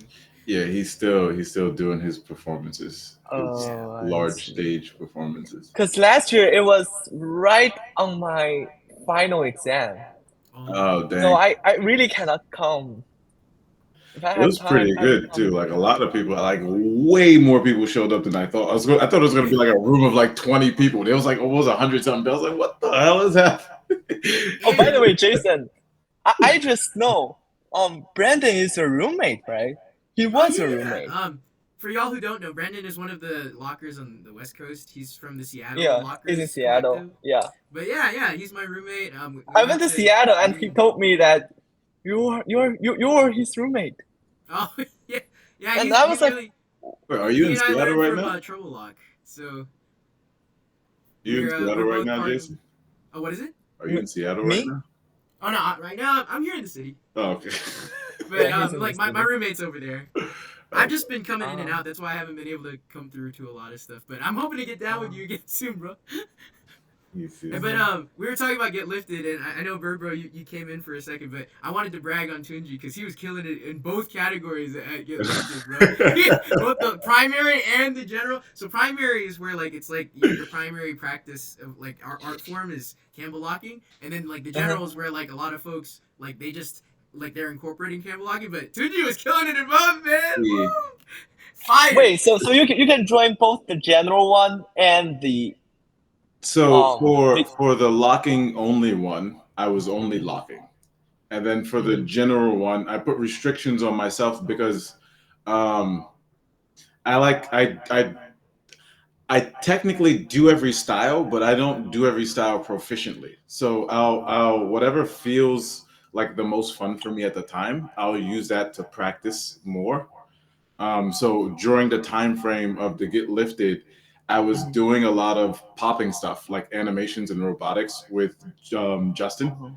So to restrict myself, so it's not just like I'm locking in the general non-locking category, because it was like, so their recommendation was if you feel like it's a locking move, try it out. It's general, like we're not gonna hold it against you that it's not correct, but we want you to feel like you can attempt Campbellocking / locking and be comfortable because the event is supposed to be a Campbellocking event. So it's like, try to sprinkle in what you feel like is locking or what you think is a locking move, but do what feels comfortable for you. And I didn't want to like go into that category and then just be like, oh yeah, I can actually lock, right?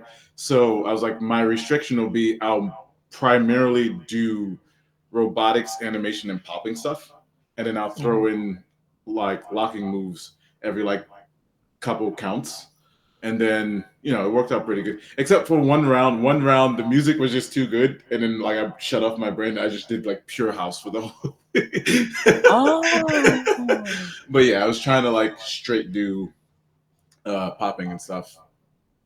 Trying to throw it out. But the music, I mean, both of the category are like locking music, right?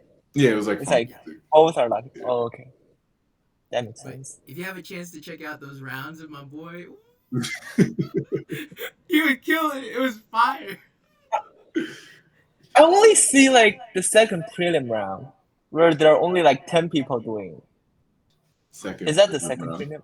That should have been the general. Start with Brandon. Oh, you know, maybe it's on the YouTube. Yeah, it's that like might be on my page. So you might YouTube. not be. You might have only seen like that's the second part of the video. There's like a first part to the prelims too. But I don't have the footage for the general. I only had the footage for the primary. So. Yeah. Okay, I see. But yeah, so if there's any other questions like or stuff that y'all thought of after the conversation, like happy to just yap some more. But if not, I'm not gonna hold you. I know like we started at what 11:30 a.m. So I've been on for a while. Yeah. But, like I'm happy to stay on if there's other stuff. But I know like Bolin, you've also been on since the beginning, so I don't want to keep you longer than. No worry. But I went out to cook a meal, and then after finish eating, I come back. Okay, that's good. I'm glad you're able to grab a bite. I ate before too, and Tosh did too. So nice. I have not eaten yet, so. I'll go, bro. Go grab some food. I don't know. Like I usually don't eat until 1 o'clock anyway, so I'm not even that late, so it's fine. Gotcha. But as long as you're not letting us hold. What was the face? The face was like, oh my god. I was like, hey yo, bro, you gotta get some food.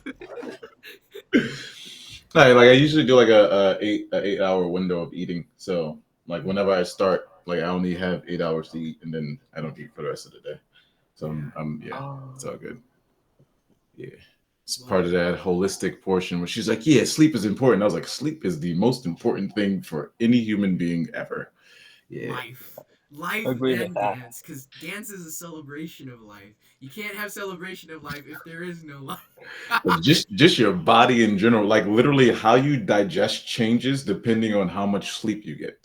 That's how important sleep is. It's fucking insane. For real though. Yeah, I know. That's true. Yeah. But mad appreciation for all of you for joining the call and for being able to contribute. I know I'm not sure what Tash was expecting, but I was kind of worried. I was like, I hope people come to make it worth their time. I wanted to be here at the beginning. I kind of stayed up until like 6 in the morning, so that's why. I felt like Tash talked a lot. She did. Yeah, it was like, I really like it. No, I love it. Like That's why I knew I was like I want to have her like if we can grab her time like whenever I talk to her I'm like it's anything and everything but she always like it's always a good conversation so I'm like I love hearing her talk and I hope y'all were able like y'all enjoyed it too so Organize. Well, yeah always happy to and like if there's other folks that you guys are interested in like being able to bring on like we can try and make it work like no guarantees but like we'll definitely reach out and give it a shot like if there's anybody like I know like one of our big bro like again like we were saying hurricane I know he would love to he's just really busy all the time so I'm not sure if we would be able to but like if there's other folks that you If would you want to could, like speak to and stuff I like think if you could convince Omar to not be in hermit mode, that'd be a good talk for a lot of people. yeah and I Like mean Omar, Lil B, those people are hard to see. I think they're Yeah. starting. Like I know Lil B has definitely been more vocal, but like he's been bringing Firelock out and like because I think Fire is in the Bay Area right now, and Yeah, he's they're been trying to most bring of him them back are to a in the lot of Bay. stuff. So Like Shy Guy. mm. Yeah, I feel like Yeah, you they're gotta all in the like Bay Area. be super persistent because this is before XPG closed. So Omar, Hurricane, Sibo, I can't Sibo is still remember in New who York else. now. No, yeah, but we had like a conversation. So they all came to my house and we were just talking because they wanted to start doing more community stuff. Mm. And then like I Omar see. started and then he just disappeared again. So I feel like we've had like 3 or 4 conversations like that. So I feel like he consistently like he wants to do things, but then he goes back into I guess his what is now his normal state of just like I'm gonna be secluded. So I feel like if you're like really persistent, then because if Little B is already like pulling him out places, then you can probably just like be like, hey, yeah, while you're doing that, you can also do this other stuff, Right. and Yeah. it'll be better, Yeah. yeah. Fingers crossed. I know there's never a guarantee with that one, but like at the same time, like don't want to force him to do anything that he doesn't like feel up to yet. So Yeah. but we'll see. Like fingers crossed. I think we're all pretty optimistic. Like I was talking with Tash about it too, and she was saying like it's a good sign because she knows she's pretty tight with like Fire as well. So I think like it's a good sign that Lil B has been able, like you said, been able to get him out to do Yeah. stuff. So we'll see. Like once he comes back home, like what his capacity is to try and like get back out. So Yeah, I thought he was Yeah. doomed. Like the last conversation we had, he asked me to help him build a computer. So I was like, "Oh, if he makes a computer, he's never coming outside. He's never coming outside." What? So I'm glad he is. So what yeah. was? Wait, did he ask you to do that to get lifted or? No. So that original conversation we had, Nemesis. That's what we were. So it was me, Sibo, Hurricane, Nemesis, and Omar. And then we were talking about graphing, like graffiti, and then we were talking about events because they wanted to do an event to have like a talk with a lot of the OGs. And then during that time, Sibo couldn't leave his house because he was watching his daughter. Yeah. We were all in my house, and then we zoomed with Sibo, and then they were talking about um, they're talking about a lot of stuff, and then it somehow turned into computers because I have a whole bunch of RGB stuff in my computer. Or I was like, "Oh yeah, this looks so cool!" Like, what type of games you can? I was like, "I can play any game." Like, I have a souped up computer, but it's because I added stuff, so I need it to be souped up. And then he was Oh. asking me questions. And I was like, "Yeah, I'll just help you build a computer." And then like I told him a power supply company that was pretty good, and then I told him about the recent GPUs. That was around the 30s. No, that's around the 20 series because the 30 series came out during COVID. That's around the 20 series, and then I told him to get Intel processor because I have AMD. It's nice, but it's sometimes limiting. And then he didn't say anything for a while, so I assumed he just bought everything I recommended. And I was like, "Oh, cool! So he probably has a computer." And then that get lifted, he was like, he has like a pre-built, but he wants to build an actual computer. And I was like, "Oh, okay." So he has a computer, Yeah. but he wants a better computer. So, Okay. so that's how I was like, "Yeah, if he gets a better computer and he can play whatever he wants, it might be a while before it goes outside." Yeah. Yeah, I know Lil B did live stream for his video game before. Yeah. Yeah. He's Yeah. on Twitch. Yeah, I think he has Twitch. Lil B. Yeah. Okay. I mean, hopefully that's what Omar does if he builds a better computer. He like streams it so at least people can see his face. Yeah. I think if I saw something, I know he's about to go judge something too somewhere. So I think he is starting to get out there. So we're keeping our fingers Nice. crossed. Let's go. We miss you, fire. But yeah, no. But Matt appreciate y'all.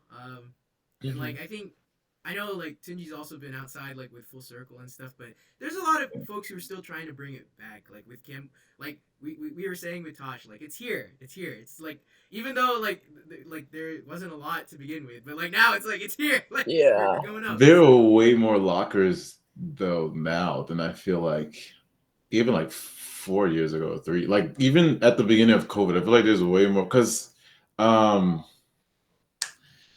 I want to remember his name. He was just in the call. He's talking about Michael Jackson. Is he? Yeah, Easy. Isaac. Yeah. So we both went to the Mets audition. There was a lot of fucking people there. Like, oh my god.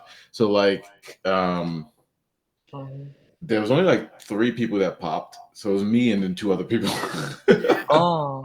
And then me, Isaac, and like maybe like a dozen people actually were locking.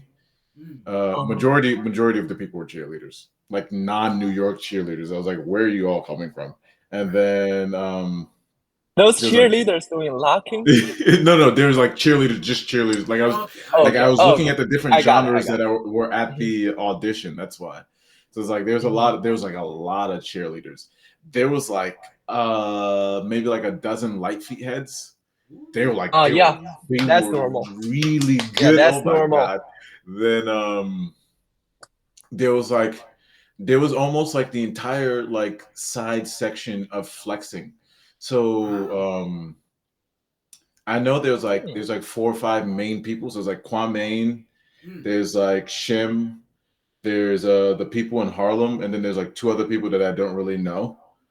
And there's like it wasn't Kwame, Shims, or the Harlem dudes people. It was like one of the people from Brooklyn. It was like their whole unit just showed up. I was like, that's actually fucking insane. It was like there was like 20 or 30 of them. And then there was like 5 or 6 crumpers. And there's like all the crumpers from like Anu's session. So it's like, yeah. So it's like I knew mad people. I was like, yo, this is actually insane how many people showed up. But it was like I was surprised because like the 3rd largest group was like the locking group. And I was like, holy shit, there's way more lockers than I thought that were here.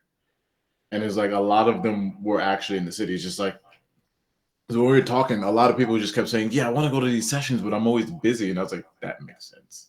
This is why I don't see any of you. It's because you don't come to the sessions because you're actually doing other stuff for money. So that makes sense. And I mean, I think a lot of them. I know Izzy has been training like a lot of the folks at KR3Ts too. So like, he's in KR. That's why he said like he learned from Noel Frostoff. Yeah, Frostoff. I see why. So I had this online class for like 2 years.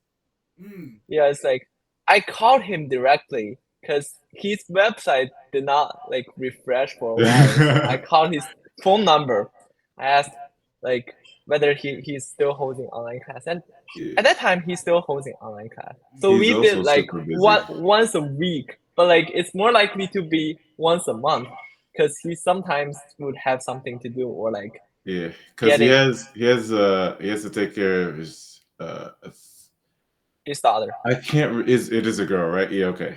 Yeah. Because I saw her twice, but it was when she was like 6 months old, and then like a year and change. So like the hair is about it's like baby hair. It's like I couldn't tell, and I couldn't remember.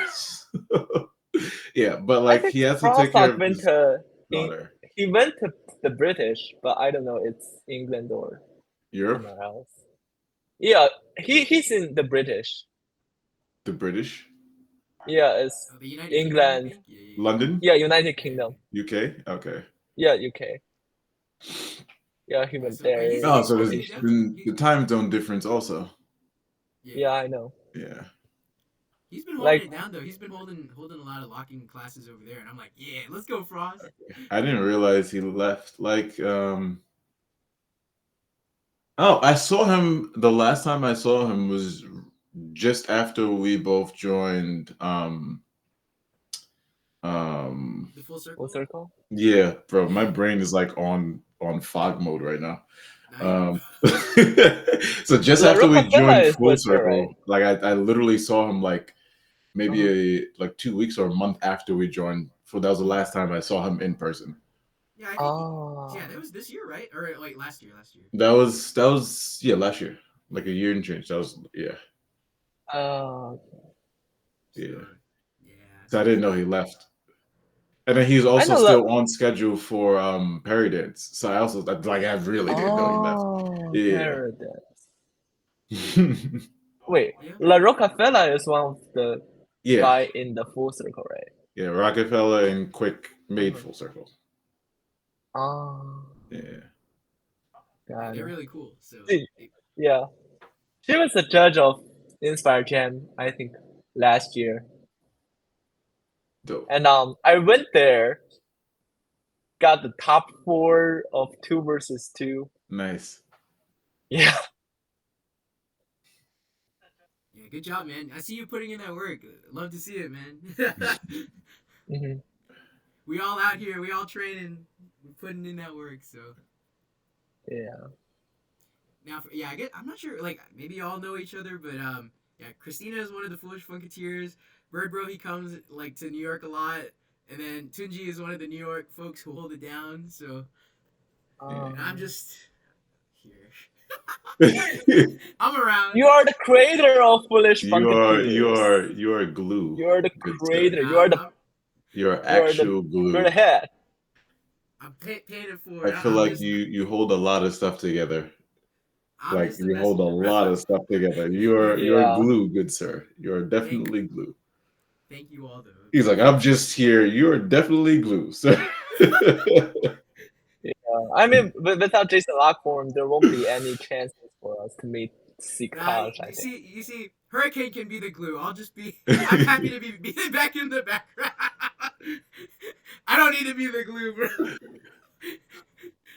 But yeah, so I guess like we're all. I think all 4. Actually, okay. Christina, I can add her if she isn't in there, but we're all in the NYC Campbellockers group chat. So if there's any Yeah. updates or anything for like sessions or like other stuff that's going on, we can like we'll drop it in there so that we're all in the loop. But if anybody thinks of anything else, feel free to always hit me up. I'm always down. I love all of y'all. So, when do you guys session actually? I'm trying to. Sundays we usually sesh noon Yeah, to like I need to take 3, that in mind. 2:30 or 3, and it's like right now since it's winter, it's been at Moynihan, so I'm gonna be leaving pretty soon for some work stuff. So I might be gone from the end of February through like mid-March. But I'm not sure if the other like Foolish Funketeers are gonna host session. But if so, feel free to come through. Like Christina, like she knows that like a lot of the other folks like they're pretty chill, and I think a lot of them are like like I said like beginner kind of like just getting started with a lot of the Campbellocking stuff. So I think it's a good space to be like again, it's not really a Campbellocking session. Like you should be able to do whatever you want, right? But like it just so happens that everybody there is interested in Campbellocking. So People dancing in funk music. yeah, it's like well, okay. Lately we've been playing other stuff. So like honestly, we're not even like a funk session anymore either. It's just come be yourself. Like that's all. That is all I ever do, bro. Whenever it is like I've gone to popping sessions, I just take it as that is the style of music you guys are playing. I'm Do you not teach doing that locking style. in the session? Who, me?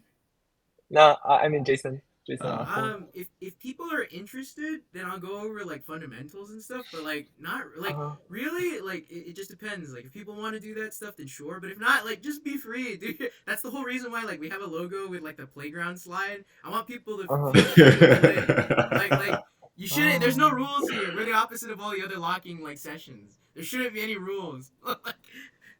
So, because it's like what Tash was saying, right? Like if we're really serious about what Don said, then yeah, I'm only gonna give you the moves, but I'm not gonna tell you how to do them. Like I hate that. Like, Yeah, I know. but of course, like if people like if they want to look a certain way, then like sure, like we'll work on it depending on like if this is your goal, then we can do that. But like other than that, like the whole point is just to explore, right? So, but yeah. So when you come to the city, Bolin, you can join, and then Tunji, whenever you're free, like feel free to pull up. Like I think they're gonna be posting like the updates on the Instagram page or whatever. Okay. Like you know, whenever I'm there for sure. Like I'll hit you up. Mhm. But like I'm not gonna be around for like the next month, so like it's up to you. Like if you want to pull up, like would love to have you regardless. So With the weather, I am not sure. And then I've been performing with Sibo, so I have rehearsal, and we have a show on the 1st. good luck. I hope it goes Oh. well. That's gonna be. I know like dancing with Sibo is always fun. Yeah. It's a Yeah. special type of fun. It's funny because like he's so right dominant, but when he makes choreo, he makes a lot of things on the left.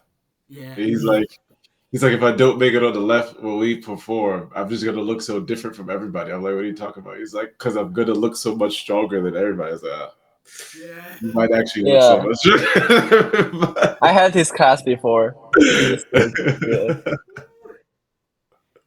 That's funny. Yeah. Have fun with it. I'm sure it'll be. Have you still been doing like the full circle stuff? I haven't gone since the 25 not 20 is it 25-year anniversary. I haven't gone since the anniversary performance, like because the anniversary performance actually messed up my wrist.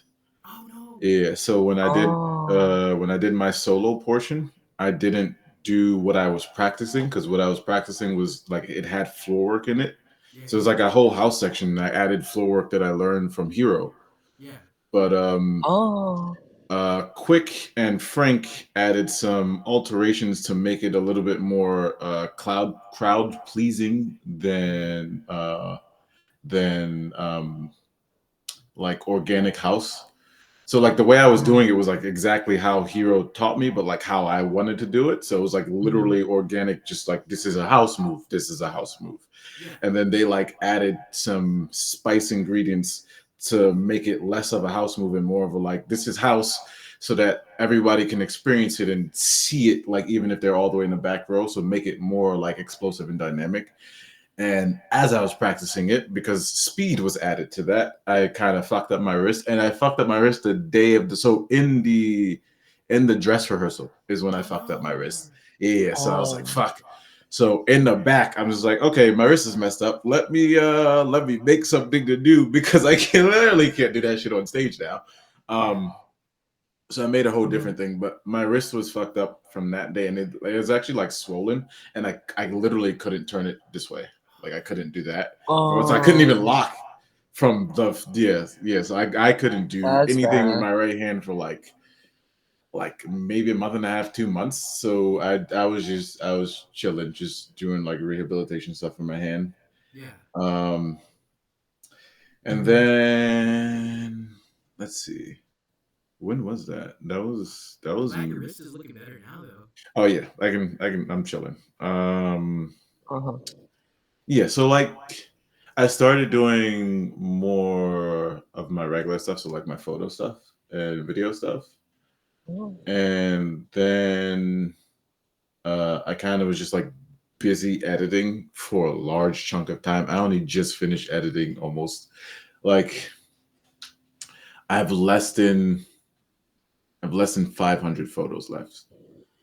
And it sounds like a lot, but I started out with like almost 100,000 photos. So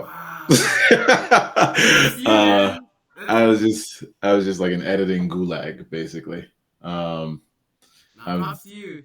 You made it through most of it. I'm down to like maybe 10, 20-ish videos. The videos was nowhere near as many. Like I only had like 50, 60 videos maybe. So like I'm just trying to finish that off. And then when I was like, oh yeah, I got kind of free time again because I don't have to edit as like large of a volume of shit.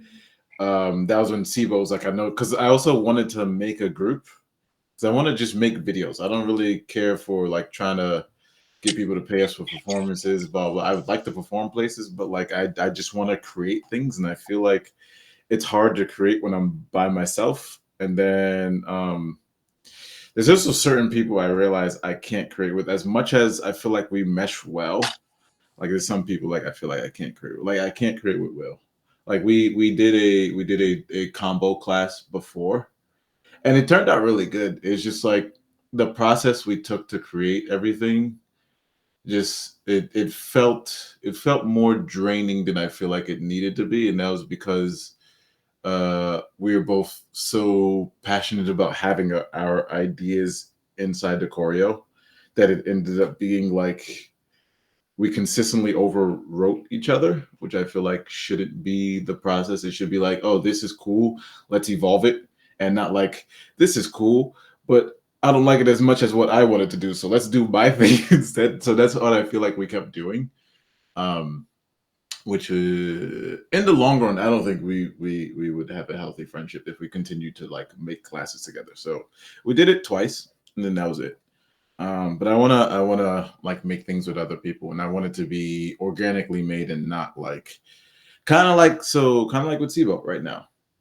So like Sibo does make majority of the choreo, but then while we're doing it, sometimes someone will give a suggestion. He'll be like, "Oh, yeah, that's actually dope," and then we'll change it because it's like it organically fits, and if it doesn't fit, there's like a consensus in the room of like everyone's like agreeing or like disagreeing to add it. So like that type of cohesiveness, because it's not like we're replacing anyone's idea or invalidating anyone's idea. It's like we're literally, like I was saying, evolving the steps. So it's like if the step is one thing, someone's like, "Oh, that would look dope if we added this," or if we like slightly change it to this, and then it's evolved. So I want that type of like building. And I wanted to do it like with a small group, so maybe like 2 or 3 people, like a group of four, and just like literally just mash out video, like pump out videos ridiculously. Um, yeah. So while I was having that idea, Sibo was like, "I know you wanted to make your own thing, but do you want to join Gen X?" I was like, "I'll fucking join Gen X. It's cool." So yeah, been doing that for like the past month and a half. Yeah, he asked me almost New Year's. Yeah, like a month and a half. Yeah, that's what's up. I hope the performances and stuff go well too. But I like that, like you were saying, like it sounds like with CeeLo and that group Gen X, that y'all are very collaborative. So I Yeah. like that. Good to hear. It's I fun. prefer that too, cause high key, I'm like, I know like with a lot of choreo folks, it's like it's gotta be like this, but I'm like, I don't know about that, man. This way, this way. Like that was. I don't want to say that was one of the reasons, or not one of the reasons, as in past tense. Like I still haven't gone back. I was gonna go back to rehearsal on Tuesday for full circle, but I feel like that's part of what's taken me so long. It's like some of the things that they were doing for the choreo, like some of the house parts. I'm like, okay, so that's this move, and then there's like they're trying to correct me, but it's like I literally learned this move from Ejo, bro. Like Yeah. I'm pretty sure Ejo Ejo God of House knows what he's talking about. So it's like it was very, sometimes it's not always. It's like random instances. Sometimes it's very like interesting. Uh it's interesting, and it's also I don't, it's like a negative emotion. I don't know what negative emotion it is, but like it makes me feel a little bit off. Mm. It's not like depressed or disappointed or anything, because like I don't feel bad about myself. I'm just like I feel like a little bit off because I'm like I feel like it should be more of a conversation and less of like you're telling me something is correct when I heard from a source that's either the original or close to the original what it's supposed to be. So like from my perspective is like a person that's been doing house essentially all his life and can probably smoke anyone on the planet in house told me it's done this way and then gave me a backstory of why it's done that way. You're not giving me a backstory and you're just saying this is how it's done. Like that feels a little off to me sometimes. So it was it was it was adding to me like being like, let me just edit my photos. I was like, if my wrist hurts and then I get that off-putting feeling, because like the last show it didn't happen, so it happened the second to last show that we did. I think the one after the Guggenheim before the cultural thing, where it's like, oh yeah, you should do it this way because this is how it's supposed to be done, and I'm just like, that's not how it's supposed to be done. But for the sake of us not arguing, because were you there for the argument with Quinn? No, I think No. at that point I'd already Oh yeah. So like a whole argument happened during the session, and we literally lost like not session the rehearsal. We lost like 30 minutes. Yeah. Or 45 minutes of rehearsal time just for the squabble to like die out. It was like I don't want that to happen again. So like, and then that feels like slightly demeaning. Because it's like not well, I guess in both directions. Because it's like you're not treating me as an equal per se, because you're not listening to my experience of learning it from someone that can be considered an original source. And then I'm sort of not treating them fairly also, because I'm not explaining why from my perspective they're wrong. So it's like I'm not giving you the information I've been like fortunate to receive, and then you're also just like telling me I'm wrong without hearing why what I'm doing is why I'm doing it the way I'm doing it, basically. So it's like bi-directional wrongs. Yeah, but I feel like you're being very kind. So I appreciate that you're being fair, but at the same time, like what you're feeling is valid, right? Like I mean, Yeah. like nobody can tell you like how you're feeling is wrong. So Yeah, but yeah, I was gonna go back on Tuesday. Hopefully, if it's not like raining or anything. yeah, hopefully the weather clears up so that y'all can get over there. Yeah. But if you have a good time with it, I hope it goes. I hope you're able to find what you're looking for with the rehearsal and stuff. No, yeah, like they're all dope. It's just like small pocketed instances, but it's perfectly fine because it's like there's not gonna be any like human relationship where it's like perfect all of the time, Yeah. obviously. So you know, It's like gotta work through it. But see you, Bolin. Thanks for joining, man. He said, oh fitness, let's go gym time. Get those gains, bro. See you, man. See you, Bert. I'm also gonna leave, but thank you so much again. And nice meeting you, Kenji. Well, I thought you were like gone a while ago because it looked like you were driving. I was like, I yeah, was driving, probably, but I got back a second ago. Okay. That's good. Just be careful. I'm glad you were able to drive safely.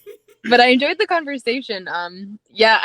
Jason, by the way, is really good at directing videos. If you don't know this, No. like I was blown away. We did something together, and yeah, I had no idea what to do. That And is then dope. um, Good. Christina, if you need someone who has really good like media production, Tunji is your go-to because his creative is really good. I also direct. I record. I have a drone to record, and then I take photos. Cool. Yeah. Okay, so I actually would love to. I would love to start doing more dance videos. I'm nowhere near. I'm like very much like a beginner with walking, but I find it really fun. And so yeah, I would totally be down to. Yeah, I feel like a lot of people don't make stuff because they're like so focused on it has to be perfect or it has to look a certain way, and I feel like doing that prevents you from getting to the point where it kind of looks that way because you have to have to fail to be able to get to the thing you want. But I feel like a lot of people don't realize that. Yeah, I'm actually trying to like do video editing now, but I put together something and it's so bad. But yeah, I'm like, you know what? That's the process, though. That is the process. Yeah, so yeah, I'm okay with it being bad. I just want to like try it out, but it's fun. Yeah. Yeah. Wait, what do you use? Okay, so I got DaVinci Resolve. But to be honest, I have not really been using it. And I've just been using CapCut. But I really want to learn DaVinci Resolve. I 100,000% suggest you start to transition. Okay. Mainly because CapCut is like 4 to 5 times more powerful in itself. Even the free version of CapCut is like twice as good as, let's say free version. The free version of DaVinci is twice as good as CapCut. Got it. The only thing from the free version that's worse than CapCut is the masking, and that's because the AI masking, you have to pay for it in order to use it for DaVinci. Like if you have OCD and you want to manually mask, you don't even got to pay for the pro version of DaVinci, because like I've done masking before, because I made a rotoscoped video, literal frame by frame. It's doable. It just consumes way more time. Got it. But aside from the masking rotoscoping portion, the free version of DaVinci is like way better than even the paid version of CapCut. And then on top of that, what happened about 2-3 weeks ago when they turned off service for CapCut and TikTok, because they are both Chinese services, you should probably transition to something that does not have a possibility of being turned off by the government. Yeah. Also, because CapCut is a majority subscription-based service, is why they're able to turn it off. DaVinci is you pay for it one time, it is yours. So even if the government decided to X the company, the DaVinci version on your computer won't stop working. Yeah. So how did you learn? Like, were you always like, did you go to school for like? No. The funny thing is school doesn't help. So I'll share my Instagram, my photo Instagram. You can scroll all the way back to when I was absolutely horrible. So it's again, it's you gotta be not afraid to like fail. So I was like, oh, this looks dope to me, and even if it's not dope to other people, I like what it looks like. I'm gonna post it, like mindset, because like my early stuff kind of looks like how I kind of see some people that go to school for photography and media. Like I've Oh wow! I've been. Oh yeah, I just did a New York Fashion Week like last Saturday. Wow, this is insane. I went to Brooklyn Comic Con last year as a returning, like, I guess, journeyman press person. And our team just gets like comped stuff, like we get free things, we don't get money.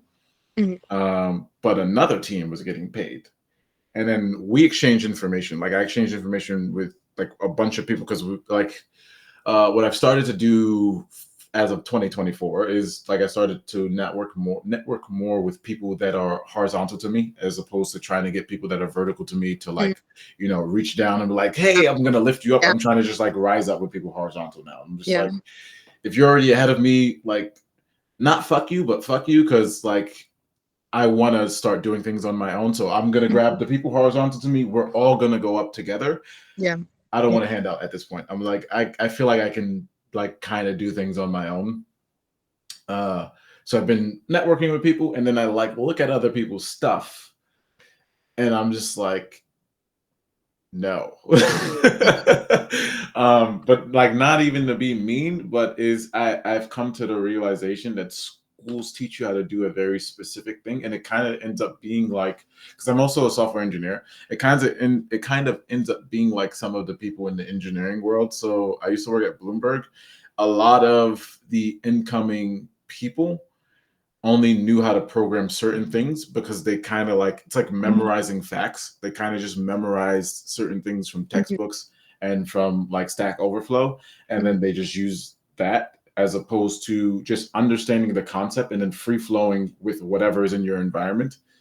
So like one of the rules, or one of the things that they teach you, I recently learned this because my friend explained it to me. They teach you in like media schools or photography schools, is like your ISO is the main thing you should be changing, because it's kind of like your bread and butter in any given situation. Your shutter speed should be set to a ridiculously fast shutter speed, blah, blah, blah type thing.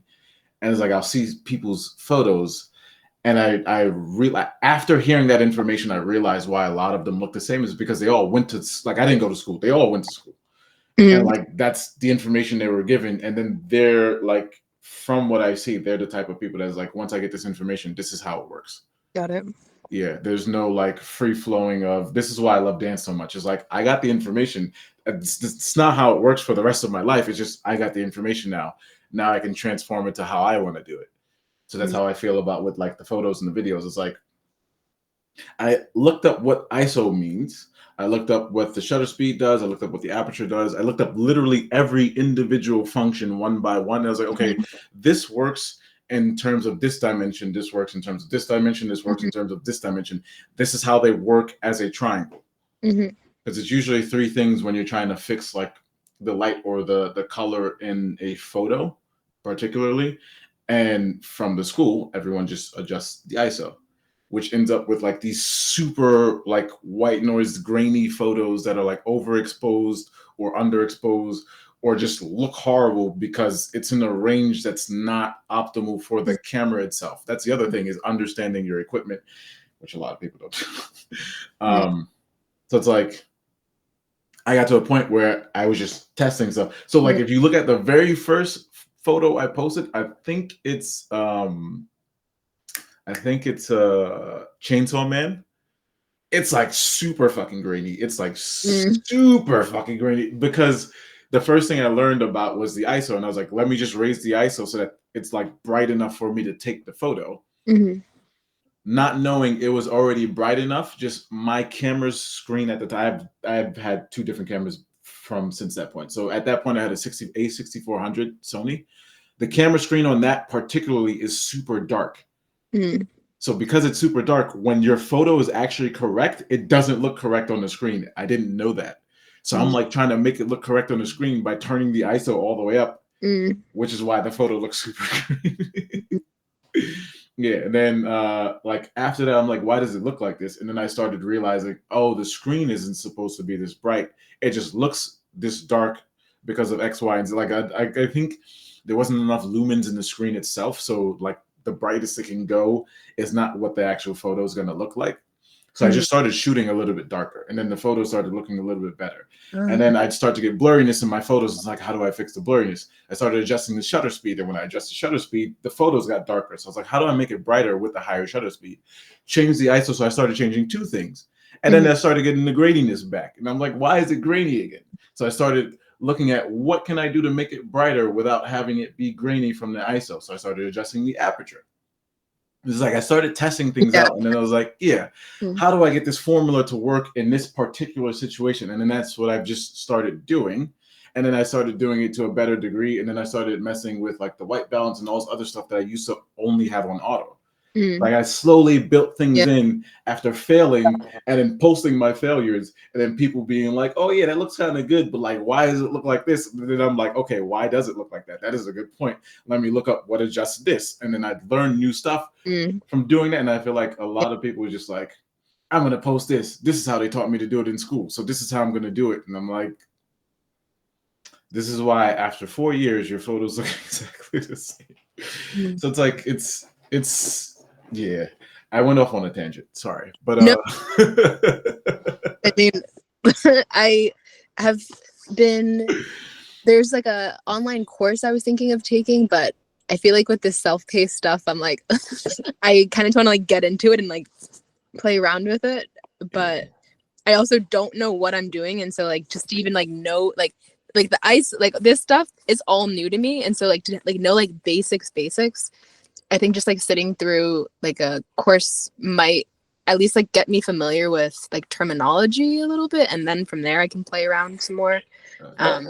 But yeah, I was just curious. Your photos look really like professional though. Like I was not expecting. So the fashion event, unfortunately, but funny enough, these are photos without my actual like all of my equipment. So I'm staff for a different event, and then that company got me tickets for this, like complimentary tickets. So I wasn't pressed. So I wasn't sure if we were allowed to bring camera equipment. So all I brought was the lens and the body. I didn't bring flashes. I didn't literally bought nothing. So this is all just like with just the camera. Wow. Yeah. Oh, nice. So, and then the other thing, what I was saying is like I looked up other people's photos for this event, and it's like it's not even in the same realm. And then they all had their equipment, so I saw like flashes going off, and I had to like time my shots so that it'd be when their flash is not on. Otherwise, my photo is fucked up because I'm exposed correctly for the light in the room, and then their flash makes my photo brighter. So like I had to time for like I had to wait to hear their click so I can see the flash and then click right after. Yeah. So like a lot of things were happening, and a lot of their photos are not that great.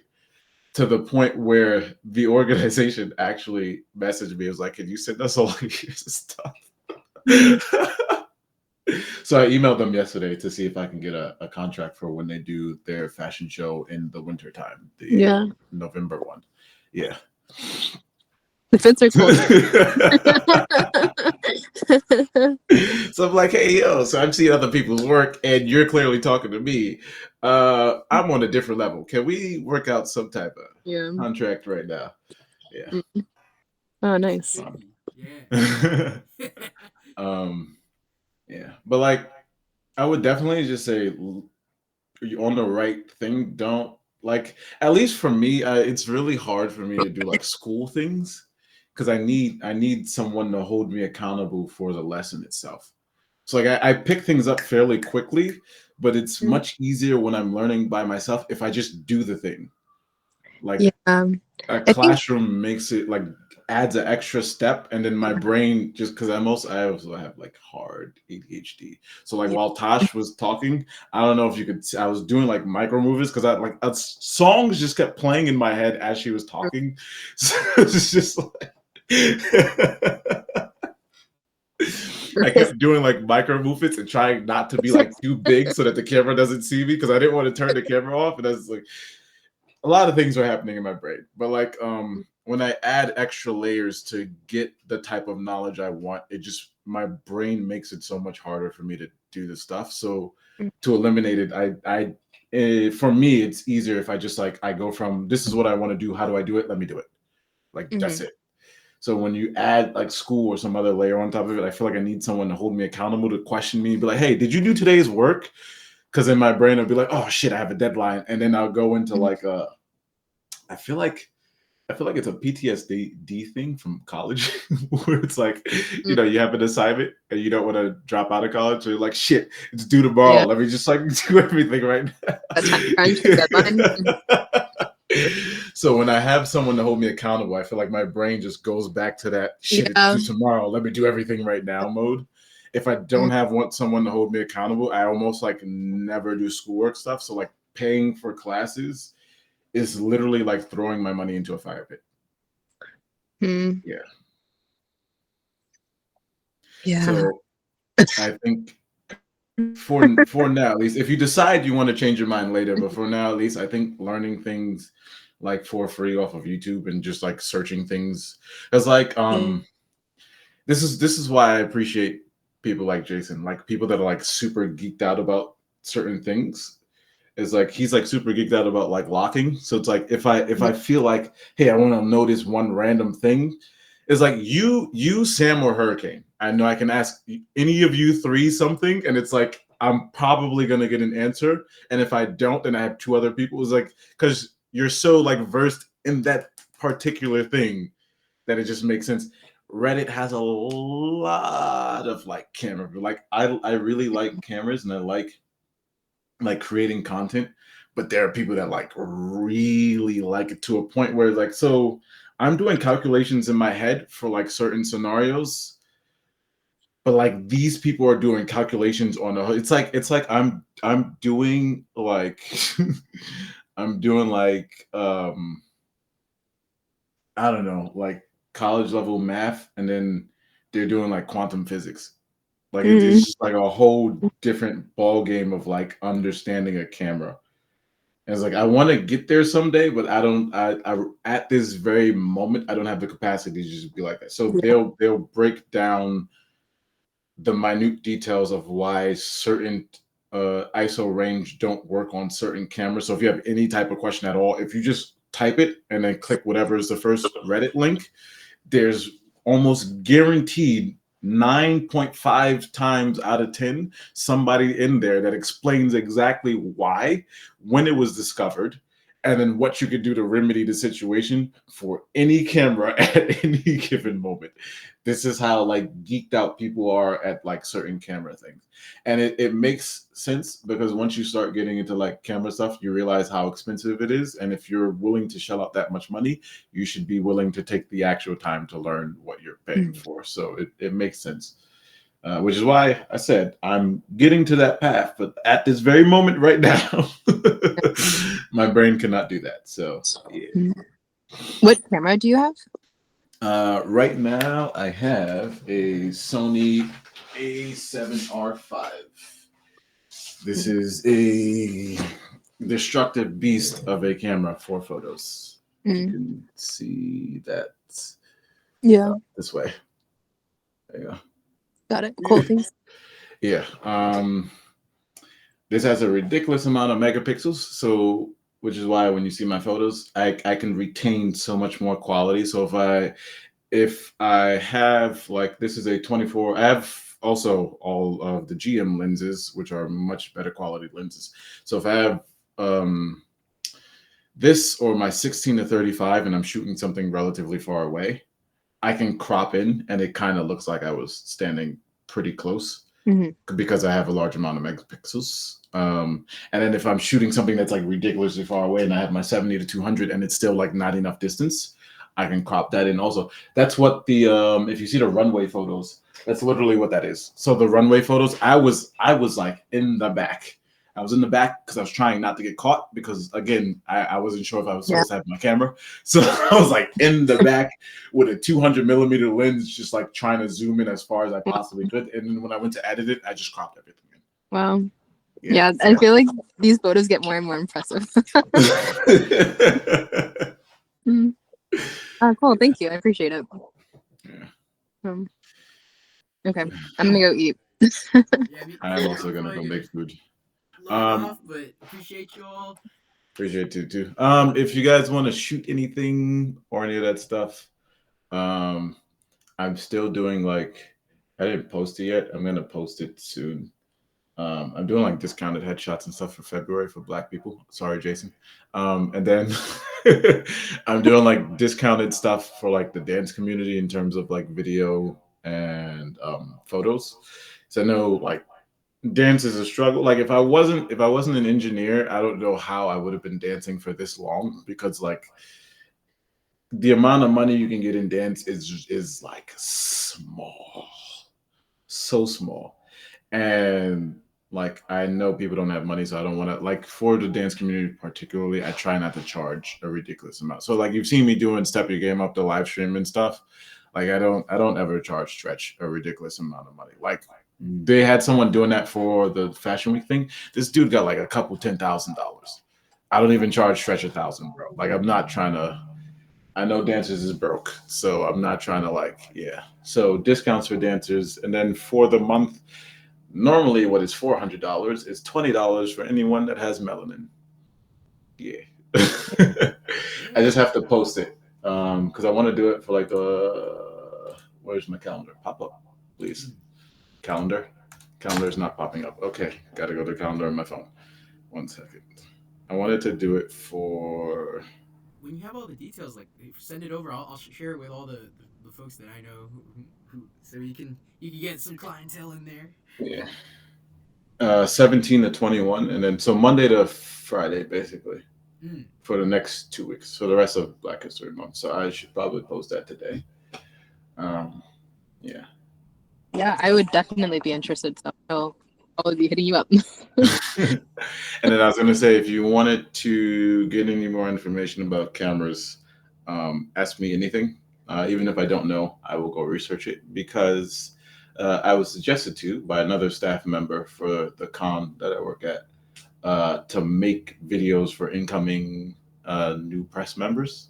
Because like we just reorganized a bunch of shit, and I was like, I know I'm going to get annoyed if people don't listen and understand what they're supposed to be doing.